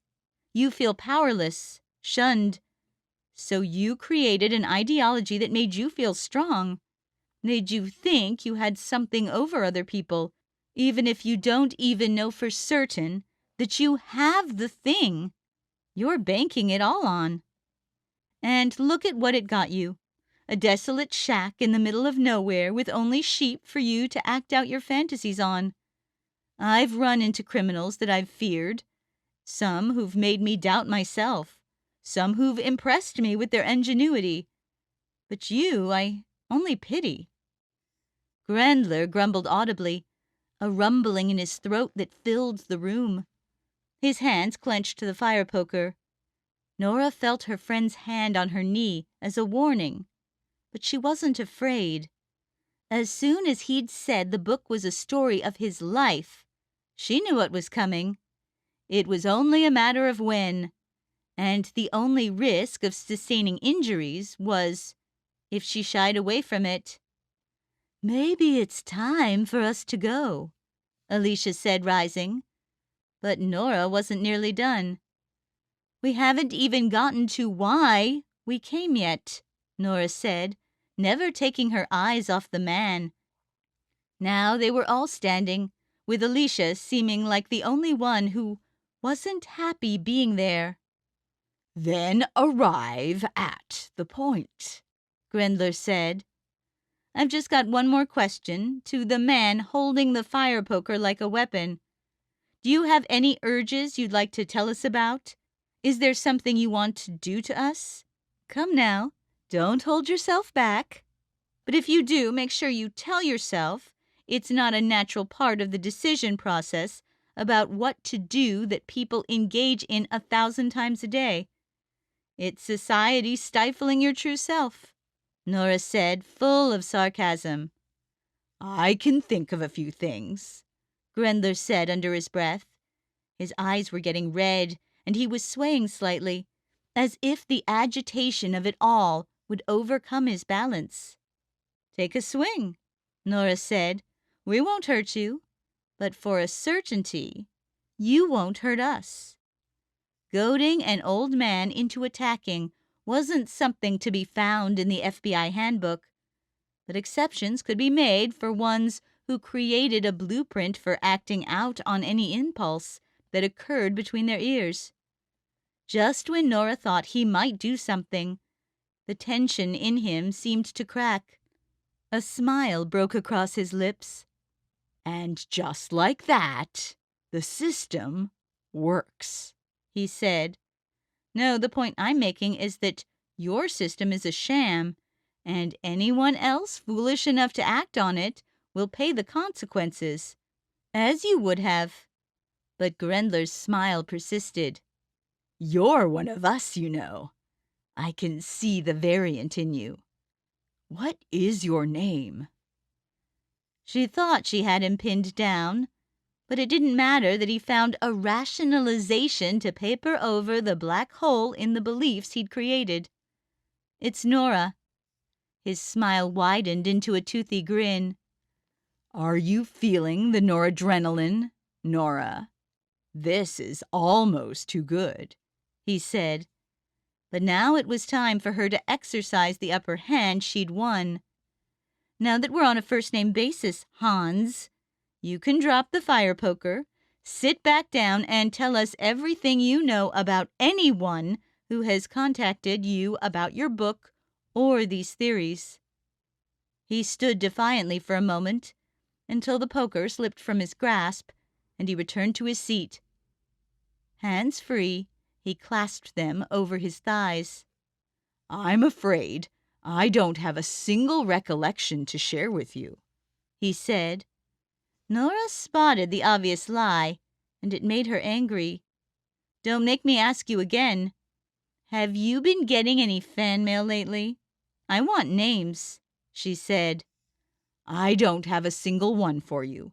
No one's contacted me about anything in months, years. How does that make you feel? What does that make you want to do?"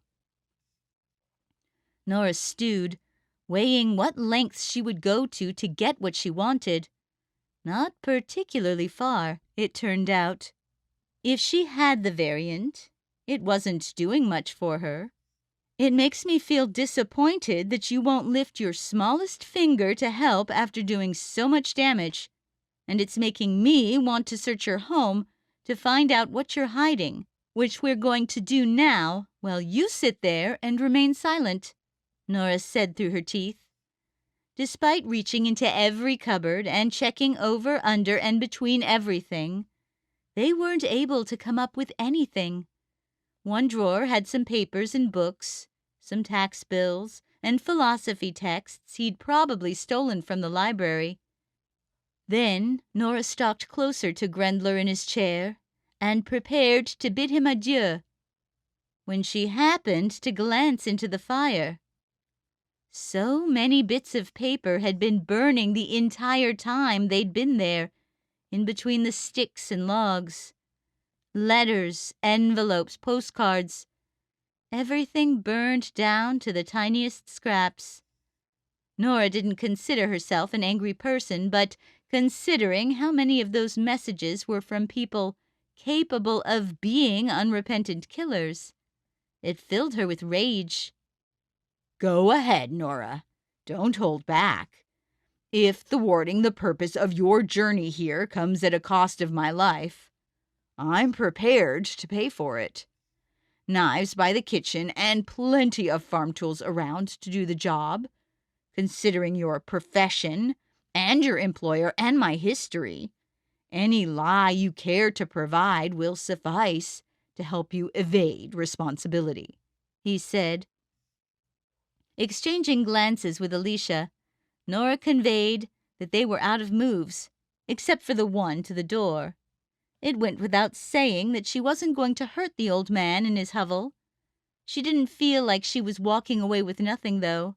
If any of these other followers believed in this gene ideology half as ardently as Grendler did, she'd never be able to show any of them an ounce of mercy. It was dark by the time they returned to the car. Nora took the wheel this time and swung the vehicle around to return across the long gravel path to the road. After 100 meters, they heard a loud crack, and Nora spotted something in the rearview mirror. Grendler had fired an errant shot at them with the old rifle.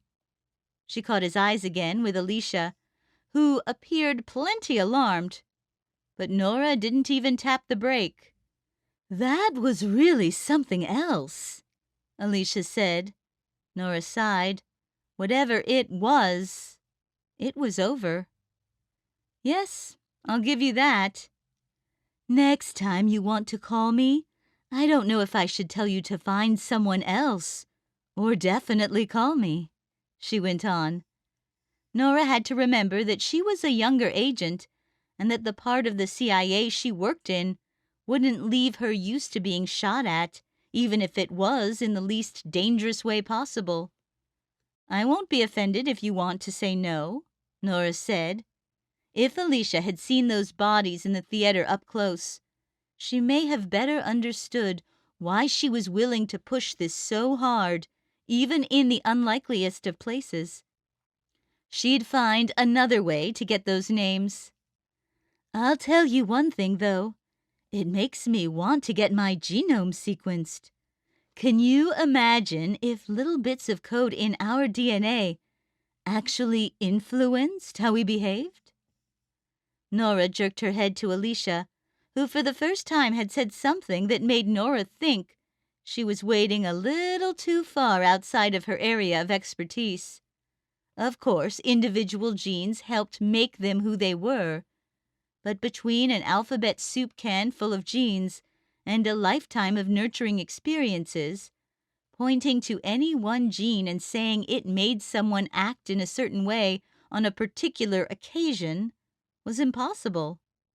"That might not be a bad idea," Nora said, feeling like it may actually be worthwhile to find out whether or not she had the VNTR2R MAUA gene that Grendler supposed she did. But that would have to wait until later. Right now, she had to drive back to the Halifax airport, sit around until their plane boarded, take 2 flights back to D.C., and expose the old man's followers on the MAUANet forum. And instead of engaging in more witty banter, Alicia mostly wanted to finish Bound by Blood to have a better understanding of the conversation she'd just been witness to. Chapter 9. Washington Dulles International Airport, 1 Saranen Circle, Dulles, Virginia. Travis had it all planned out. The flight from Toronto that Nora was on arrived first that morning at Dulles, breaking through some thick clouds on the descent along with the sun's early rays. Travis waited at the arrival gate, leaning against a column as the passengers filed in and began to disperse throughout the airport.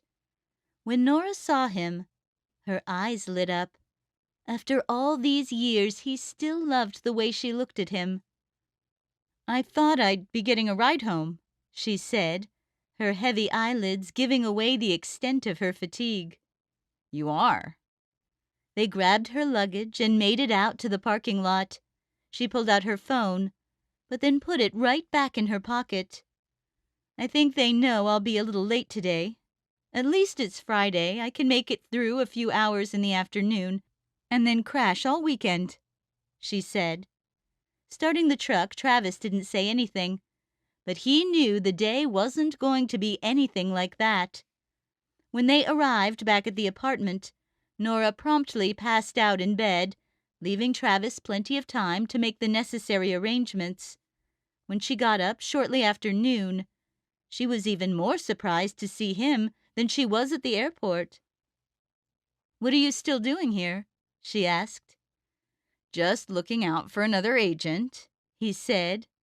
"And you made lunch." There was a pair of grilled chicken sandwiches on the table, one of which was already half eaten, but he didn't know when she was going to get up. "I know it won't compare with airplane food." "Yeah, right," she chuckled. After she'd eaten, cleaned herself up, and gotten dressed for work, she returned to the living room with a long look on her face. "Are people going to mistake me for the Walking Dead?" she asked. "You look beautiful," he said, and she grinned as she shook her head. She may have had dark circles around her eyes and hair that was a bit out of place, but she was still the most beautiful, daring woman he'd ever seen, bar none. When they again got into the truck and hit the roads, it quickly became apparent that they weren't heading into headquarters. Instead, they took Route 50 east toward Maryland. "We aren't going into the office?" Travis glanced at her and shook his head. I let them know that you're way too exhausted after working for several days straight to come in, and you're so rattled from what happened that I absolutely had to spend the day with you." "Oh, all right," Nora said, sounding cautiously optimistic. "I hadn't even told anyone I'd been shot at." Travis jerked his head to look at her. Nora shrugged it off. "It was just an old man with a musket or something, no biggie." He raised his eyebrows and returned his attention to the road, sure they were going to have some stories to tell. It wasn't clear how she'd feel about the particulars of his chat with Devin Zelinsky, but they'd have plenty of time to catch up on the details of what they'd done when she was back to being 100%. For once, work could wait. They continued out into the country toward Bowie, the landscape becoming increasingly rural. Just when he was sure Nora would become more insistent about knowing their destination, he pulled off the road at a place with an immaculate white picket fence and a sign for the establishment, Caretaker Farms. Travis got out and stretched his legs, while Nora climbed out of the vehicle and looked around in bewilderment. Between a large 2-story farmhouse and a bright red barn with lights strung up around it, they could see a clearing after a gradual slope featuring a fancy gazebo and a stream. A woman in flannel and jeans had been sitting on a short stone wall by a fountain near the farmhouse's main entrance. She slid off and approached them. "Hi, you must be Travis and Nora? Thanks for coming by. I'm Pauline, and I'll be happy to show you around," she said. Pauline was a petite woman in her 50s, with gray streaks in her dark brown hair and a bright smile accented by red lipstick. She shook their hands. "We're touring a farm?" Nora asked, and Travis hid a smirk as she turned to Pauline. "But where are your animals or crops?" Pauline held up her hands. "It's been a long time since they've had any of that here," she said. "I guess you could say all we've been farming lately are gorgeous marriages." Nora's eyes widened, and Travis could tell she'd finally gotten it. If she hadn't been so exhausted, or if the sign had been more descriptive, she would have figured it out right away. But somehow everything had congealed into the perfect surprise. All right," she stammered. Travis took some satisfaction in seeing Nora, who was usually extremely articulate, suddenly at a loss for words. "Great," Pauline said, taking charge. "If you'll come with me this way, we can start by getting a gander at the barn/reception hall. It seats 75 comfortably, but we have squeezed in up to 90 on occasion. If you're planning on a large guest list, we can hold receptions outside in the field. We put up trellises and tents in the shadow of the barn." But as they walked inside, the fully renovated barn with the flowers engraved on the posts, with the magenta staining, the glistening hardwood floor, and the charming balcony space, it was hard to imagine setting anything up outdoors that could be as pretty as this. When the wedding planner returned to the entrance, Nora turned to him. "Travis?" She was obviously moved, and he threw his arm around her. Maybe the mushy stuff wasn't exactly his specialty, but he wanted to make her happy and was having a good time poking around. They exited the barn, and Pauline took them down the slope to the gazebo, which looked big enough for a full orchestra to fit in. "We hold our ceremonies in this area, and you can pick your spot as long as it's not too close to the stream, where the ground can be really muddy. I am partial to by the edge of the forest, where the tall maples can provide a grandiose effect, but I've got a big photo album to show you, full of options. And of course, if it rains, there's the gazebo. Some people secretly hope for rain or otherwise just intend to have their ceremony in there regardless of the weather." They walked around the grounds, which had a butterfly garden and some farming equipment and tools arranged as decoration. There was hardly a cloud in the sky, and from the field down the slope, there wasn't any sound filtering through from the road. Pauline took them into the farmhouse, which served as the venue's offices. As one might guess, wedding photography filled every inch of the walls, especially in Pauline's office, which also had an impressive case of tiaras and corsages next to a table by the window. When they sat down at the table, there was immediately a knock at the door, followed by a large man in an apron and chef's hat, carrying a silver tray. "Time for my favorite part," Pauline said, clapping her hands. "This is Chef James, and we like to say you haven't really visited us until you've tried the cake. What do you have for us?" Chef James pulled the top off the tray to reveal 6 small plates, each with a mouth-watering slice of cake. "We've got a few different options for you to try today, but this is only the beginning of what we can do in the kitchen. The first one is a simple yellow cake with traditional Italian buttercream icing. Then there's a vanilla sponge with chocolate mousse filling. And finally, make sure you save room for these with the chocolate cake under a light Bavarian cream flecked with raspberry and strawberry bits."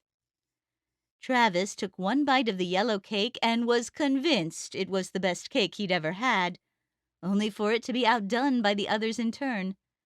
Pauline and the chef were waiting patiently for their responses, but for Travis, the entire experience felt surreal. He spent most of his days tracking down criminals who wouldn't hesitate to grievously harm him, and yet here he was, being pampered at one of the prettiest places he'd seen on the East Coast. "Wow, this is so good," Nora crowed, looking like she was in heaven. "I don't even know if I can finish all this. Actually, on second thought, are you going to finish yours?" Everyone laughed as she feigned taking Travis's slice with the berry topping, the kind she had already inhaled. "I hope you won't be offended if I don't finish all of these. This is sugar overload, but they are delicious," Travis said to the chef, who shook his head. "I don't mind," Nora said, finishing his last bites and then sucking on the fork. After all that sugar, she was definitely not looking exhausted anymore.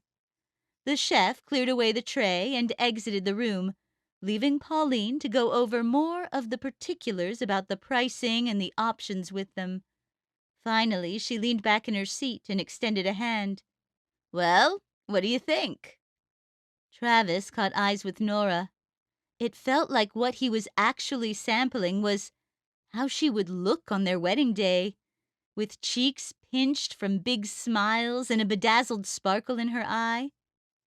"It's a phenomenal place you've got here," she said, her attention drifting to the wedding photography. Travis held his tongue for a moment, knowing that even more than before saying "I do," this was his last chance to back out. If he was going to take the plunge, he knew he might as well do it with a splash. As much fun as this would be to do this again at 5 or 10 other places, I'm sold on Caretaker Farms. What dates have you got open? "Splendid," Pauline said, grabbing a heavy scheduling book. But Travis was watching Nora out of the corner of his eye. She looked stunning, and when he turned to fully look at her, she mouthed, "Really?" It was as though she couldn't believe it was real, and perhaps she had plenty of justification for that, considering how he'd been about it. But Travis was ready for their romance to be part of the adventure of their lives. He nodded. "Generally, we're booking about 2 years out, and we should be able to find you a Sunday the spring after next if you'd like," Pauline said with a smile, though this time it wasn't one they could share. 2 years, Travis said, cringing. "I know," Pauline said, pursing her lips, "but I can tell you it's worth the wait. A couple this weekend has been waiting 2 years. You'd be surprised how fast it can go. Plus, there's no rush to get everything ready." But Travis was leaning back with his hand over his mouth, watching how his plans were getting foiled by this planner's scheduling book. He'd figured they'd be talking about next year, but nearly 24 months was ridiculous. In their line of work, there was no telling if they'd even live that long. Maybe it will go fast, Nora said, looking deflated and having trouble holding on to the euphoria they'd enjoyed just moments ago. Travis chewed his lip, wondering if he should have asked about this on the phone and chosen a different place to visit. There was a chance some other place would be better and have availability sooner. But Caretaker Farm felt like the kind of place he could see his family flying in for. Come to think of it, though, we did have a cancellation recently, Pauline said, flipping back through a huge chunk of her book. Travis and Nora were on the edge of their seats. Yes, October 17th at 10 a.m. is open as of right now. Pretty prime, if you ask me. We'll take it, Nora and Travis said together at the same time. Pauline grabbed her pen and began to scribble on the page. Okay then, Mr. and Mrs. Greer. You're on the calendar, and it looks like you've got your work cut out for you. 5 months may seem like a lot, but they'll be gone before you know it. We'll need a firm head count 30 days in advance. 60 days in advance we'll want to settle on the options, and of course, today there's the deposit. Good luck with your preparations. After leaving behind the deposit, Travis and Nora got back in the truck for the ride back home. It had been rocky, but they'd managed to accomplish a lot in a short time. Before he could start the engine, he could see Nora leaning his way. It felt like the most natural thing to lean over to press his lips against hers in a long kiss. He could still taste the buttercream icing. It went on long enough that it seemed like only the beginning, but the parking lot was not a suitable place, and they reluctantly disentangled from each other. As Travis drove, he stole glances at Nora, who had a gleam in her eye that was almost devious, like she was relishing something that had been taunting her from just out of reach. What exactly had been standing in the way of her victory? His obstinance or reluctance? It now seemed so petty. Better late than never, at least. And maybe there was a silver lining in that the wait at least would make it that much sweeter. They were halfway through the drive when Nora gave him a more scrutinizing look. "What made you come around?" she asked. Travis laughed. The investigator had crept back into her voice. You were right, he said, shrugging. Our fight is never going to stop, but that can't stand in the way of us living our own lives.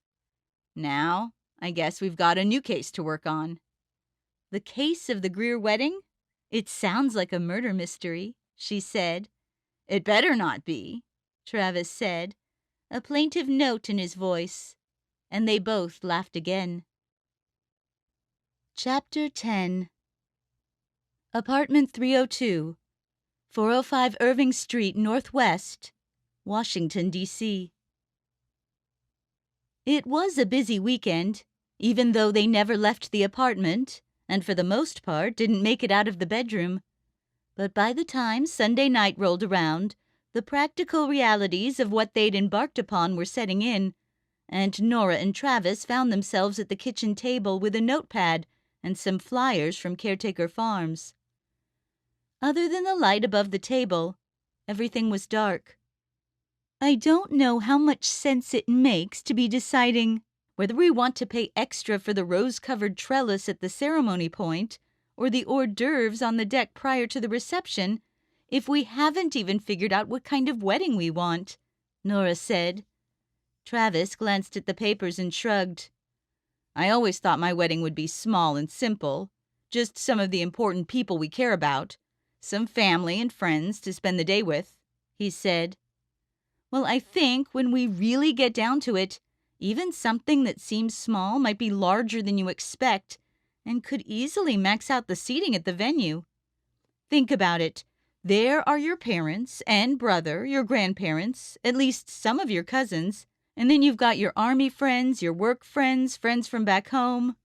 I don't have a huge family, But with my dad, there are going to be some special considerations. He's going to want to invite a handful of people as a bonding gesture. They could be other senators, congresspeople, or kings from other countries. Who knows? Then I'll have my college friends and Darien friends. Maybe we should invite McCaffrey or Wade for that matter, plus whoever's in the wedding parties, and just assume everyone has a spouse, so that doubles the number right away. Travis ran his hand through his hair and sighed. I'm sure even keeping it as small as possible will still be pretty big. But does our wedding have to be a networking function for your dad as well? What will it be like when we're looking around at our wedding and there are people there we don't even know? Nora pursed her lips and looked at him sympathetically. There may have been parts of this she thought would be obvious that he hadn't yet grasped. When my parents got married, she said, they had 1,000 guests, literally. Everything was out in a big park, and it had more people than a graduation ceremony. The loan for it took 10 years to pay off. I remember being in kindergarten when they finally got rid of it. This was something they did because they knew how important demonstrating that closeness was. And more than once, my dad has said if it weren't for the wedding, he wouldn't be where he is today. He's at the end of his career, so he doesn't need to curry favor with everybody. But there are going to be a few people he'll need to bring. Travis seemed to reel in his seat from some of the details of her story. But slowly he began to nod. Okay, that's fine. I think my parents got married in the courthouse of a one-stoplight town with some random people off the street as witnesses. The reception was fast food burgers, and the honeymoon was walking a stretch of the Pacific Crest Trail. Nora had almost forgotten about the honeymoon amidst everything else. That was an entire additional thing to plan for. At least they had plenty of vacation time saved up. But really, that's not the only significant way my family will affect how this goes, she said. As much as Pauline wrote down that the wedding was for Mr. and Mrs. Greer, are you fine if I keep my name? I'll be thrilled to be referred to as Mrs. Greer in the common sense, but when it comes to the official stuff, I have to keep being plain old Nora Wexler. What? Why? Travis said, looking a little aggrieved. It was exactly what Nora had worried about. The name recognition is too valuable. If I ever want to run for office, or if there are some high promotions someday that require Senate approval, that's going to make a difference, she said, trying to be calm about it, but this was the way it had to be, and the question was how long it would take Travis to accept it. Won't people know you're the daughter of William Wexler, even if you change your name because of marriage? Some will, of course, but some won't. There are some people who would just see the name on the ballot and think, oh, another Wexler, sure thing, she said. Travis squinted at her. So we're making decisions about our lives based on people who can't be bothered to know the first thing about you? He was smiling, and perhaps in some perverse way it was funny. Maybe that wasn't the best argument, but you know what I mean, right? It doesn't mean I don't love you or don't want to be in your family. There are some advantages here that we shouldn't pass up, she said. She'd hoped that would be enough. But Travis still couldn't get over it. The last thing she wanted was for this to be something he could never forgive her for.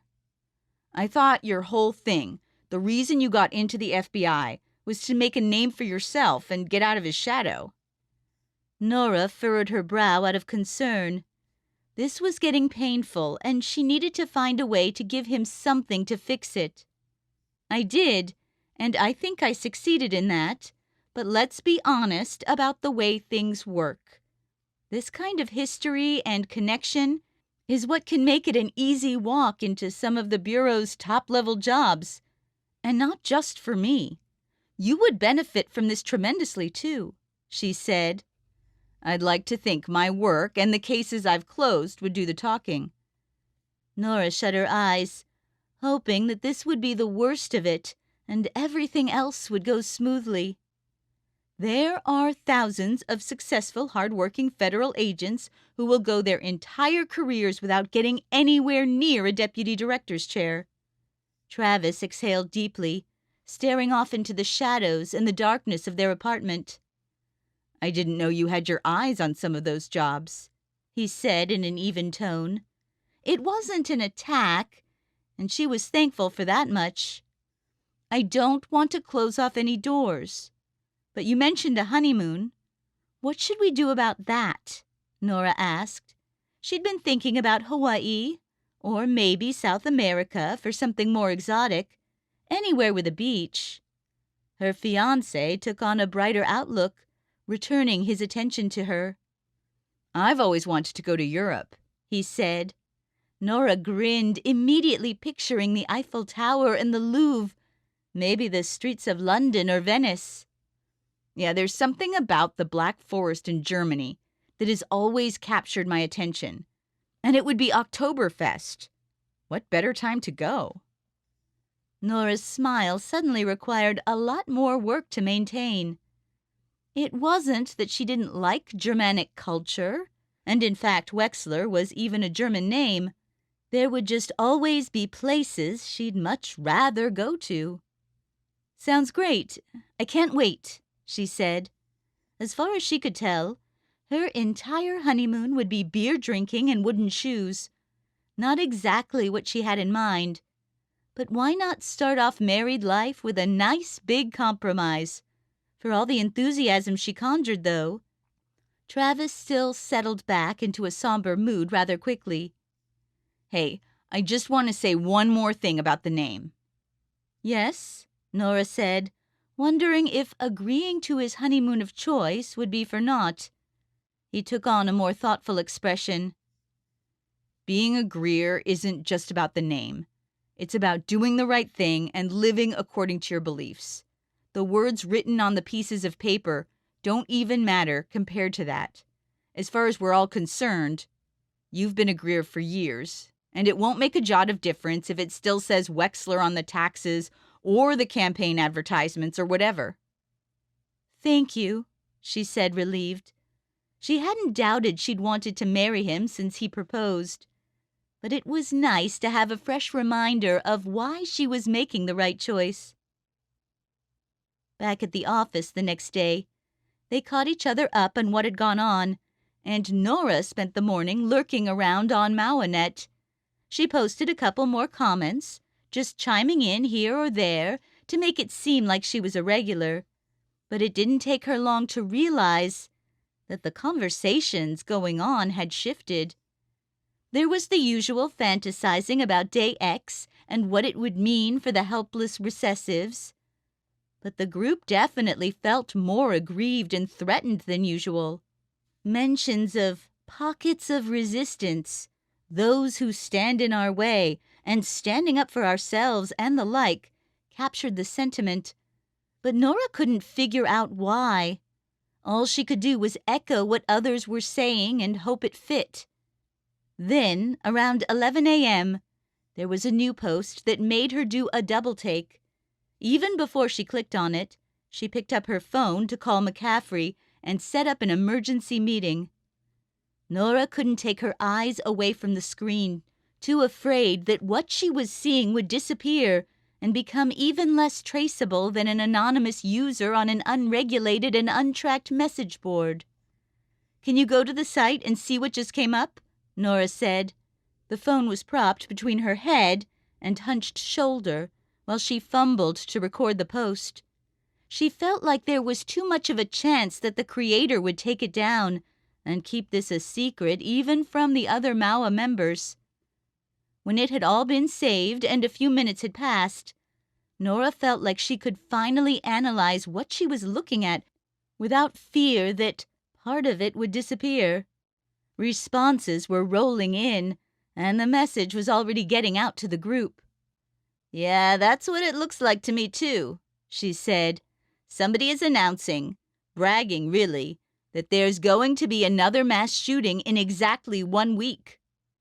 Unable to think clearly, Nora got up from her chair while McCaffrey was mid-sentence, rushing away from her desk so fast that she forgot to put the phone back on the receiver. The last thing she'd caught was that her supervisor would be calling the others, including Deputy Director Quid. Nora made it to Janice McCaffrey's office first, of course, and that gave her a chance to speak her deepest fear. The older woman looked like her day had already been shot. Did I do this? Did going to see Grendler and arguing with him provoke him into convincing somebody to plan something like this? She was afraid of the answer. McCaffrey came around from her desk and gave Nora the kind of hug she felt she'd only ever gotten from her mom. Nora knew her boss wasn't just a coworker and an ally.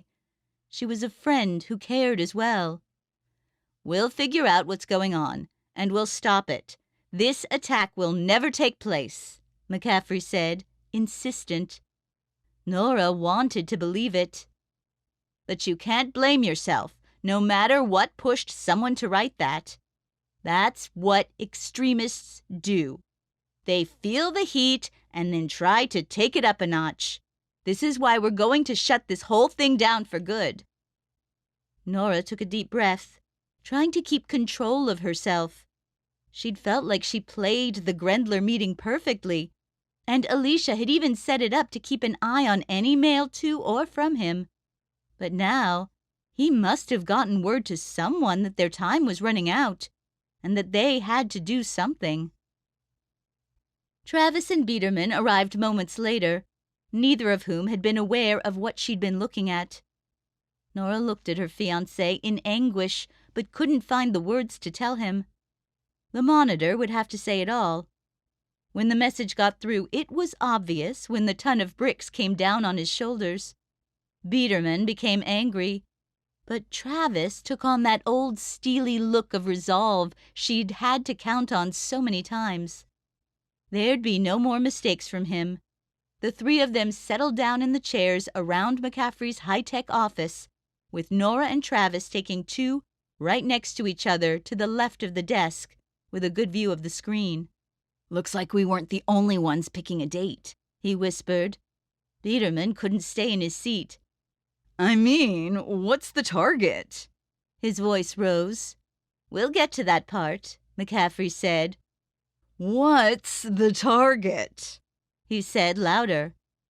"We don't know. Now sit down and we'll look at what we've got here and strategize our response. Here comes Quid now," she said. Biederman's response seemed like an uncharacteristic outburst. But when Nora's eyes scanned the words on the screen again, she felt much the same way inside. The uncertainty ate at them, and that's why it was their job to remove it. "I've heard we've got a situation on our hands," Quid said, calm except for some alarm behind his eyes.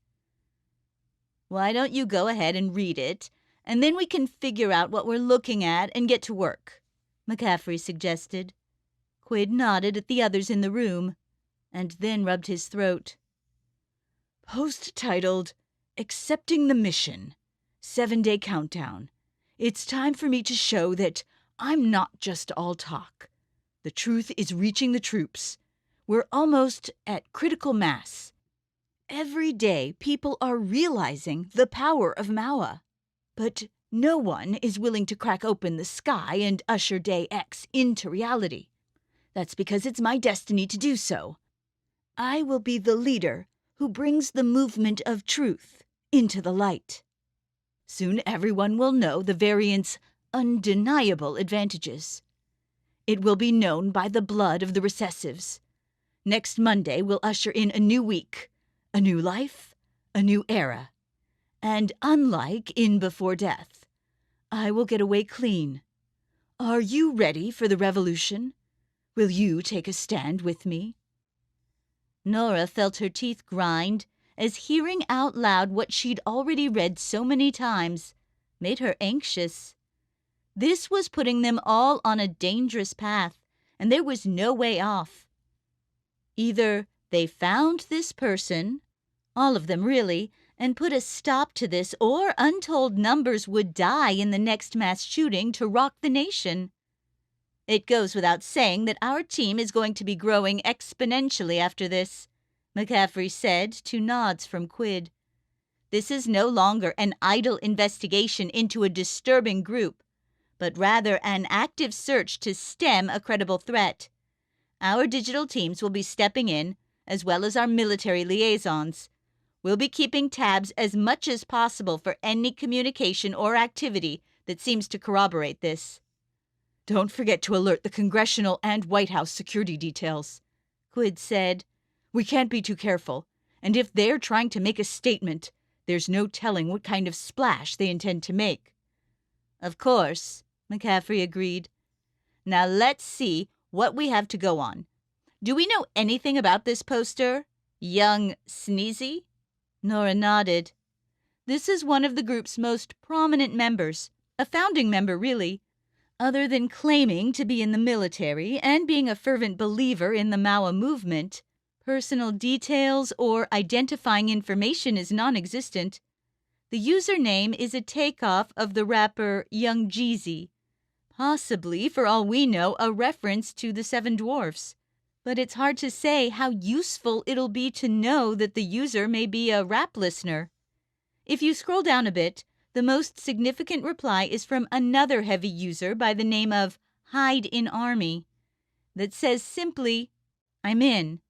While it's not clear what that really means, we have to be aware of the possibility that there could be multiple attacks or multiple attackers working together.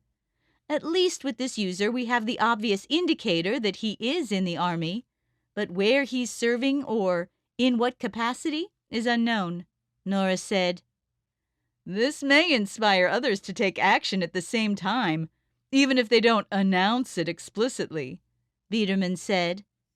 Quid crossed his arms over his chest and sniffed heavily, his thick mustache bobbing up and down, like the answer could be in the air right in front of him.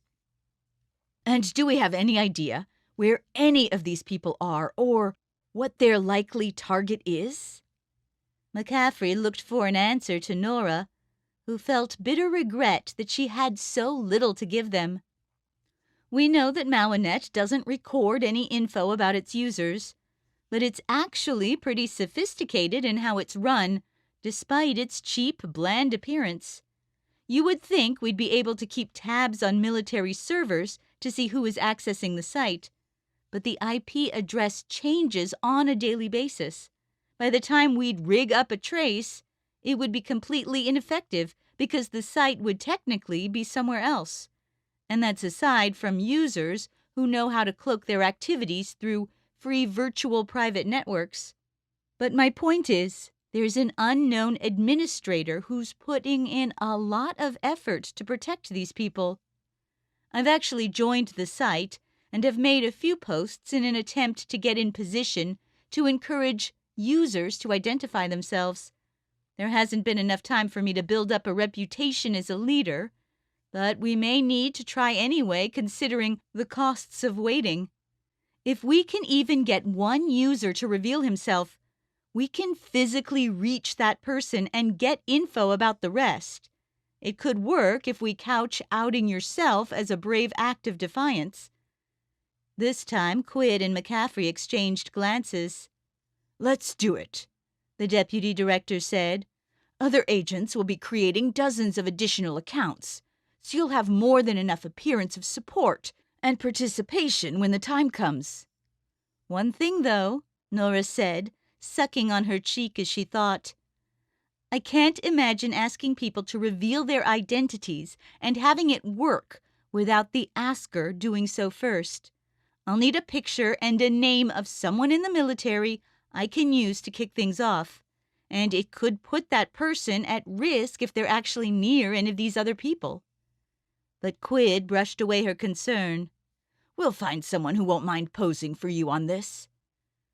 Should we go back to Devin Zelinsky? Travis asked. We can put him through a real interrogation, go through his stuff, check the browser history from whatever device he uses. Quid cringed when he heard the name. His commanding officer has been making a stink about the questioning we put him through, and Director Wade still hasn't heard the end of it. I can tell you that Zelensky is shipping out on assignment the middle of this week, starting with a flight to the USAG Benelux base in Belgium. He's going to be busy next Monday, and it won't be conducting an attack on his own comrades.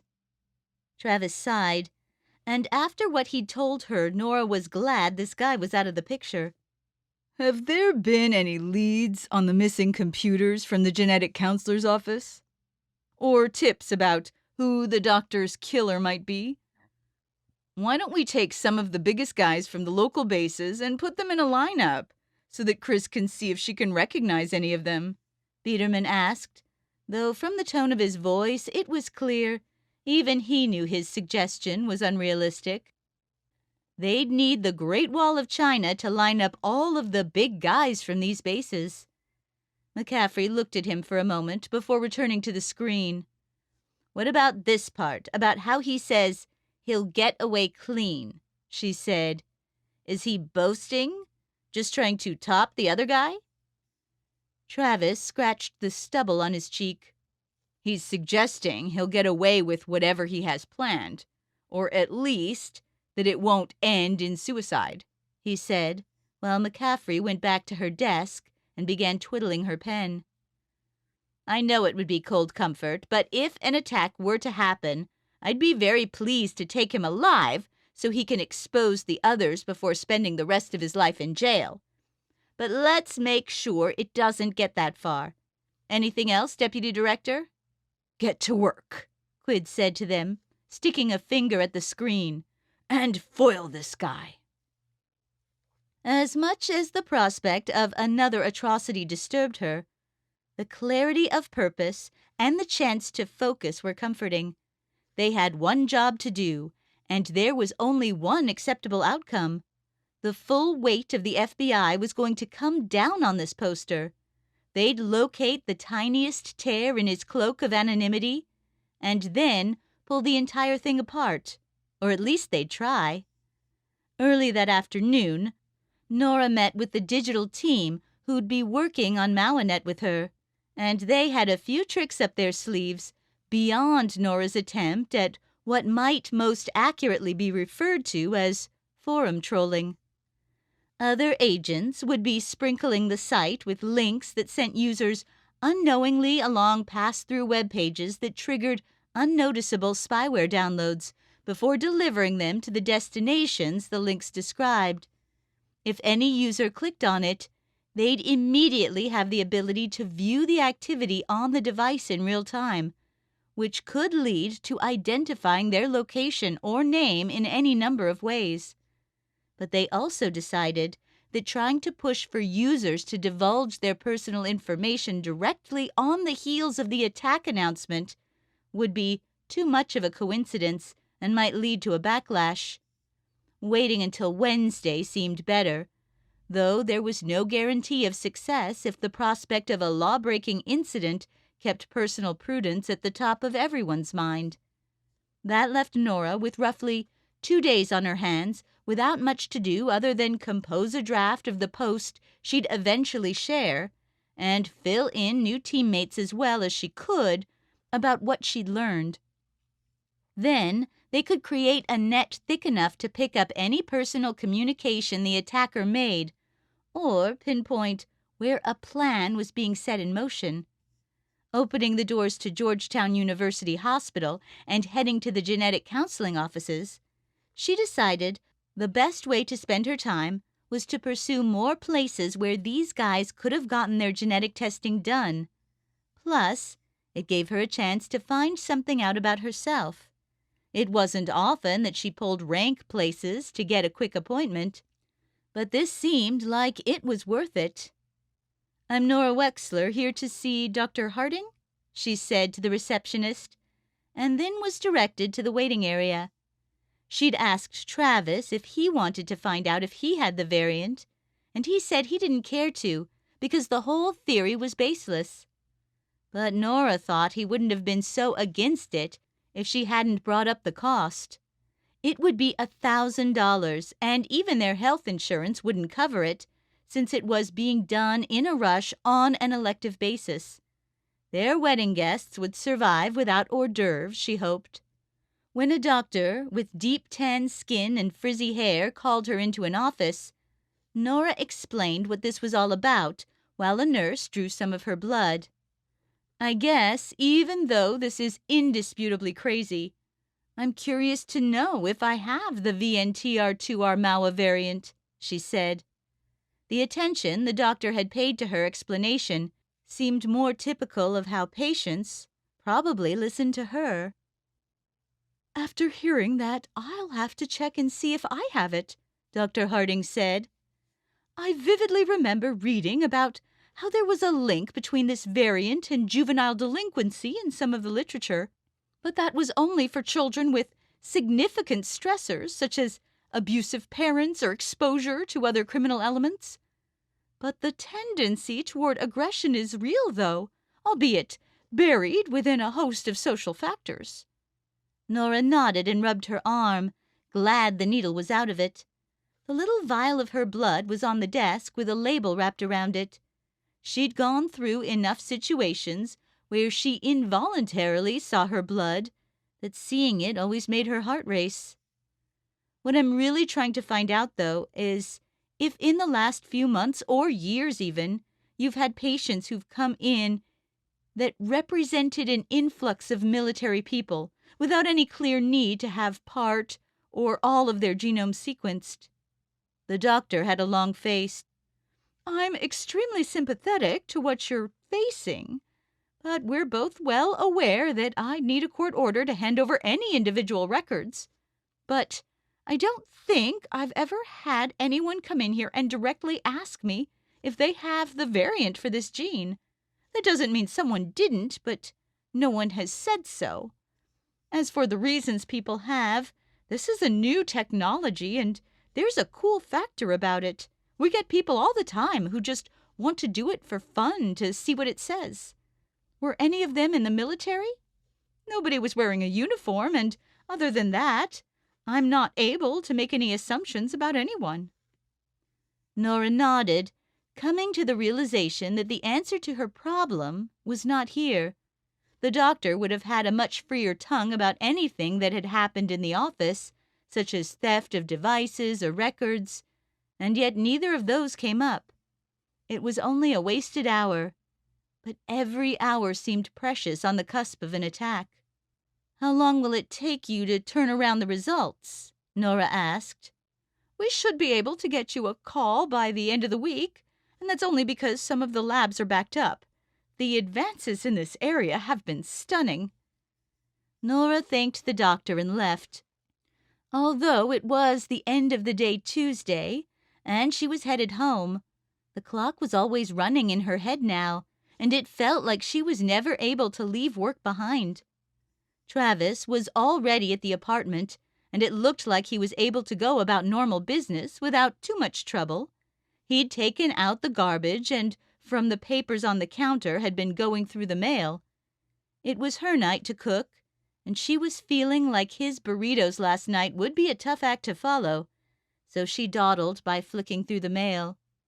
She picked up one piece that roused her suspicion and brought it over to Travis, who was sitting on the couch watching TV. Getting a mental break from the case now and then like that was something she felt she should do more of. Maybe the paper in her hand would give her a chance. "What is this about?" she asked, blocking his view of the TV and waving the paper around. It was a blank form from an insurance company that should have gone straight into the recycling bin. "I just wasn't done with that yet," he said, casting her a devious look. "What? Why?" Travis shrugged his shoulders. "I just thought maybe you needed a life insurance policy. It could come in handy. You never know. I'm sure I'd tell you about it eventually." Nora put her hands on her hips and shook her head in mock disgust. "No, Travis, just no. The 2 policies I took out on you are plenty." She slid in right next to him on the couch, smiling as she was trying to figure out what game show he was watching. Chapter 11. Joint Base Anacostia Bowling, 20 MacDill Boulevard, Southeast, Washington, D.C.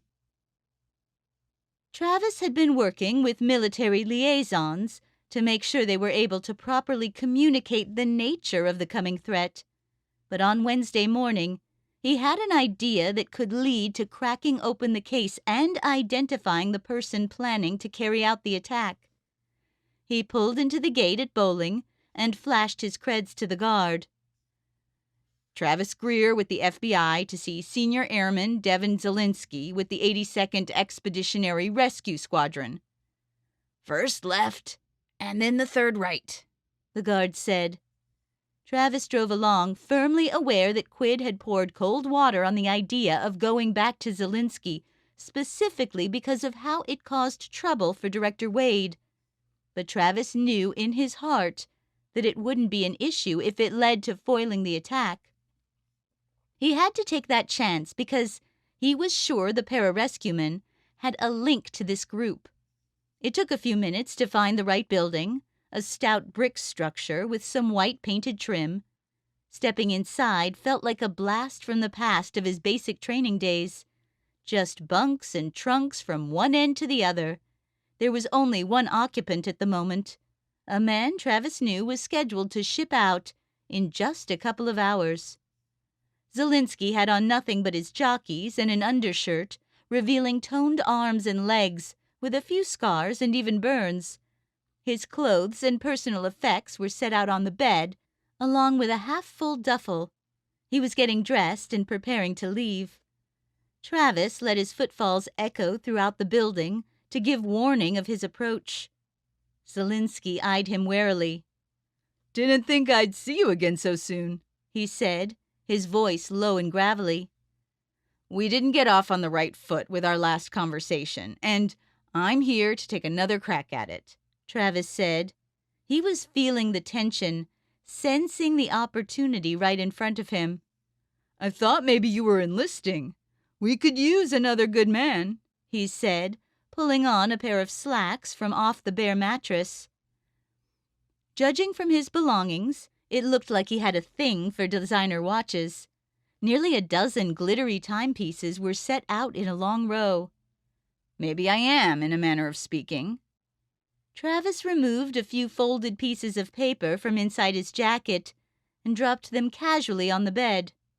"What's this?" Zielinski asked, reaching over. "I just got my results. Turns out I have the variant too." Travis had the second-floor staff in the print shop churn out something a doctor might hand over after sequencing someone's genome. Fake doctor, fake practice, fake results. But Zielinski wouldn't know that. Not that it mattered much whether these Mawanet users actually had the variant. Travis had never once seen someone discover that they didn't have the variant and get turned away. It was an unverifiable pretense for a serviceman to forsake the oath to the Constitution and join an extremist group. Devin Zielinski raised an eyebrow and handed the paper back to Travis, nearly tossing it at him. The story about his father dying of Huntington's had checked out, but that couldn't have been the only thing he wanted to find out at Richter Counseling. Losing their fathers in the past few years was one thing that Zielinski and Gregory Daniels had in common. Probably not the only thing. "Looks like you need to watch out for colon cancer," he said, and Travis smiled. He knew even with the paper this wouldn't be easy, but with new users joining the group every day, they had to be gaining numbers from one-on-one interactions like this. Their conference room discussion had danced around the issue, but now there was nowhere else to go but straight to the heart of it. "VNTR to our Mawa. We both know what it means and what's involved. I want in," he said, deadly serious. Zielinski scoffed at him. "I don't know what you're talking about." "Don't play dumb with me," Travis said, hands out. Zielinski's green eyes were withering. "You want to know what I'm in? I'm in the Air Force Special Operations Command. If you want to get into that, you've got a few years of work in front of you," he said. Travis hoped it wouldn't come down to this, but he had other ways of proving he had a trait for aggressiveness and a willingness to flout the rules. The results were just the icebreaker, enough to make a crack he could force his way through. With Zielinski looking right at him, Travis reached out and took hold of the man's arm just below the shoulder and shoved him back, pressing him against the wall below a window. The thud echoed throughout the building. Let me put this another way. I'm getting in. Get your hands off me. Travis squeezed harder. Zielinski was perfectly capable of striking back at any time, and it made Travis wonder why he didn't. What's it going to take to show you I've got it? Do we need to throw down right here until somebody can't get up? I'm good with that. At this, Zielinski out and out laughed. You wouldn't have a chance against me. Let's find out. If you need to find out how useful I can be, I'll start by showing your face. Zielinski brushed off Travis's hold lightning fast and pushed him back. Travis took it as a sign that this was happening, and he started to charge back. But Zielinski held out a hand. Look, I don't know what you want me to tell you. I don't have a notion what you're talking about with those genetic words or what you're trying to fight about with me. Now, I've got to pack up and get on a plane so I can do what I do, which is to perform medical procedures on the fly in conflict zones. So if you don't mind, you can leave now. Travis clenched his jaw as the doubts started to seep in. He'd been sure that this would get him in and get him the name of the attacker. But instead, he was being brushed off. It didn't make sense. If the report and the show of fists weren't going to do it, what would? The only other thing they cared about were the beliefs of superiority. Swallowing, Travis tried to regurgitate the words he'd read in a way that sounded authentic. I've always known I was different. Back in school, they said I didn't play nice, that I was a bully. I went into the service and went to war because there was no other place for me to be myself and do the kinds of things I felt natural doing. Maybe I should have stayed in, but even that wouldn't be enough because I feel that everyone around me is different and that no one respects me the way they should. Now I know why. It's this gene. We have to stick together because this is the only thing that matters. Their locked glare persisted, and Travis wondered if he'd gotten through to him, if something in what he'd made up matched what Zielinski was feeling. Inside, Travis hated what he'd said.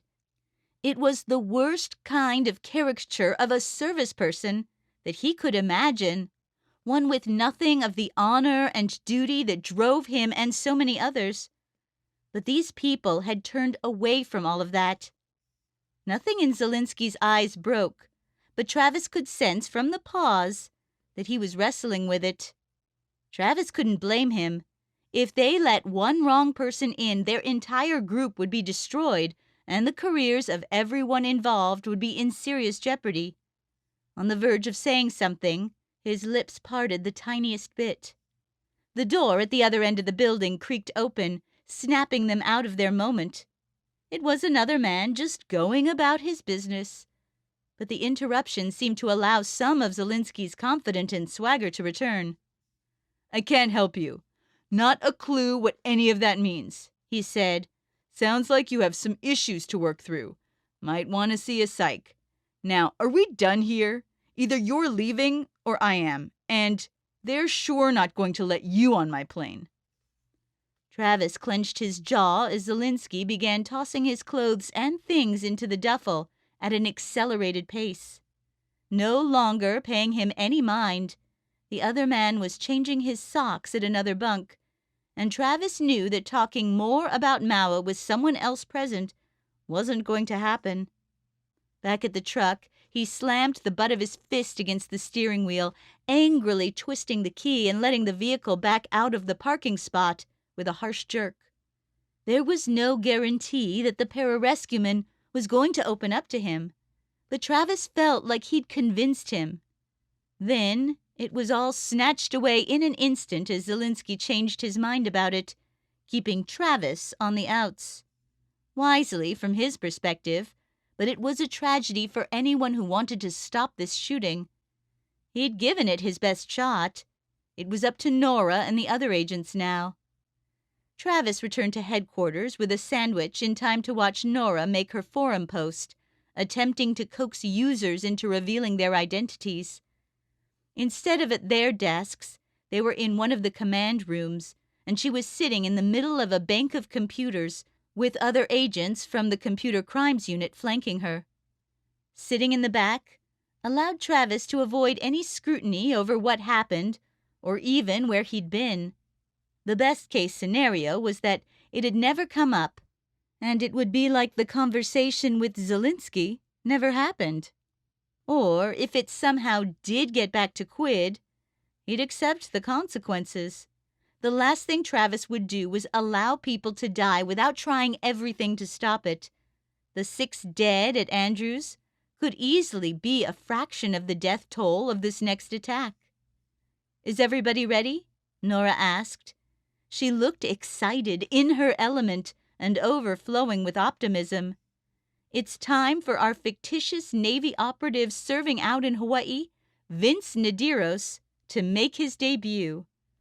A smattering of talk and mild cheers echoed around the group, and Travis could feel himself pulling for it to work, like he was at a Seahawks game, watching a fourth-quarter drive. He'd gathered that some of the spyware links that had already been planted around the site weren't getting any hits. The computer crimes guys speculated that it was a tight-knit group that treated everything with suspicion.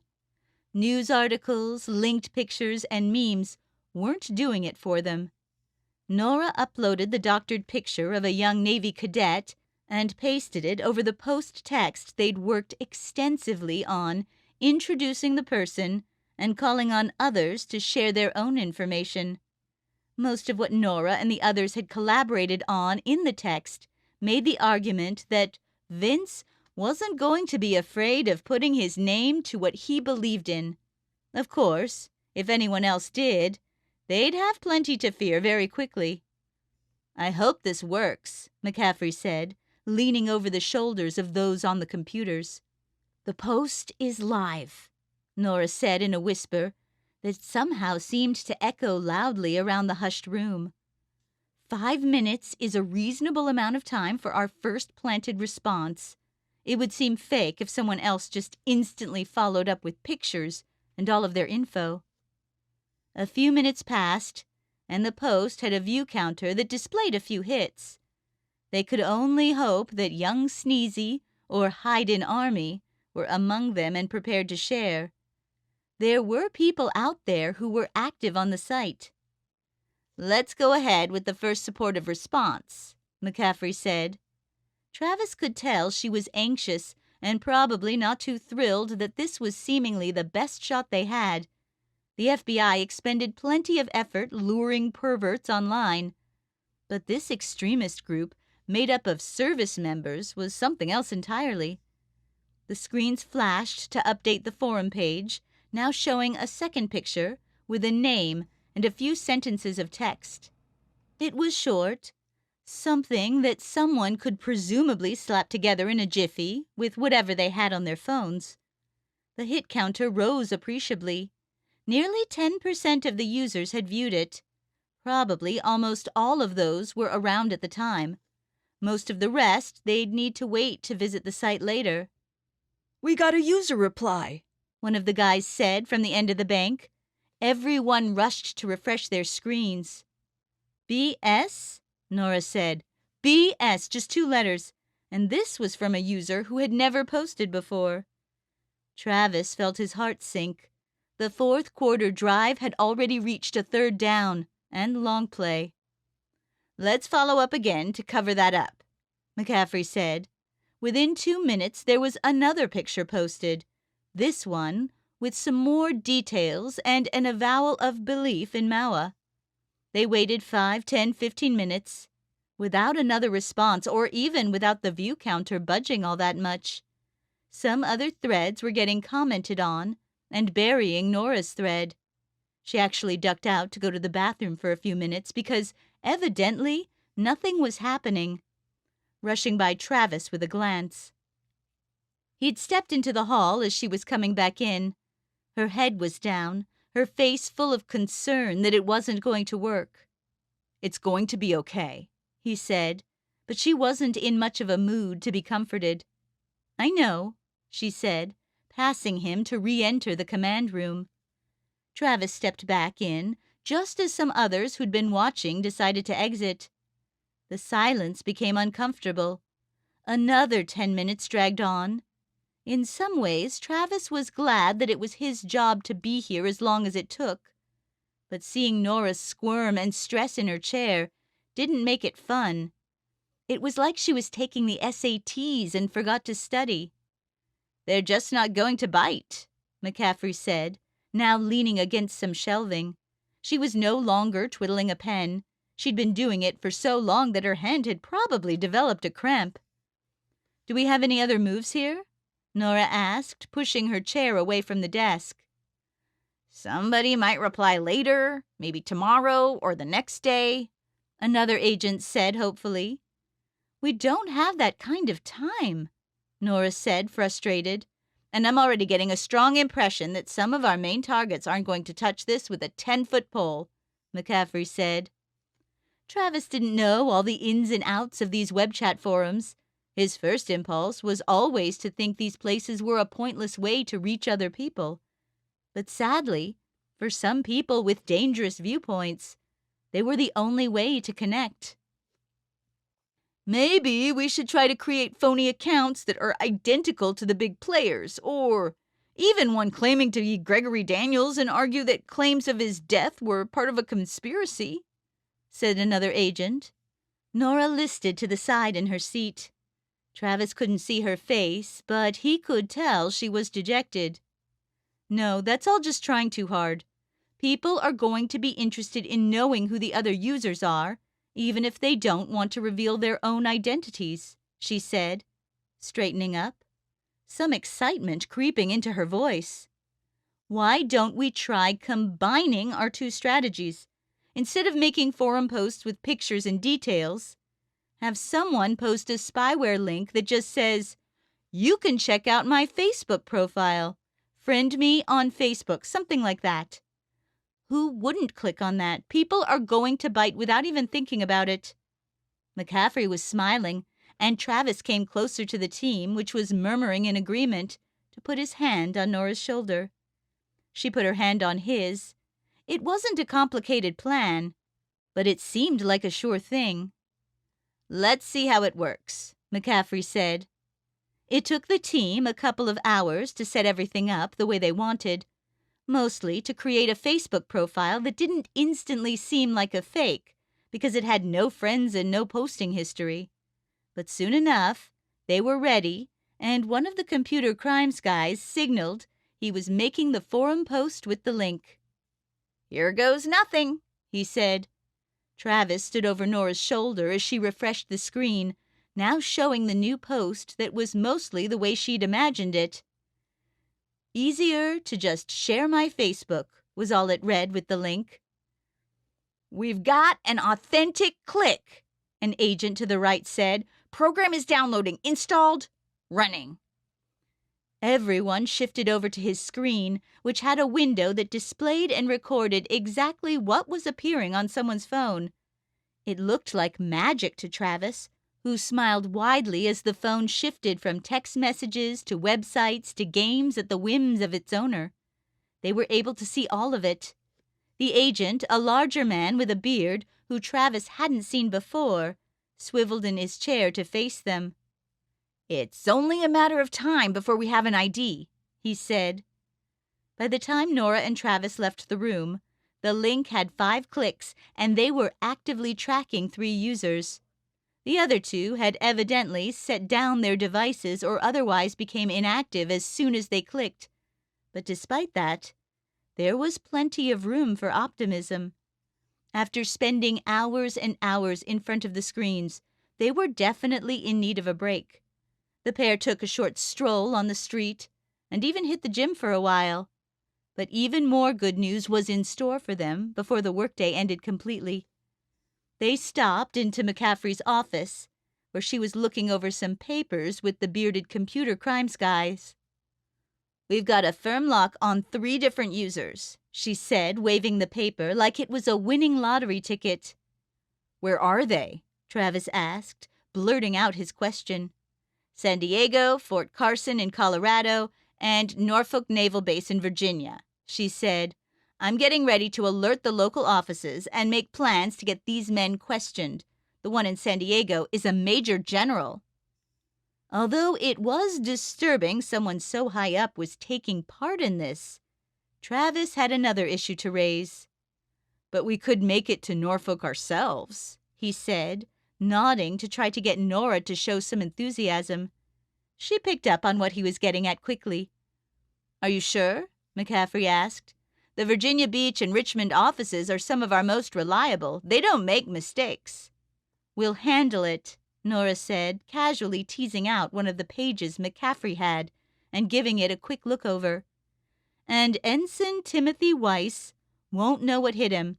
We'll get everything he knows." Travis and Nora looked over the page with the details of their target. It was tempting to call him a suspect, or perhaps even just a co-conspirator.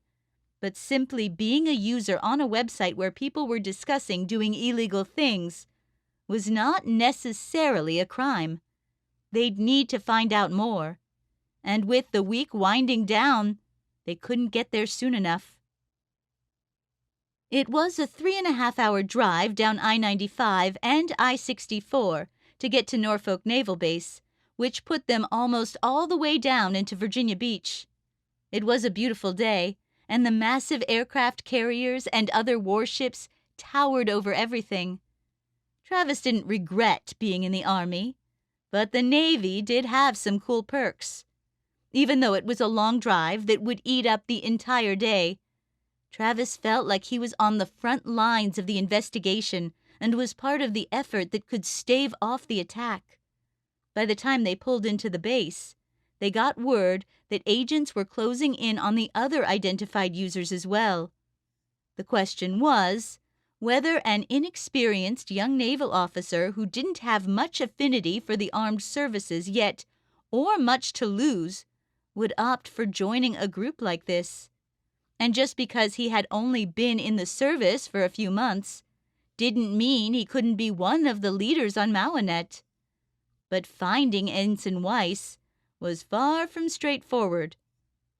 Despite a clear directory and a contact number for his station, they weren't able to find him. It wasn't until they contacted his commanding officer that they found out he'd been given leave for the day because of special duties he performed. That left Travis and Nora gritting their teeth, forced to call back to the DC Computer Crimes Unit to do some more snooping on his phone to get an idea where he was. Luckily, he hadn't gone far, but where he did go presented its own challenges and chances for wasted time. The Norfolk Naval Base had its own golf course, called Sewell's Point, and when they arrived, it looked like hundreds of people were scattered around the course. A course attendant was able to tell them that he'd teed off an hour ago, but where he was now out in the middle of the course was anyone's guess. Is it just me, or does popping up out of the woods in the middle of a golf hole not seem like a good look for an agent? Nora asked Travis. I second that. They waited at the clubhouse and chewed on paninis over an extremely long 2.5-hour lunch until Weiss's group finally came in.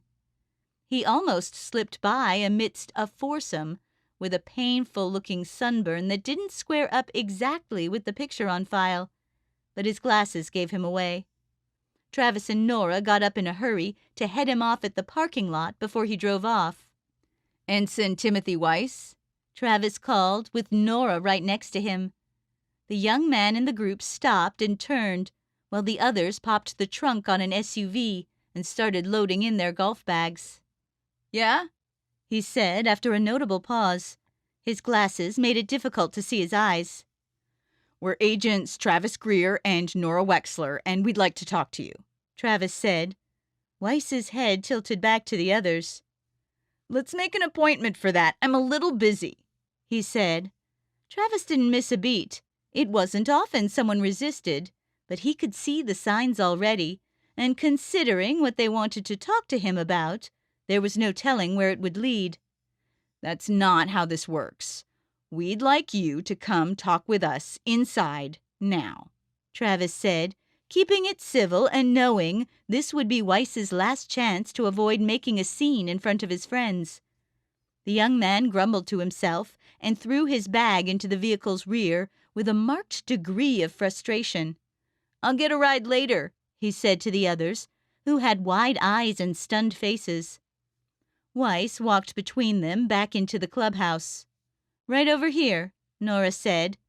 They'd had plenty of time to work out a free room they could have with the staff during their extended lunch, and she held the door open to a supply closet with a workbench and a couple of stepladders. Travis flipped the switch on a bare bulb set above the doorway. This was it, their first look at someone who was indisputably a MAUA member. Other than the sunburn and the high degree of annoyance, he didn't look like much. His feelings would change quickly, though. "Can you remove your sunglasses, please? You won't need them in here," Travis said, and the young man took them off and put them in his pocket with a sigh.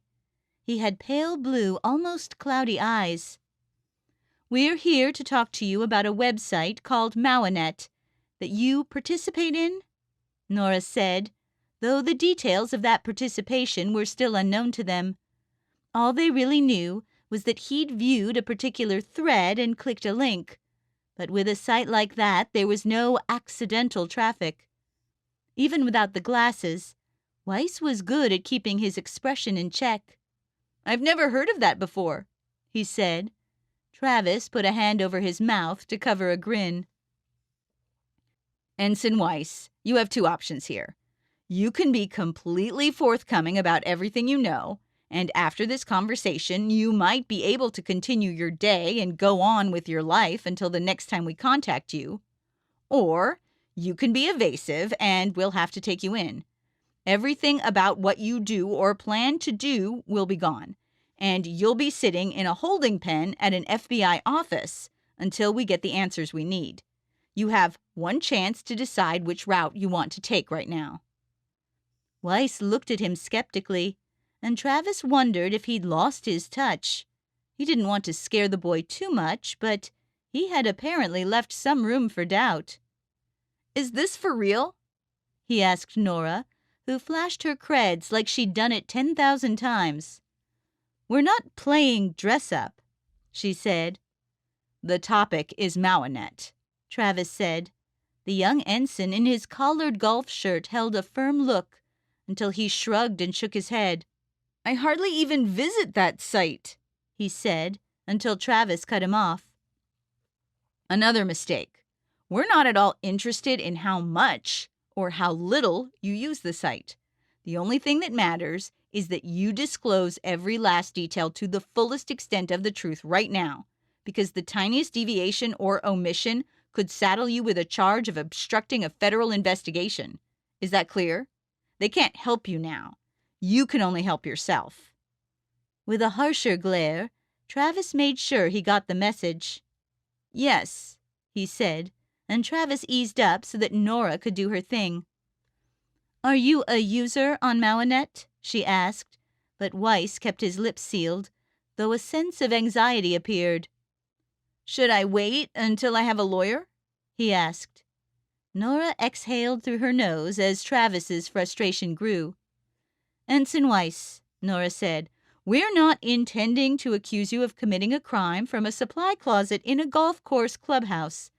But if that changes, we will immediately inform you and you'll have an opportunity to consult with an attorney. These are the easy questions we already know the answers to that we have to get through in order to ask about the things we don't know." He closed his eyes, making Travis wonder if he'd tried to stall or if they'd really have to bring him in to get him to talk. "Okay, yes, I'm a user there," he said. Travis relaxed a bit. And what username do you post under? Nora asked, but he hesitated again. Do I need to repeat the question? Should we conduct this elsewhere? Weiss tried to turn his head away. Killing Spree is the username, he said. Travis's eyes widened, and Nora glanced at him. He'd read from it that as provocative as the name was, it wasn't one that rung a bell for her. When did you join the site? About 2 months ago. Have you ever seen someone to have your genome sequenced? She asked. No, he said, drawing a look from both of them. I'm being honest. Have you ever said that you've had your genome sequenced? Yes, he said. Did you claim you had the VNTR2R MAUA variant? Yeah. Who told you about the MAUA group and the website? She asked. Weiss glanced up at the ceiling. The room had a smell of bleach to it that made it difficult to concentrate. It was a guy I met my first week of training. His name was Sergeant Potts, or something like that. I'm remembering as best I can, he said, putting his hand to his head. I never talked to or even saw him again, but he started telling me about this when I thought he was bringing me in for a disciplinary action. I forgot about it for a month, but then finally went there after another incident. Travis was licking his lips, glad to get the good stuff. The connections were starting to grow, and soon it would create a web that encompassed everyone on the site. And why did you decide to create an account? Nora asked. Weiss shrugged. Seemed interesting, like the place for bad boys in the service. The stuff they talked about, the theories. It wasn't like anything I'd read before. I don't hardly ever post anything there, but I keep up with it to see what they'll do next, he said. And who have you told about MauaNet? Not a soul. Ask anyone if I've ever mentioned a site or anything about this, Weiss said without hesitation. Look, I'm not stupid. I know why you're holding me hostage about this stuff. Some people are doing some horrible things on there, but I've never participated in that or voiced support for it once. For me, it's like driving by a car wreck really slowly and trying to get a good look at everything. As I pass by, each time there's a new epic disaster with somebody throwing their life away on some dumb mission. Nora glanced at Travis. They hadn't talked about how there could be casual members who treated the movement as a spectator sport, but it wasn't out of the realm of possibility. Whether someone with a username Killing Spree was a passive watcher seemed up for debate as well. Do you know anything about the users Young Sneezy or Hyden Army? She asked, and he vigorously shook his head. Nothing. Nobody says anything about himself except for yesterday. Nobody knows anybody else. Sergeant Potts never told me what he posts under. If you saw some of these things and didn't agree with them or knew they were dangerous, why didn't you report them to anyone? Travis asked. Weiss shrugged uncomfortably, and his sunburn from being out on the course appeared to keep getting worse as time went on. I didn't think it was real, to be honest, he said, though Travis got the sense they were taking a detour from honesty. Mostly it seemed like tough guy talk and chest thumping, only with a weird science bend. Not all that different from some of the things I hear around the base. Travis put on a show with Nora of hemming and hawing over what they'd heard. That was the one answer he didn't buy. But the value of speaking with Timothy Weiss wasn't so much in what they told him. It was what he did afterward on his phone as he continued to be unknowingly tracked. Holding his hand out with the index finger pointed, like he was going to poke the young man in the chest, Travis drove home his final point. If you think of anything else, remember anything else, or see anything new, contact us immediately, he said. Oh, I will, I promise you, Weiss said. Nora opened the door and let him out. We'll be in touch, she said. They couldn't see his face as he walked away, but Travis imagined it had some measure of relief and indignation on it. What he did as soon as they were out of sight was the thing they were most interested in knowing. The drive back consisted of little more than miles of highway and speculating if anything would come of their supply closet interrogation. End-of-day meetings with McCaffrey were becoming standard, and they let her know everything that had transpired before checking out for the day. The next morning, Friday, they returned to work ready to follow up on the leads Weiss had given them. Monday seemed to loom large over everything they did, but spending another 6 or 7 hours in the car to drive places no longer seemed worth it. They did hand off the search for Sergeant Potts to other agents, who discovered he'd been discharged after an AWOL incident and took him in front of his home. He'd be detained clear into the following week, but without any likelihood that he was connected to the imminent attack. Through his tracked phone, they could tell that Weiss hadn't engaged in a flurry of communications to other MAUA members, as they'd hoped. It was starting to look like he really was a fringe figure without any real involvement. As for the other members who'd been tricked by the spyware link, McCaffrey filled them in at the close of the day with a tired expression on her face. The Major General was actually conducting his own investigation into the site after hearing about it, she said, so that didn't help us. And then the other one in Colorado had apparently never visited the site before that day, according to his browser history.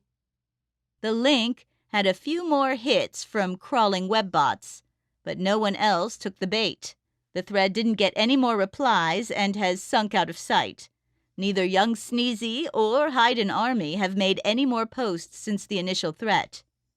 Travis looked around, disappointed that the main targets were still well out of sight. "There's got to be more we can do.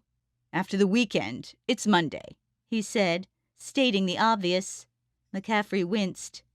"We're going to work around the clock on this, but some of us here, in particular you two and myself, have to get some rest or we're going to fall apart.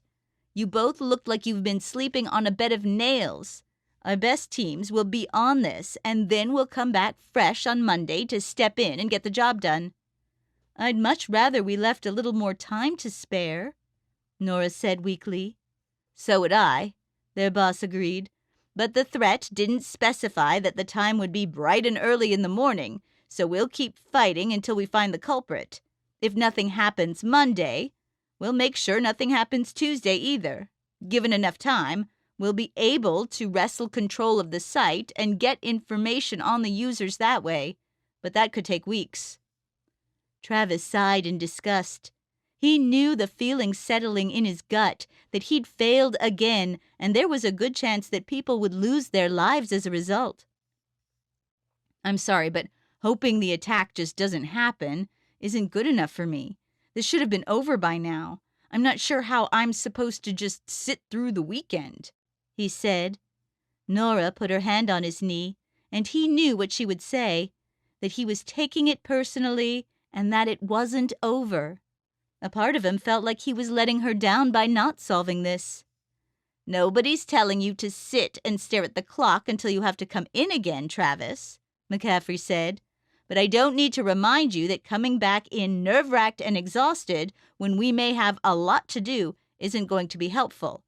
Just because we're running out of leads on the site doesn't mean we don't have a lot more to do." Travis put his hand over his eyes. He'd managed to take the situation in stride for a while, but as the week wore on, the anxiety started to get to him. "What else do we have to do?" he asked. McCaffrey set the pen she was holding down flat on her desk. "We'll have to switch our focus from preventing the attack to preparing ourselves to respond to it in the most efficient, effective way possible. There are still lives to be saved." Chapter 12. FBI Headquarters, 935 Pennsylvania Avenue Northwest, Washington, D.C. Nora arrived at work on Monday with a sense of impending doom. Over the weekend, the threat had drained the possibility of having any fun at all, because they were constantly checking their phones to see if there'd been a break in the case. Now, walking through the front doors, she felt like all she could do was sit and wait for the terrible news that somewhere around the country A mass shooting was taking place because she hadn't been smart enough to thwart it. Usually, once inside the 5-story behemoth, taking up most of the block that was the FBI headquarters, she skittered off to her desk, occasionally with a tap on Travis's backside as a way of parting. But today, leaving him at all just so she could sit at her desk alone seemed unbearable, and had to be put off by any means necessary. "Oops," she said when the elevator rose past her 3rd floor, on its way to his workstation on the 4th. Travis smirked and shook his head. Although most of the 4th floor was occupied by some of the more mundane units in the FBI, such as the ones for accounting, human resources, and supply purchasing, Travis was lodged in the front corner, not too far from windows overlooking Pennsylvania Avenue, along with the rest of a cohort of agents with military or SWAT-style training, were part of the tactical deterrence team. "It's going to be quiet in this section today," Travis said, gesturing to the empty desks and the black computer screens. "Almost all of the guys are joining up with the rapid response teams near the bases in case they need to intercept." Meanwhile, there were about 100 other employees on the rest of the floor, making sure everyone got their paychecks on time and the entire FBI didn't grind to a halt. Nora didn't ask if she could hang out for a few minutes before returning to her desk.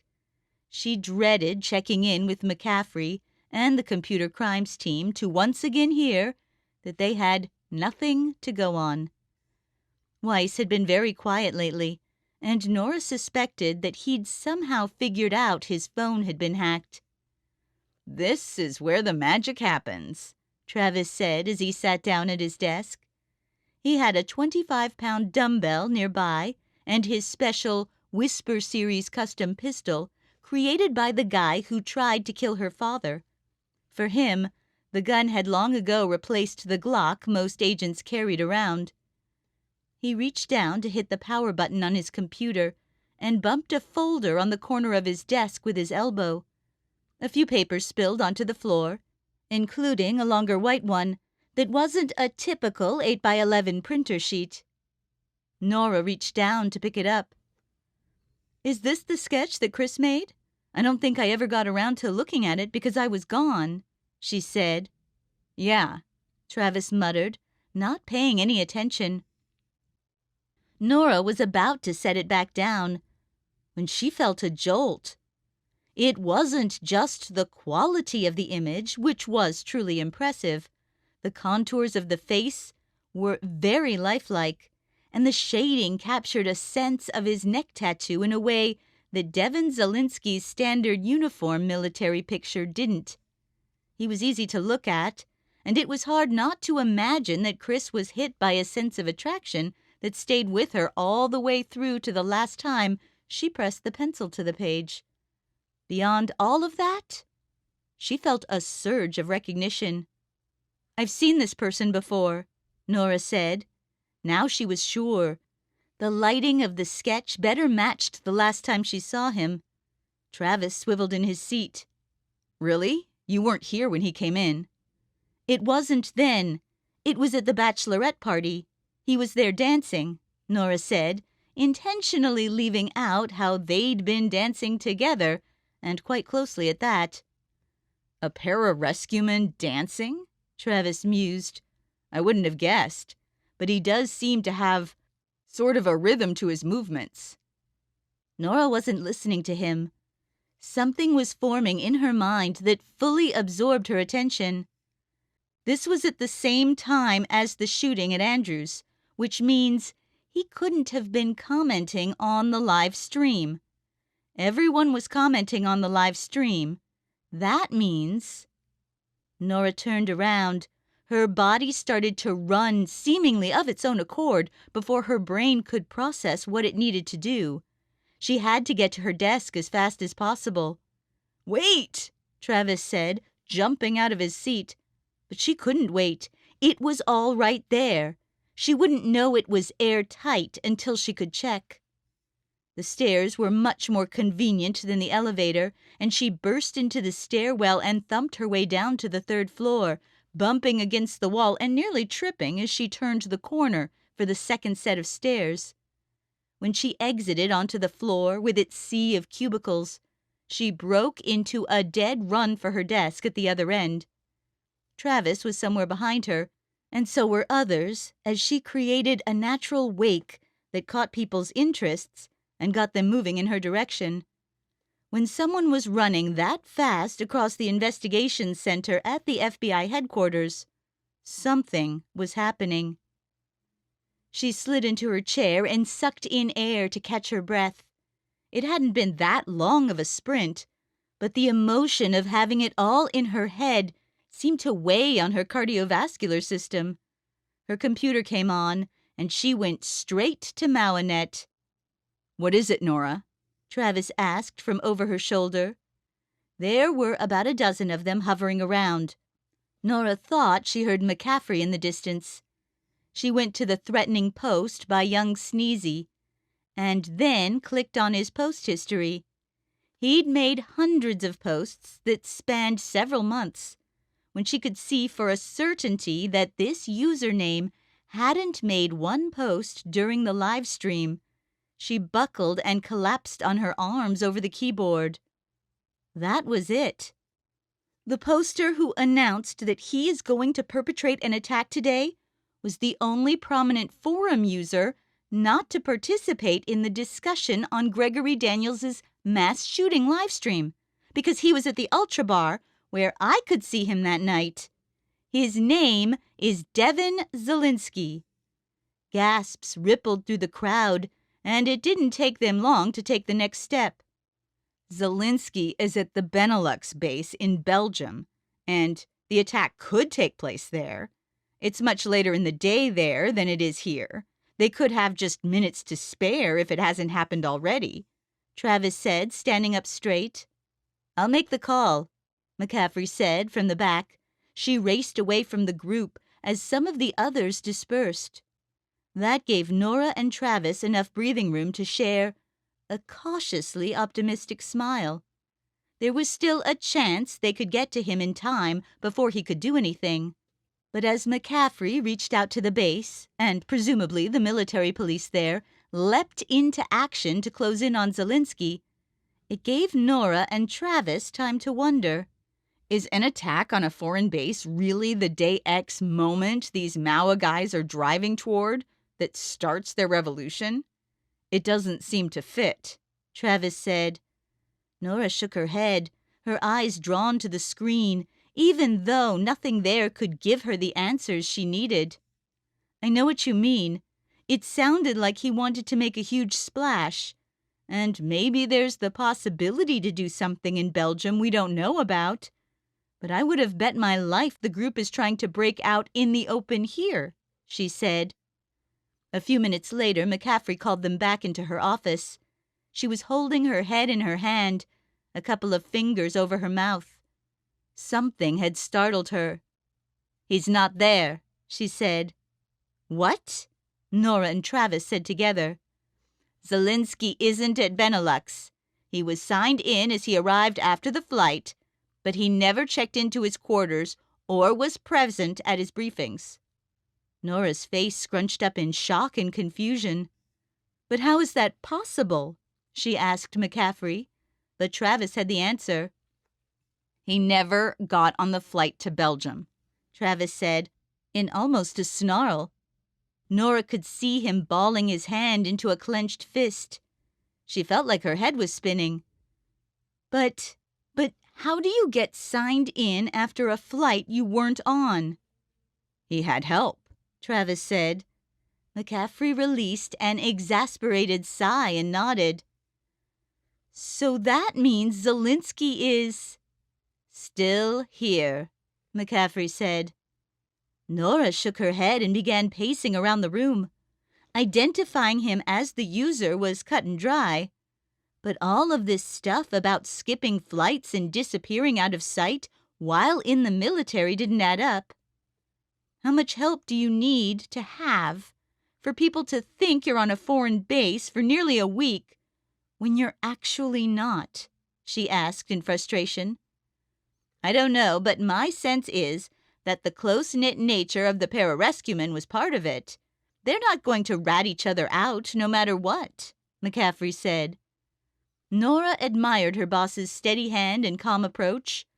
But for once, Nora wanted her to just shout out at the top of her lungs that this was getting completely crazy.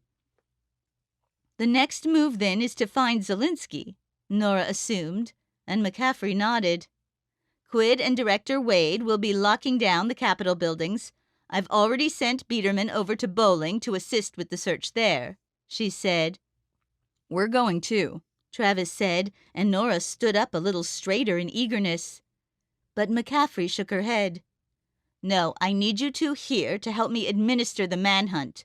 Almost all of our other investigative agents will be out crawling over these places and closing any possible targets. We'll freeze the entire city, if we have to, until he's found, she said. Nora got the message and gave her assent. Being able to chase him down personally would be something she'd relish. But when he could be anywhere, the most helpful thing they could do was use their knowledge of the case to help others conduct the search. Travis had a disgusted scowl on his face. He looked like he was about to punch a hole in the wall, and Nora wondered if, as soon as they left this room, he'd really be able to hang tight and work the phones with her. You know, I actually saw him not 2 hours before he was supposed to get on that plane, he said, drawing a wide-eyed look from McCaffrey. Even Nora hadn't known. You did what? Their supervising agent asked. I knew from when we brought him in to talk that he knew something, so I made a last-ditch effort to get through to him to find out who made the threat by going straight to his bunk. I pretended like I wanted to join the group and had the gene variant. He looked tempted but didn't go for it, and now I know why.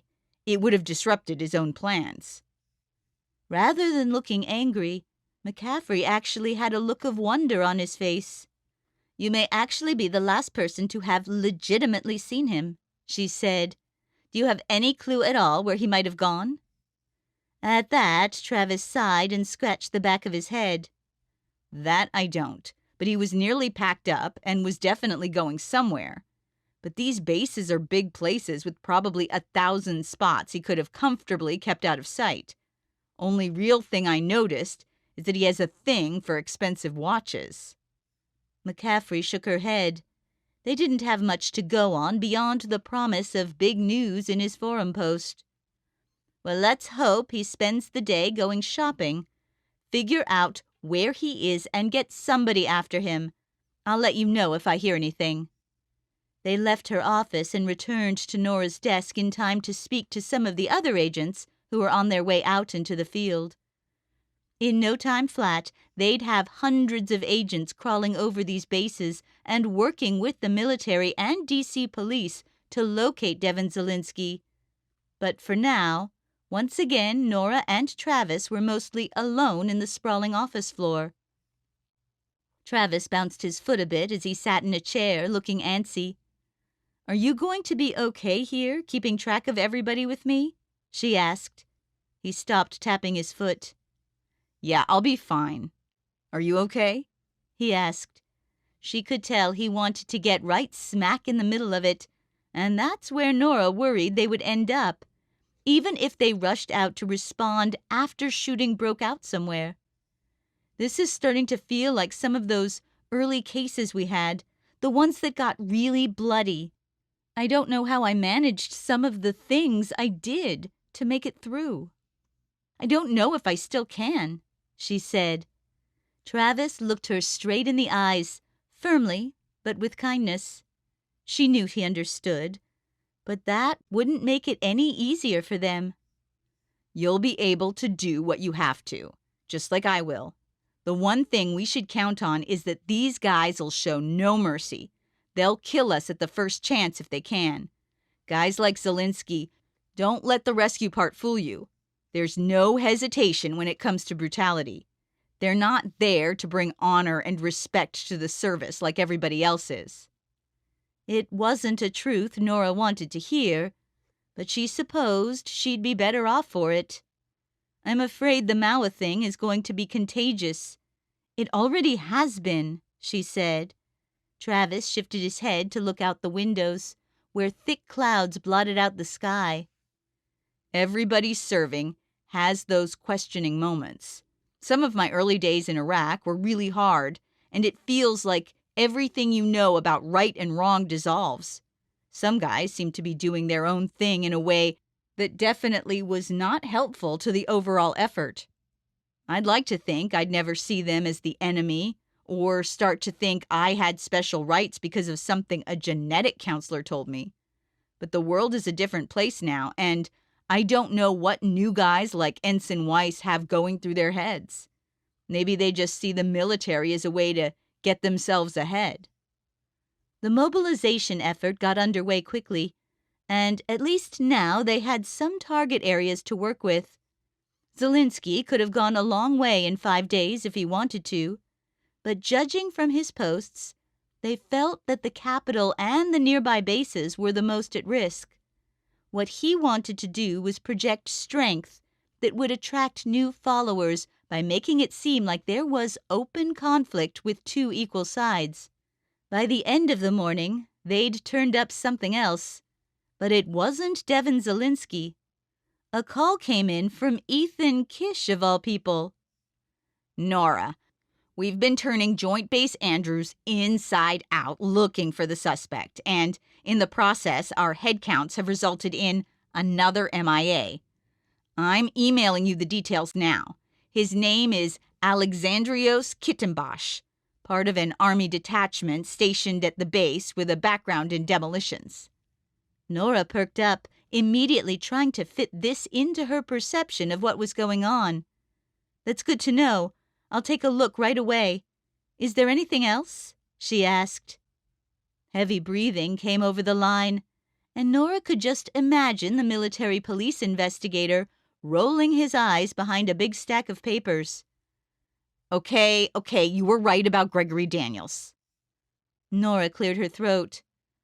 I was asking if you'd come by any clues, like missing weapons or people who'd seen either of these two men, but I guess I'll take the mea culpa and even spare saying I told you so, she said. Travis leaned over as Nora opened the email and began to scroll through the attached personnel file of Kittimbosh. He always seemed a head taller than anyone else he was with, and after a little research, they'd discovered that he had a notable nickname. They call him the Bear? He's enormous, like a truck barreling down the highway, Nora gasped. Or a linebacker for the Ravens, Travis said. Forward that over to me. I've got to get a picture of this guy to Chris. I have a feeling Garrett Richter's killer just managed to hide his way into our sights. That's it, Nora said, taking a hold of Travis's arm. He's Hide-In Army, the one who said he was in on young Sneezy's attack for today. I'll let McCaffrey know that they may be together. The Army's probably the only place that could hide a guy that big, Travis said. Look at this disciplinary record, Nora said, cringing. Earlier this year, he sent a guy to the infirmary for a broken nose. He's been in the Army for 3 years, and early on, there was a death that was ruled an accident. Yeah, right. He nearly drowned a guy in a toilet for snoring. How many chances does a guy get over there? I'd say all of his are up now. Travis leaned toward Nora as he texted Chris Richter an image of the bear and asked for her take. Nora casually noticed that there wasn't any recent history of him texting with this number. The response was quick. This is the man who broke into my house. I'm dead certain. After glancing at Nora, Travis hit the button to place a call to her. Hey, Chris, thanks for getting back to me with that confirmation. I don't want to scare you, but this individual may be preparing for another violent action. Can you get me your current location? I'm going to send someone by to help get you out of town. Probably someone with the local PD. Be careful who you open the door for. And no, there's no need for any special thanks about spotting him. We just got lucky. Nora looked at him out of the corner of her eye once he ended the call. We got lucky that someone nearly as big as 2 fully grown men decided to join the call to go on a killing rampage? Travis shrugged. It was one way of putting it. I'm not sure how we'd find him otherwise, but it's a silver lining that he spoke up to say he wasn't done causing trouble. After informing McCaffrey about the news that there was a second bogey on their radar, Nora and Travis had a gourmet lunch at her desk of vending machine sandwiches, little bags of chips, and plastic cups filled at the water fountain. Then it was a busy afternoon of researching Zelinsky and Kittenbosch so that the agents in the field could walk over every possible place they might be. Their childhood homes were visited, their phones were tracked, though they were both inactive. The FBI was listening in on every possible discussion for their names and whereabouts. And of course, Nora had her eyes on Mawinet, which had gone remarkably quiet. No one wanted to post anything that would immediately be superseded by another live stream shooting. It was shortly after 3 p.m. when a user finally made another comment, which happened to be on Young Sneezy's announcement thread. It read, "So, is this happening or what?" In a way, Nora sympathized with the sentiment. These guys knew too much to get caught strolling around, and the day was dragging on, though there were plenty of hours left. For all Nora knew, Zelinsky was planning another midnight strike on base as a demonstration of how Gregory Daniels should have done it. Another hour and a half slipped away, and an entirely new set of circumstances were coming down the pipe. Before long, a lot of people would be going off the clock, and the number of people to maintain high security in the area would recede. There'd be a huge influx of people out in traffic who could pose as ripe targets. She and Travis knew they'd likely be working through the night, but mostly, Nora had her doubts that they even had a firm understanding of what Zelinsky intended to do. "Maybe it's just a big hoax," she said, skeptical of what she was saying. "Maybe they knew we were watching and wanted to waste our time. These 2 guys could be going AWOL and starting a cult out in the woods somewhere for all we know." Travis took a deep breath and was tapping his foot again. She was antsy too, but it would be a relief if nothing happened. The last thing she wanted was to repeat seeing bodies strewn around on the floor in the aftermath of a shooting, like she did at Andrews. Travis looked at her. He leaned back, but seemed ready. "My one take on Devin Zelinsky is that he doesn't make idle threats." Nora grumbled to herself, forming something to say in her head about how these people were unpredictable. But she stopped herself as a noise hit her ears. It was barely perceptible. "Did you hear that?" she asked, squinting and craning her neck, though she had no idea which direction would be best. "No, what?" Travis said. "It sounded like popping bubble wrap," she said. But before she could get the words out, she realized what that sound must have been from 2 floors down on the ground level. The air seemed to be sucked out of the entire building. It was gunfire. The attack was on the FBI headquarters, and it had just begun. Nora's hand went to the receiver of her desk phone, but as soon as she picked it up, she heard the dial tone go dead. Before she could even open her mouth, the lights and screens around her went dark. The power had been killed, and suddenly, the only light was faintly filtering in from the windows. Background in demolitions, Nora thought. They looked at each other. Neither needed to ask what they should do because that was obvious. They had to track down and apprehend the perpetrators, and there was no talk of one of them confronting them while the other ran or hid. They were in this together. Taking out her cell phone, Nora loaded Mawinet and noted there was no live stream of the attack, which was regrettable because it would have given them an easy window into what was happening below. The popping seemed more intermittent, like it was trailing off.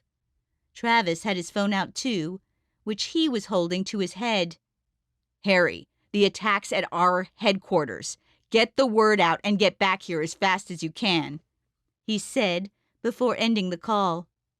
They glanced out the window and a sickening feeling hit Nora as she saw rush hour traffic was bumper to bumper across every inch of the roads.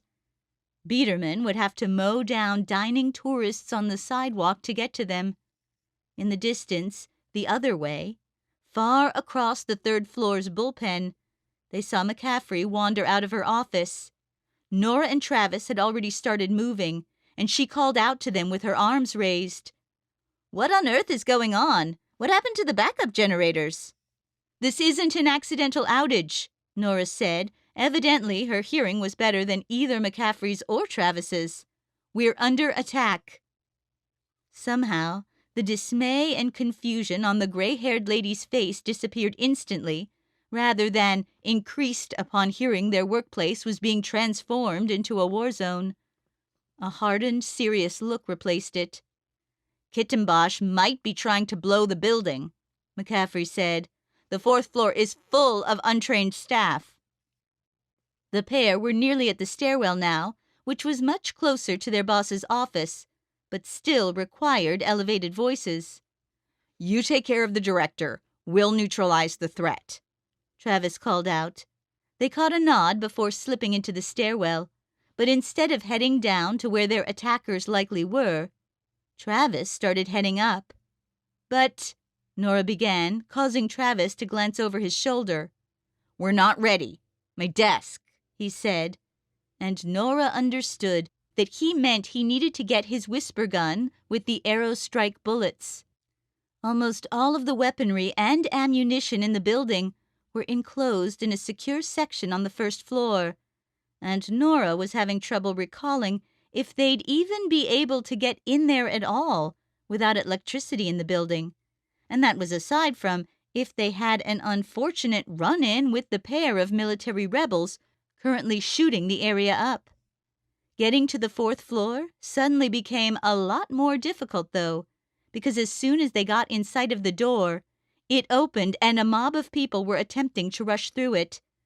Someone had gotten wind that they were in danger, and everyone was attempting to flee. That might have been fine if they weren't right in their way and potentially running straight toward an automatic weapon. "Everybody back. Let us through and stay inside," Travis yelled at the top of his voice. At least they immediately all recognized him, since they worked on the same floor. While Travis rushed to his desk to arm himself, Nora began planning how she would get these people out. The way they were looking at her made it clear that they were afraid for their lives. "Who has a cell phone? You, give me your number quickly, please."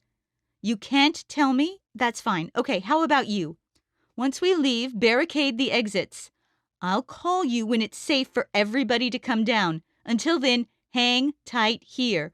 There are active shooters on the floors below, and we have to assume anyone they see will be a target. Also, some of you go stop the other people from going down the other stairwell now." Inwardly, Nora was aghast at the disaster that was unfolding.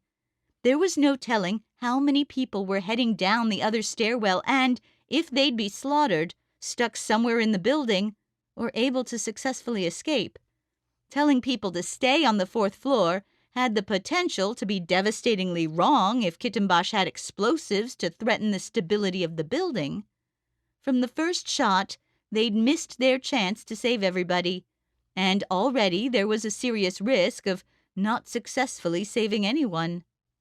Travis returned to her side with his silver pistol in his hand, sleek and shiny. It was deceptively powerful, but he also had a standard-issue Glock that he handed her. From the weight, she could tell it had 10 rounds, and it fit her hand like a glove. "Another one of the guys up here found out I kept a gun at my desk and started doing the same," he said. Nora decided they could overlook the workplace safety implications of everybody keeping guns at their desks until this was over. She looked back to the stairwell and wondered what they'd run into once they started down. "Pretend they are Miron," somebody said as they started away. Nora glanced over her shoulder and nodded, resisting the urge to stop and succumb to the painful memories the reference stirred in her. That person had recognized her and remembered what she'd done, what she was capable of doing. Sometimes she forgot she wasn't just a strawberry blonde agent who could blend in and be part of the crowd. It was dark in the stairwell, which only had little red emergency lights flashing, and all they could hear were their shoes clattering against the steps. They passed the 3rd floor and the 2nd without noticing anything different. This stairwell would bring them right down to the main lobby, while the other one emptied out further back near some of the training and presentation rooms. The thought crossed Nora's mind that at least the tours that visited the FBI headquarters would have all finished by now. They approached the 1st floor door cautiously. It had a tiny window that allowed them to peek out into the lobby. "Seems clear. They may have moved on," Travis said. Nora wanted to look herself because it didn't make sense how this area of the building could be clear of people. The reception desk and security were here, staff present at all times. He slowly nudged open the door, pistol at the ready in front of him. Nora had her finger on the trigger, close to Travis, but not too close in case he needed to retreat in a hurry.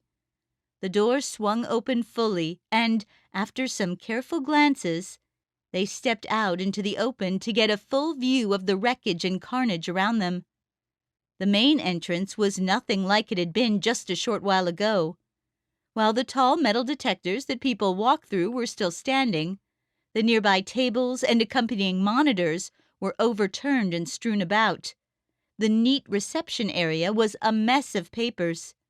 Nearby was the entryway to the bureau's The FBI Experience guided tour that mercifully had been closed today and likely would be for a while, as many of the screens that covered the walls had been shot to pieces. And then there were the bodies. "Over here," Nora said, rushing to the side of one of them that was not too far from the main doors. The name tag of the security guard read Matthew, and nearby it were 2 bullet wounds to the chest. He was long gone. Travis tried the front door to find it was sealed shut. The front of the building didn't have many windows and was set far off the street. It took some effort to look out to see traffic sitting in the road. No one was around outside. Nora remembered walking in that morning and waving to Fiona at the reception desk, as she always did. Gritting her teeth, she turned away from the front wall and leaped over a table, flipped on its side to get to the reception desk.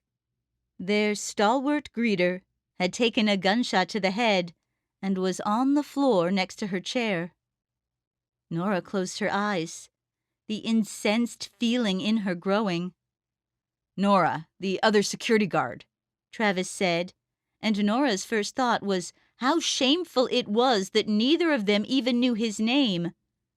But when Nora looked, she found there was not another dead body as she expected. Somehow, it was worse. A slick, bloody streak along the black tile that led back into the staff section of the 1st floor. The door had been propped open by a military-looking canister. The pair exchanged glances, trying to piece together what was going on with enough certainty that they could get ahead of the situation and put a stop to it. "They dragged his body," Nora said. "They're trying to access the weapons cache," Travis said, sounding alarmed. "The handprint scanner is holding them up." The volume of weaponry and ammunition stored in a special section near the back of the building, near the secondary entrance, would be enough to outfit a small army. Half of it might have been emptied out by the agents who were gone, but it would still have plenty inside to help amplify a big blast. Nora had gotten through the door first and was progressing swiftly and quietly through the corridors, ready at every turn to confront the killers on the loose in the building. The streak was easy to follow, and Nora knew the way anyway. In some ways, it felt like a blessing that these two had left a trail. Everything was quiet throughout the building, until it wasn't. Some rustling and thumping came from around the corner, where Nora knew the hallway widened around the bunker at an intersection not far from the second stairwell and some of the main arteries throughout the floor. Together, Nora and Travis crept to the edge and crouched low as they peeked around the corner and caught their first glimpse of the perpetrators. It was hard to focus on anything other than the sheer enormity of one of the figures, who had to be Alexandrios Kittenbosch. They were both wearing combat gear, but Zielinski, though relatively tall, had to be a foot shorter than his companion. A sense of what they were doing immediately disturbed Nora, whose mouth gaped open as she saw not one, but two bodies being used to try to fool the handprint scanner. One of them was trying to press a limp hand to the plate, while the other was holding an assault rifle. "What a piece of junk!" The larger one's voice rumbled through the halls. Nora had an idea that without power, all the hands in the world wouldn't get them in. But apparently they'd really had their hearts set on getting in there. They probably should have found out how to open the door before they cut the power. Nora was just thinking how best to get her left arm around the corner and fire off a shot when Zielinski's head shifted their way. "Alex!" The assault rifle he held was shifting toward them as well, leaving Nora and Travis to each rip off a haphazard shot with their non-dominant hands as the two targets scrambled. Nora's shot dinged off of something in the distance, and Travis's, which she didn't even hear fire, blew a crater in the wall beyond them that rained plastery dust. She was able to just glimpse it before pulling back behind the corner. A quick burst of fire speckled the wall beside them. Nora felt like her heart was going to jump out of her chest. "He has an M16, Travis said with a look of disgust. He was getting some distance between himself and the corner. "We should go after them," Nora said, and he jerked his head to her. "Go after them? They're coming after us." A tiny squeak in the hallway told her he was right, and she immediately started to scamper back. It was impossible to both watch where she was going and look back to see when they'd come around the corner and be able to take shots at them like fish in a barrel. But fortunately, Travis took her hand and guided her. "We have to get clear," she said, her chin on her shoulder. Even in the darkness, the shadows were looming large where they'd just been. "There," Travis said, jerking her abruptly into an alcove with a water fountain where they could settle in and take aim. Zielinski didn't wait to turn the corner before he started firing.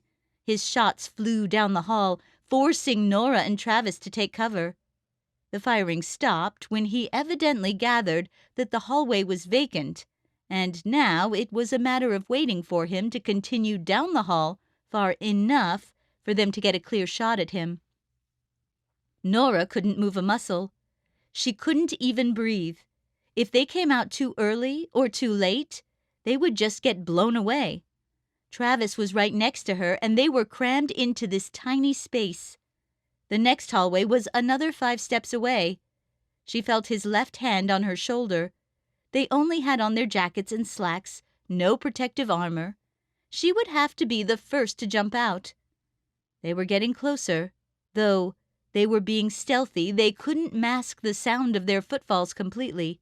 It was impossible to track time, and Nora thought they must have been so close. She was going to miss her chance. They were waiting too long. It was going to be too late. Travis squeezed her shoulder, and she trusted him that the time was right. As if she were behind the starting line at a race, she burst from behind the wall, planted her right foot, and fired a shot that struck Zielinski near the right shoulder. He yelped and staggered forward, the M16 slipping out of his grip as he reached for the impact point. Just behind him was Kittenbosch, who had a pronounced scar on his left cheek and a grizzled face with beady, deep-set eyes. He shoved Zielinski forward at Nora like he was nothing but a rag doll. Zielinski doubled over, colliding with her legs, and she collapsed back into Travis. The M16 clattered and slid. Kittenbosch continued to press forward, and they were suddenly all jammed together with Nora and Travis attempting to get out of the small alcove. Zielinski managed to crawl out from underneath them, and mostly Nora was holding her arms up to protect her head while Travis and Kittenbosch grappled over her. She was stuck, sandwiched in, and even though the large body of her adversary was right in front of her and pressing hard against her, she was barely able to keep her balance, much less do anything about it. At the same time, Zielinski was getting to his feet and going for the assault rifle, which she couldn't allow him to get. Shifting to the side, she extended her arm and took a blind shot that caused Zielinski to change direction and begin shambling down the hall, leaving the gun behind and breaking into a faster stride. Letting him get away was almost as bad as letting him have the automatic weapon. "I'll hold him off. You get him," Travis said, a strain in his voice. Nora slipped out from between them, and after a brief stagger, started following Zielinski, who was returning to the front of the building. She glanced over her shoulder in time to see Kittenbosch in his black combat gear lift Travis out of the water fountain alcove and toss him against the opposite wall, which he smacked into with a groan. "Travis!" she hollered as she was running in the opposite direction, knowing she had to stick with their plan and track down Zielinski, who had gone around the corner and must have been getting close to the propped lobby door. It wasn't easy, but she had to trust that Travis would be able to take care of himself against the hulking bear with the bag on his back bearing down on him. Chapter 13. FBI Headquarters.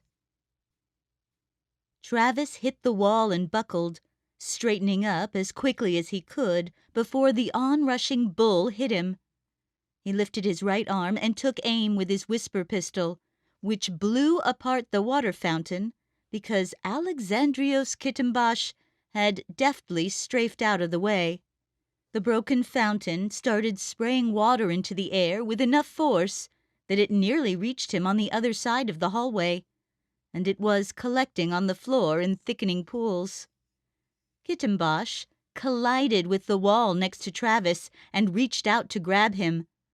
Though he was bare-handed, Travis had no doubt a blow from him would feel like a sledgehammer, and there was no question that there were some weapons hidden in that combat armor.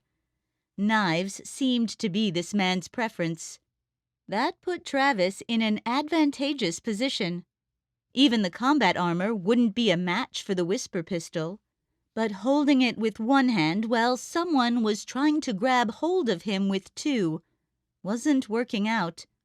The last thing he needed was to get his head smashed in because he was trying to force a shot that wasn't there.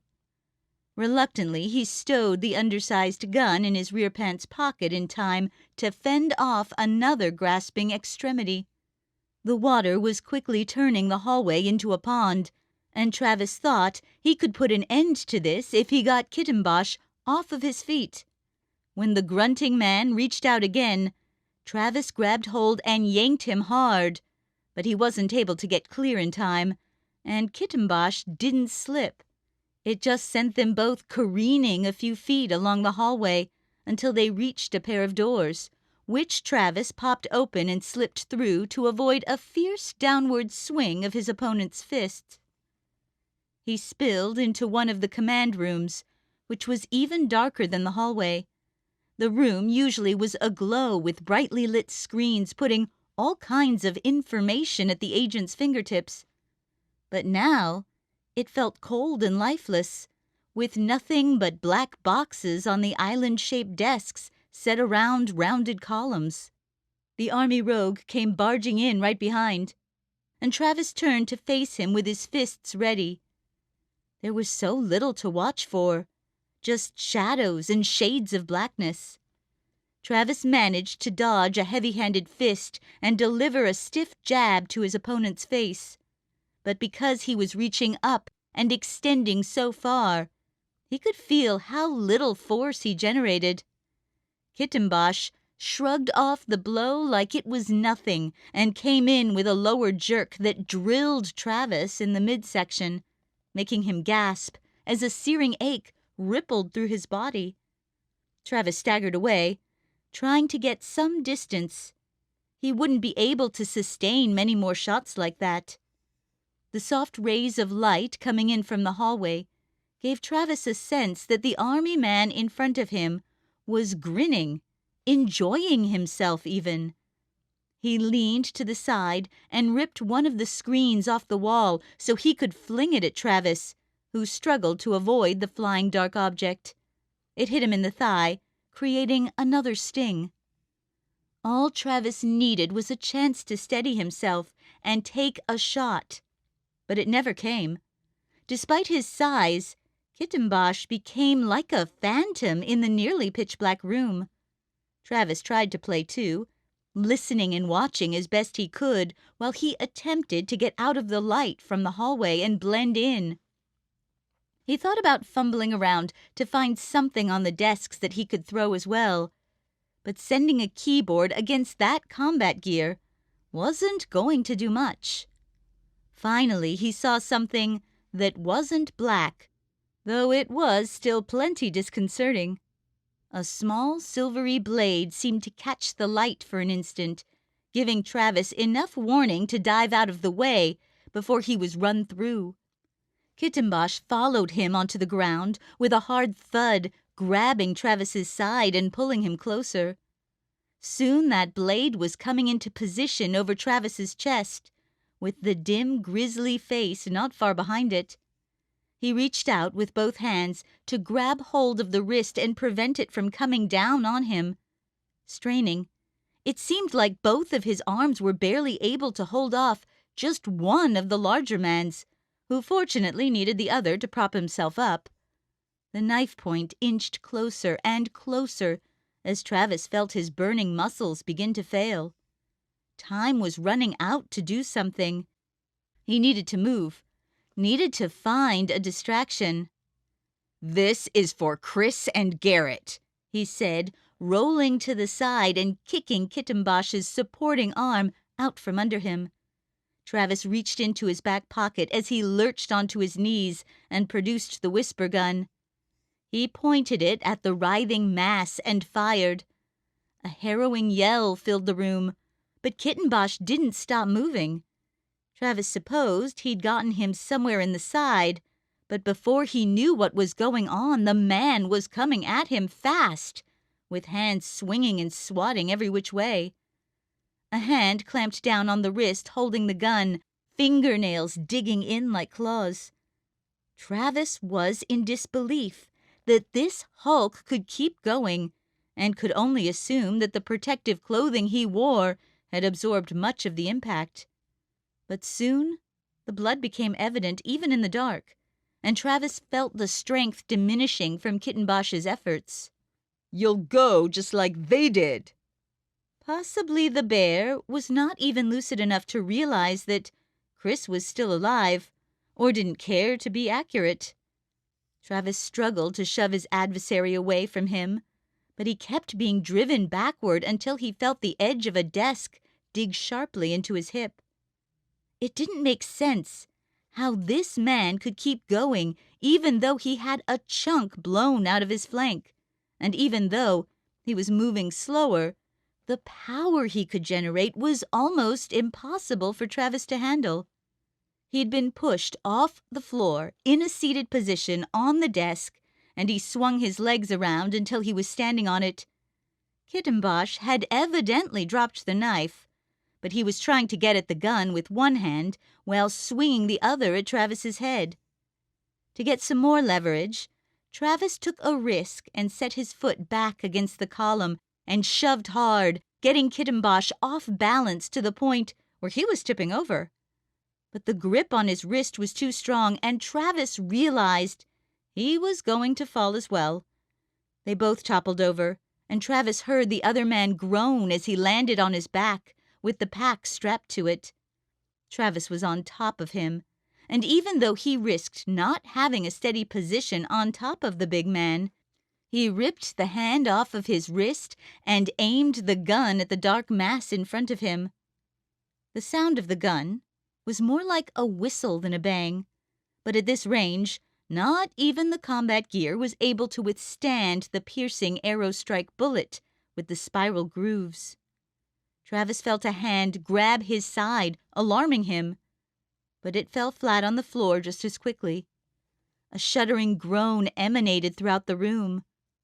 A tingling sensation swept over Travis's body. He felt like he couldn't breathe.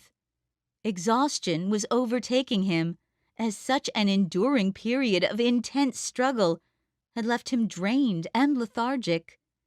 He coughed and fell off of the large figure, barely keeping his head from hitting the floor with his arm. It was quiet, and somewhere, not far away, Nora was in danger. But his legs didn't have it in them to get up right this moment. All he could do was look at the body in front of him.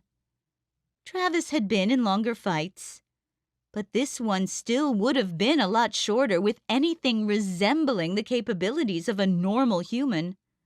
The first shot should have put an end to it. The blows he'd taken left Travis feeling jarred and disoriented. It would have been so easy for him to have lost everything. His only hope was that Nora had the same luck he did. Chapter 14. FBI Headquarters. Nora raced down the long hallway after Zielinski, taking the turns with care, but desperate to catch up. Though he was out of sight, a creaking door told her that he'd returned to the main lobby, and he'd have limited choices about where to go from there, unless he was able to quickly undo his handiwork on the building's front door. He had trapped himself inside. Crossing the expansive building took time, but finally she made it back to the lobby, where things were in the same eviscerated state as they had been when she went through before. How much longer would it take for anybody to make it back? Somebody had to be coming soon. She felt like she would have heard it if he'd opened the door to the stairwell, which meant his only other option was to go into the FBI Experience exhibit.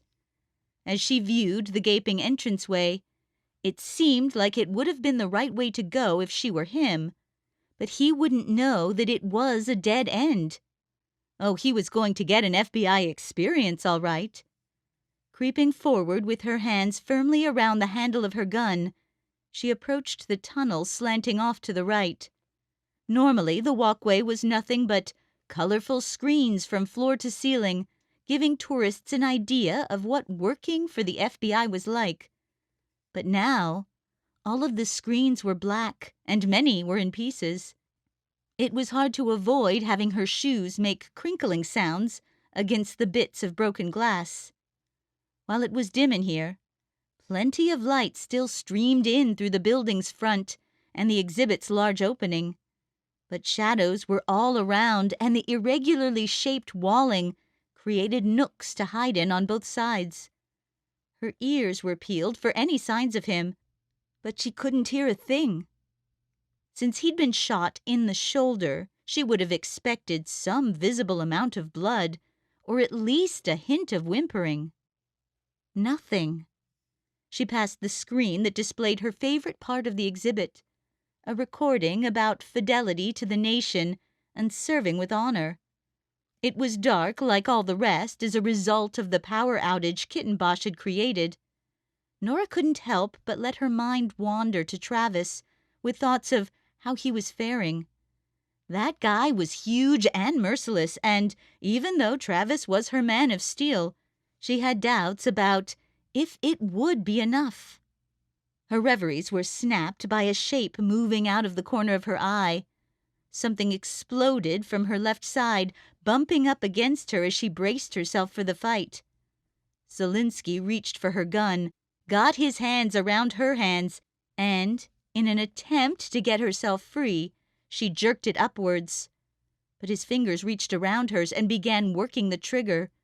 Shot after shot bombarded the ceiling until the Glock, with its empty magazine, clicked, and dust from the ceiling tiles filled the air. Nora managed to shoulder him away from her, only for him to swerve around behind her. He avoided a sharp elbow and an attempt to whip him with the pistol by ducking and lunging forward around her other side. Zelinsky was larger than her, but was somehow able to move around her without ever being touched.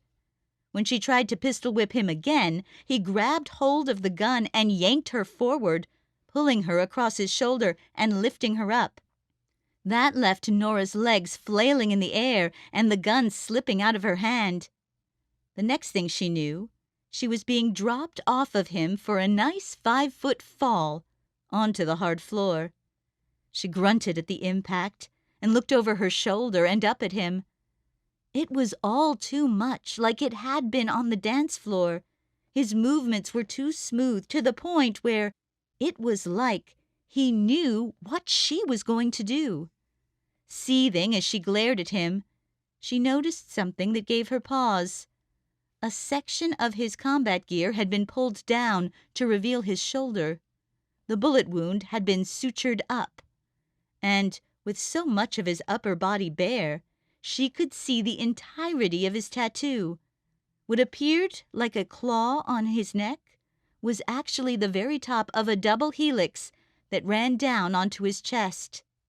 Maua. "You can have this back," he laughed, flicking something small and hard at her. It was the bullet she'd lodged in his body. Next to her on the floor, she saw a pair of medical pliers. Nora gritted her teeth and got to her feet as he snapped the flap of his combat gear back over his chest and neck. The senseless killing, the distorted beliefs. She had to put a stop to it. But all the moves she'd learned in her training weren't working. He was too fast, too agile, and too strong. The look on his face that had once been so handsome was maniacal.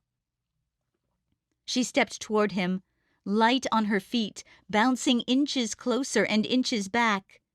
She had to throw him off by being unpredictable. Faking an attack twice and then 3 times, she motioned like a good Quantico recruit to reach across for the arm so she could pin him at the shoulder. And he made the best possible rejoinder by coming forward with his forearm at her exposed and locked elbow. But she hadn't overextended herself, for once anticipating his move, and twisted her arm around to swat his left arm out of the way. Then, rather than settling for a safe strike to the midsection that he probably wouldn't even feel, she did the last thing prudence or good training would tell her to do. Yeah! She screamed as she bolted forward, charging straight into him and continuing to drive and push once he was struggling on his back step. It felt like she was on fire. His dark eyes widened as she nearly trampled him. Their legs were getting mixed up, and she was hammering against his face with both fists.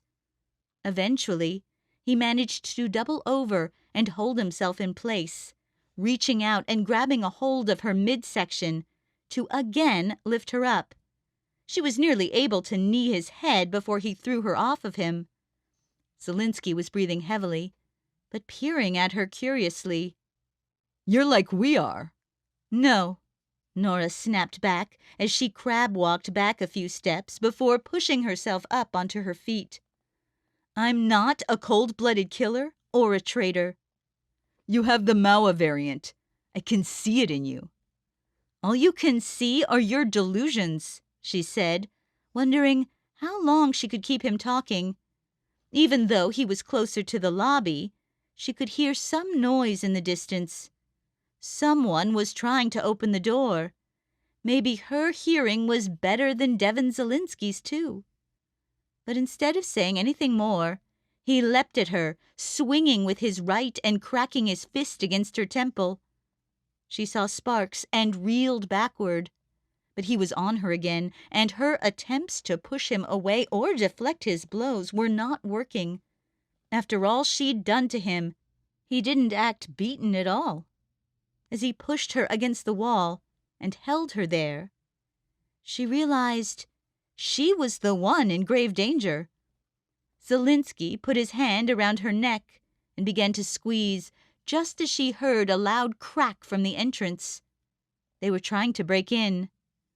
"I'm in!" A hand over her mouth and nose cut her hollering short. Nora was struggling to breathe, twisting her neck this way and that.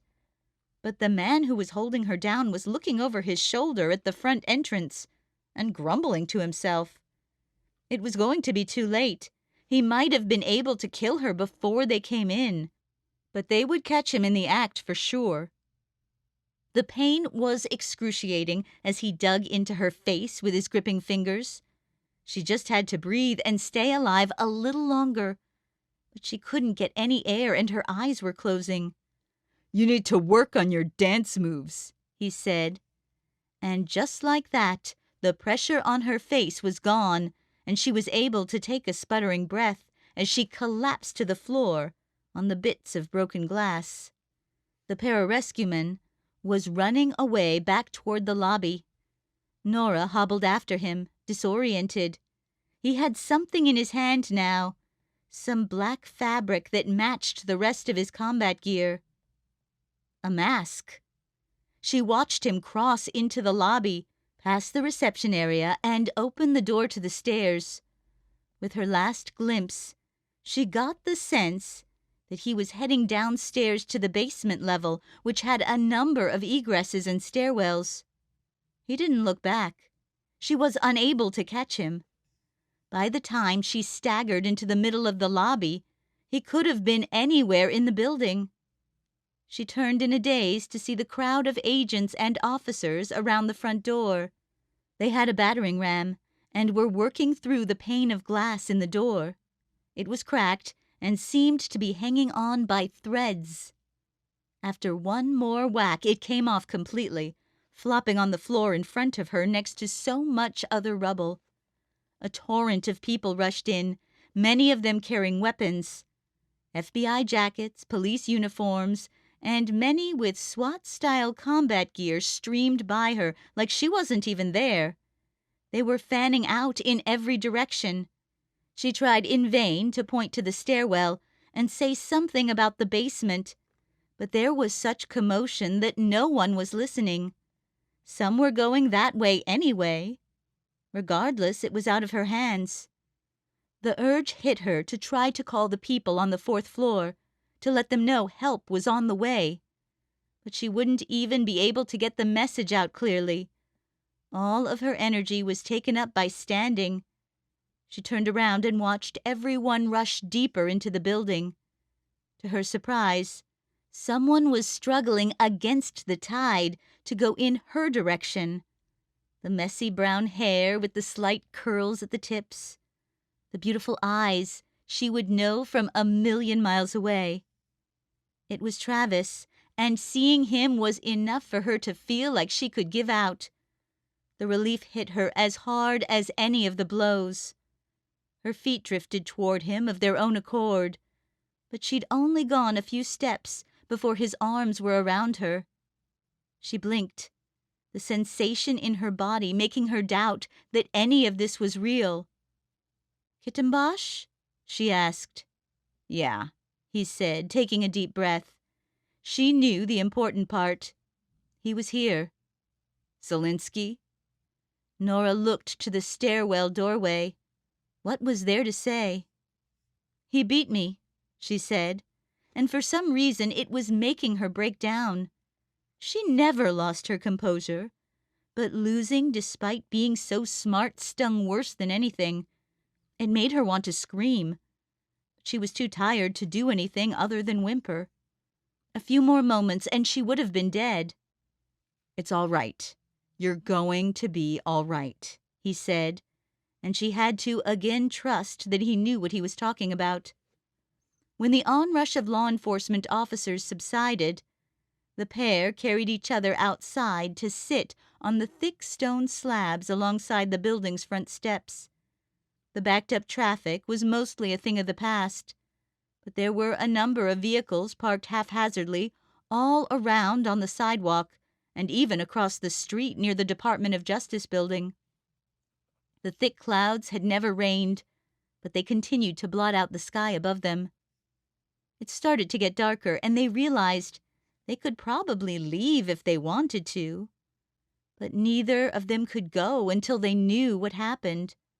All they knew was that Zielinski had been taken out in handcuffs or in a stretcher to one of the ambulances that had arrived. Eventually, McCaffrey and Biederman stepped through the holes in the still-sealed front door to approach them. Neither looked like they were having a particularly good day. "He got out," their boss said with a sigh. "What? How?" She loved that Travis still had the energy to muster some indignation. "He had help," Nora said. In her heart, she knew it as soon as she'd first seen him in the combat gear, the exact same that dozens were wearing as they streamed by her. And it had hit her again when she saw he'd had a mask. At some point, he'd been able to blend in and walk right out, maybe with the help of another Maua follower. As for everybody else, nobody had time to ask every SWAT officer who they were and what they were doing. She knew that as soon as she'd taken her eyes off of him, he was gone. Next time, she would have to shoot him somewhere he couldn't remove the bullet from. "The body count?" Travis asked. 6, including Kittenbosch, Biederman said, and we checked his bag full of IEDs. He was going to turn the entire building to dust. Nora leaned back to get another look at their headquarters, which was thankfully still standing. It seemed like a miracle that the bag of explosives didn't blow at any point during the fights. "You should be proud you prevented that," McCaffrey said, perhaps sensing Nora's mood. "It doesn't feel like much," Nora said, unable to get around how her target had escaped. "The people on the 4th floor feel differently, and so does Director Wade and Deputy Director Quid for that matter." "I'm glad they're fine," Nora said, and that much she could mean. "It's enough for today," McCaffrey said. "We'll pick up the pieces and go from there tomorrow." Despite doing normal things like getting something to eat, going to the bathroom, or sitting in a car on a ride home, the strange feeling she had persisted. There were people out there who felt emboldened enough to strike right at the heart of the Federal Bureau of Investigation's main headquarters. They were mutinous military officers, in essence attacking their own country, because they felt their genetic makeup entitled them to do that. And one predicted he could perpetrate such an attack and get away with it. And for the moment, he did. When Nora and Travis arrived at work the next morning, they received some puzzled glances. "I thought I told you two you could stay home," McCaffrey said with a raised eyebrow. "You should know us better than that," Nora said. If nothing else, a night's sleep put more in her reserves to keep fighting with. And the work was not done. But if she got a break from the running and fighting for a while, that would be okay. "Then you can join the caravan for the first step in our hunt for Zielinski," McCaffrey said to Nora's nods. "Bowling," Travis said. About 10 vehicles with nearly 50 agents hit I-295 to get to Joint Base Anacostia Bowling. Travis and Nora sat in the back seat of a black sedan, with Janice McCaffrey between them, Biederman driving, and Deputy Director Quid riding shotgun. The senior's bushy mustache twitched more than usual, as Quid grimaced and muttered throughout the entire ride. "This whole thing has been outrageous," he said, mostly to himself. "Shots fired at the FBI headquarters? Security and reception dead on the floor? Bag of explosives ready to take the place down? Never in my life have I seen such a heinous, despicable act perpetrated against the federal government's front line of justice. Quid's surly mood was a good match for Nora's. She'd been plenty upset in the week prior to the attack, enraged when it was going on, nearly in mourning shortly afterward. And now she was back to being livid about what had taken place.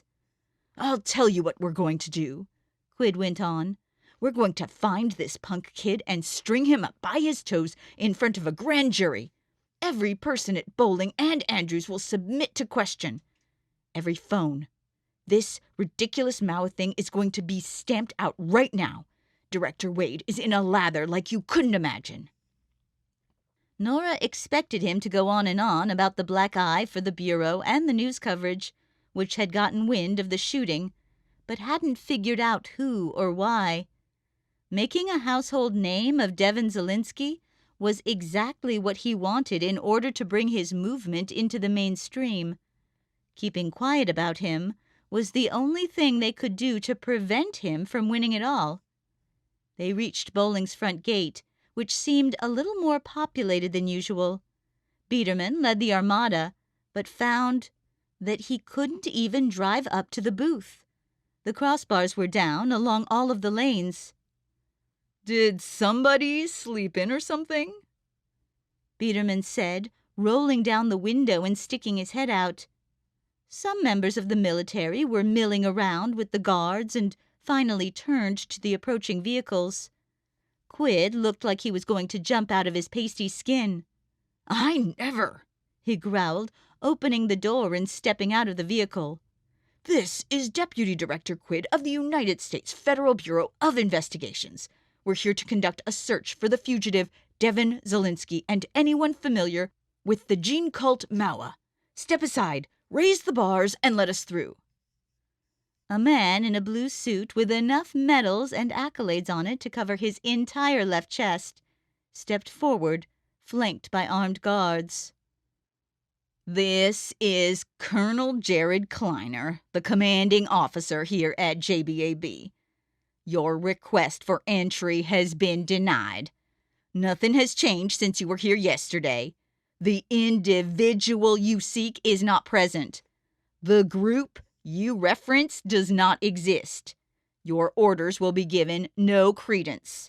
Turn around at once or we'll be forced to remove you from blocking this entryway." Nora's ears burned as she heard words she'd never fathomed hearing. Travis's jaw was open, and together they gazed through the windshield at the colonel. McCaffrey looked like she was in a trance. Quid's hand on the open car door appeared to be shaking. "You forget yourself, sir," Quid said in a warbling voice. "We have a federal mandate to conduct searches on military premises. Our jurisdiction—" "I forget nothing," Colonel Kleiner said, reserved but indignant. "Your investigations have always had the prerequisite requirement of permission from the armed services, and your authorization has been revoked. Henceforth, any and all investigations into the military will be conducted by military police personnel." Quid's stilted breathing made them all uncomfortable. He jerked over to speak into the car. "Does anybody have any idea what's going on? We're just trying to get through the gate," he said, before returning his attention to the servicemen blocking the gate. "Enough is enough now. Quit this charade. Stand aside and let us enter or face the consequences of your dereliction of duty." Kleiner's lip appeared to curl in a snarl. He was in his 50s, balding but stout and authoritative. "How dare you speak to me of duty after what you did to our men just yesterday?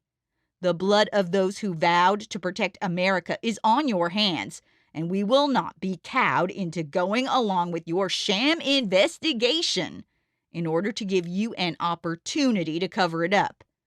2 heroes are presumed dead after you interrogated them, and we will not be subjecting any more of our soldiers to such treatment," Kleiner said, practically in one breath.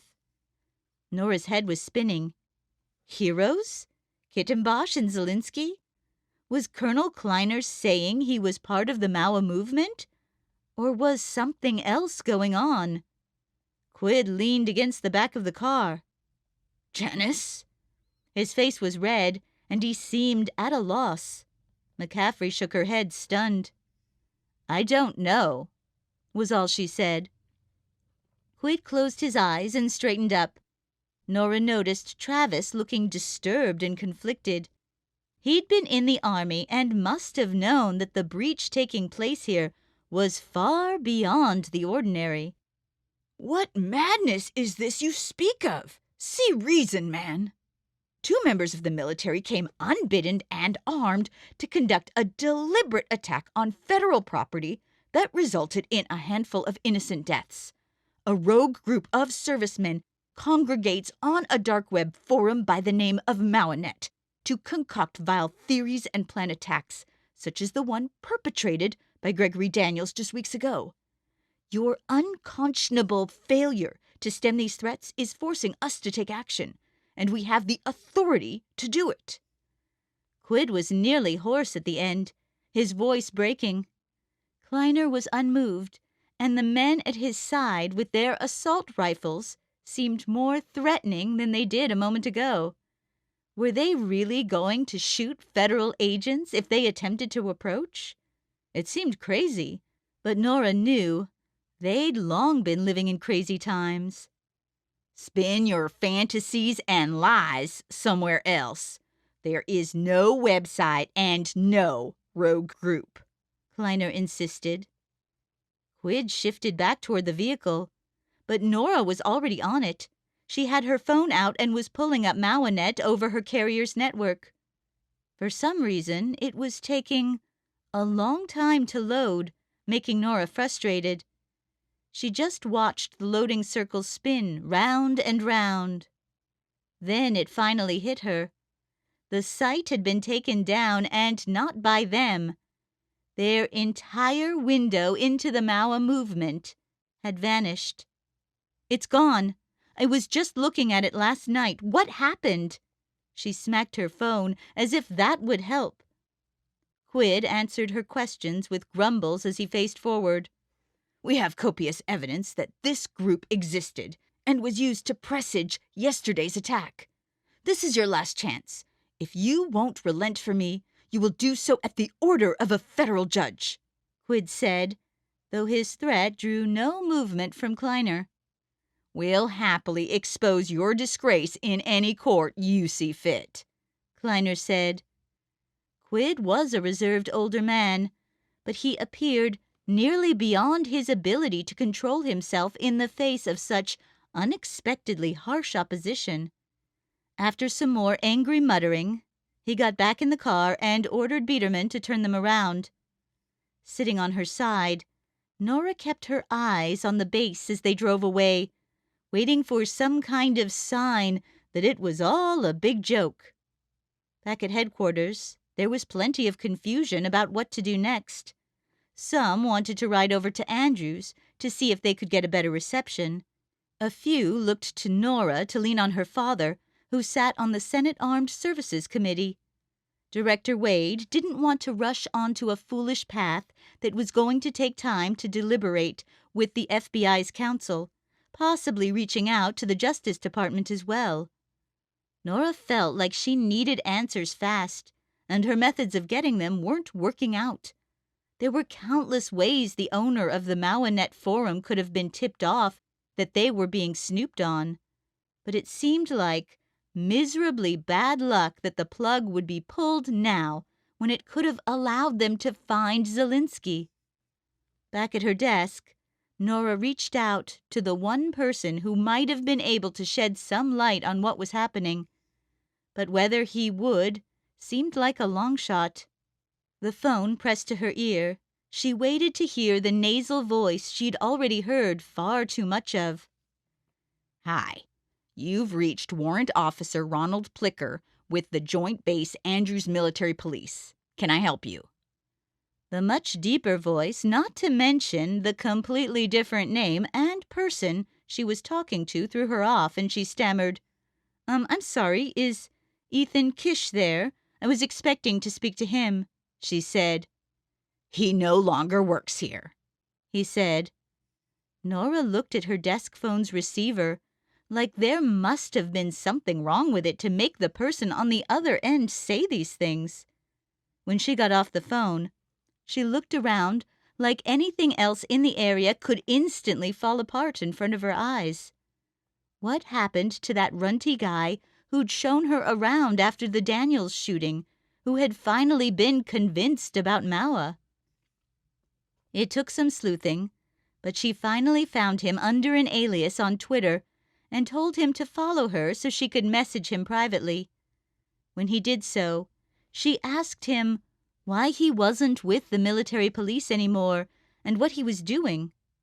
All he replied with was a picture of a number of Roman-style columns next to a pool with a field of tall grass on the other side. She squinted at the picture, wondering what this was about. Then it dawned on her that a picture would be harder for anyone tracking him to recognize. After doing an image search, she discovered the spot was part of the National Arboretum, just outside of town. McCaffrey was coming by just as she burst out of her seat. "Sorry, I've got an idea how to find out what's going on," she said, rushing away. Whatever happened to Kish had to be connected to what they went through at Bollingsgate. It was quite a long walk out to the huge columns supporting nothing that Kish had shared, and the day was almost over by the time she got there. It wouldn't have surprised her if she'd taken too long, and he'd have left. But the man with the thin frame and youthful appearance was leaning against one of the columns, playing with some grass in his hands that he'd pulled. Dressed in some saggy pants, one of those skin-tight long-sleeve tech tees, and a baseball cap, he looked as far out of the military as you could get, and with all the time in the world. "I tried to contact you at Andrews, but you weren't there," she said from behind his back. He didn't bother to look over his shoulder. "I keep trying to tell myself I should resent you, that this is your fault," he said. She stood alongside him at the pool below and the winding walkways with people strolling here or there. "What was my fault?" "It would have been better if we'd just said he was crazy," he said, tossing away the rest of the torn grass. A comforting lie doesn't provide comfort for long. "What happened to you?" "I can't say." "Ethan?" "Don't act like you know me. I said I can't say," he said, snarling and nearly choking on it. "I can't do anything if I don't know. And I think you know that I need to. You didn't call me out here to hold back." Kish spat, nearly reaching the water. It was kind of gross. "I tried to revise my report about the Gregory Daniels shooting.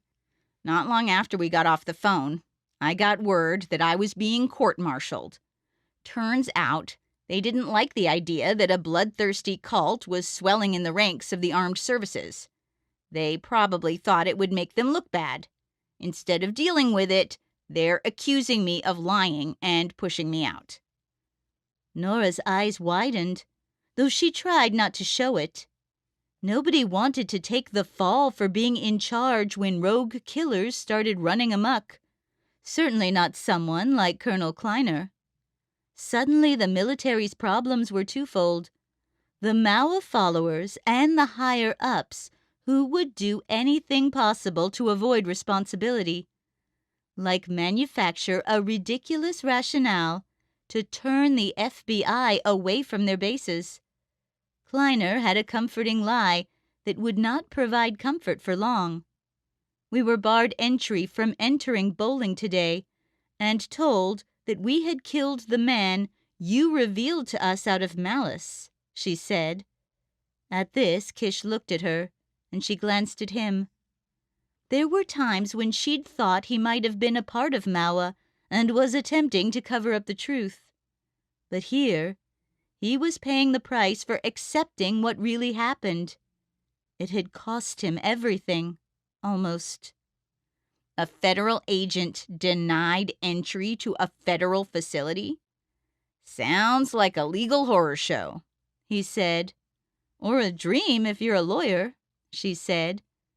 It was good they were talking about the law because Nora had a strange inclination to try to help him, but knew her hands were tied until after the court-martial resolved. Come find me when you're free, she said. When Nora said things like that to men, they often looked at her to see if there was any personal affection behind it. But Kish couldn't have cared less if what she said could be read in a personal way. His complete disinterest and asexuality actually gave her a warmer impression of him. I've been in the service since the day I got out of high school. I don't know what I'll do without it, he said. Nora had made her offer and gotten the information she needed, which was worth its weight in gold, and now the least she could do was give him the space he wanted. She left without another word. The only thing he couldn't tell her was what to do next when the entire world had been replaced by a nightmare. Chapter 15. Near Colton's Point, Maryland. Thick waves crashed against the beach along a jagged stretch of shoreline overlooking the Chesapeake Bay. The sound of the surf echoed Travis's inner turmoil. He felt conflicted. As a veteran, he felt solidarity with those who were putting their lives on the line to serve. But everything he'd seen in the last few weeks made him question what exactly some of them were serving. His sense was that Devin Zelinsky and these other guys thought they could carve out space for themselves within the military that allowed them to do whatever they wanted. The worst part, it was working for them. I like walking on the beach and all, but it is windy and we should probably be working, Nora said. It had been a long drive out here, during which he hadn't given Nora a hint about where they were going. He hoped she didn't mind that he liked to push her buttons a little bit now and then, when he knew it would pay off for her. The call he'd gotten made it clear the trip would be worth it. We are working, he said. The way her hair caught the wind was beautiful. Now they were walking along a section where to their right a steep cliffside separated the sandy shore from the road passing far overhead. It was an isolated area, and Travis was enjoying their privacy in a place where conceivably people could get away with having sex on the beach, if only they had time. Things are different now, aren't they? Nora asked, a pensive note in her voice. Some things might be different, but some are the same as ever. Follow the leads and find the truth. He expected her to go on and say something about the search for Zelinsky or the trouble at the military bases. But instead, her phone started ringing, and he realized she'd been thrown off her train of thought. She gave him an apologetic glance as she answered the call.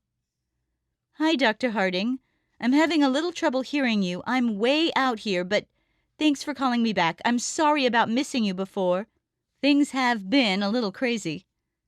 Travis listened in, knowing what it was about and having his curiosity aroused, although faking it was easy enough. Getting his own genome sequenced had its appeal, as well as considering everything that was going on. I see, and you're sure? Thank you. After Nora got off the call, she looked even more reflective, and Travis couldn't tell if it was because she had it or didn't. What percentage of people even had this variant? He didn't know and wasn't about to rush her about sharing her news. They were almost there anyway. Around this corner. "I think you're in for a big surprise," he said. I have it. The Maua variant. VNTR2R Maua, she said, sighing deeply. I know it doesn't mean anything, but it's disturbing that some part of me is the same as the people who are doing these terrible things. They're making a big deal out of something about our makeup that we have no control over. But at the same time, if my life had been different, if I'd had a hard upbringing, maybe it would have expressed itself in another way. "I don't think you ever could have been a violent delinquent," Travis said. She shook her head. Who knows? The rocks peeled away from their vision as they rounded an outcropping. The first signs of something in the sand hit them. "I wanted you to see it first, Nora," he said. There were a lot of things happening in their lives, not all of them good. But at its heart, this was their case, and they would have to see it through to the end. Her eyes lit up as she gasped. You've got to be kidding me! What is this? "Someone was out here walking their dog, and they called it in. Then the police tipped us off." When Nora started jogging to get closer, he followed suit. The stolen computers! This means we could still get the client list from Richter Counseling with all of the early Maua members. We might be able to know all of them, even without the web forum. "They've been out here for a while, but from the looks of it, I'd be optimistic. The guys in the lab will have plenty to do to recover that data, but it should be here." The smile on her face was priceless. If they kept making little bits of progress, there was no telling how far they could get. No time like the present to get started hauling this away, Nora said, grabbing one of the small towers and picking it up. Something shifted inside, and a little water leaked out. "And now that we know Alexandrios Kittenbosch killed Dr. Richter, we were able to check with the staff at the Genetic Counseling Center on that last day. He wasn't the one who stole all of these computers and dumped them here. Otherwise, we may have been able to get to him faster." Sounds like another target to add to our list, she said. Travis grabbed a trio of computer towers. When he turned around and cringed at the half-mile walk back to the vehicle, he set one of them back down. Biting off more than he could chew wasn't going to help them, and no one could accuse him of never learning anything from his mistakes. Even though the computers were heavy, and it took a couple of hours to put them into the back of the truck, Nora didn't complain once.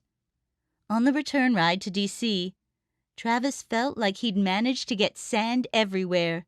A shower was in order, but first they had to drop everything off.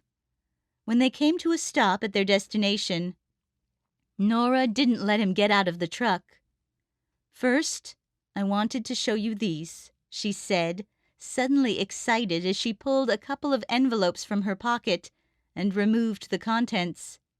What do you think? "Wow, they look great," he said. He took the sample wedding invitations in his hand and compared them. One had gold lettering with a fancy font, and one had silver lettering with a plainer font. One read, "Join us for the wedding of Nora Wexler and Travis Greer," while the other read, "Together with their families, Nora Ann Wexler and Travis Edgar Greer request the pleasure of your company at the celebration of their union." Well, which do you prefer? She seemed hardly able to wait for the answer, but Travis was suspicious. "I've got just one problem," he said, and she took on a sudden look of concern. "How did you find out my middle name?" Nora laughed, throwing her whole body back against the seat. "It took a little detective work, but I found it." "Detective work," Travis said under his breath, wondering when she'd extracted the info from his mom. "I still don't think we need to publicize that. My pick would be the silver lettering with the simple font, telling guests to join us for our wedding." After his answer, she gave him a long and careful inspection. Good choice. This wedding is going to be perfect. The end. This has been Rogue Mission, Nora Wexler Mysteries Wedding Trilogy Book 1. Written by Jason Letts. Read by Joan Dukore. Copyright 2020 by Jason Letts. Production copyright by Jason Letts.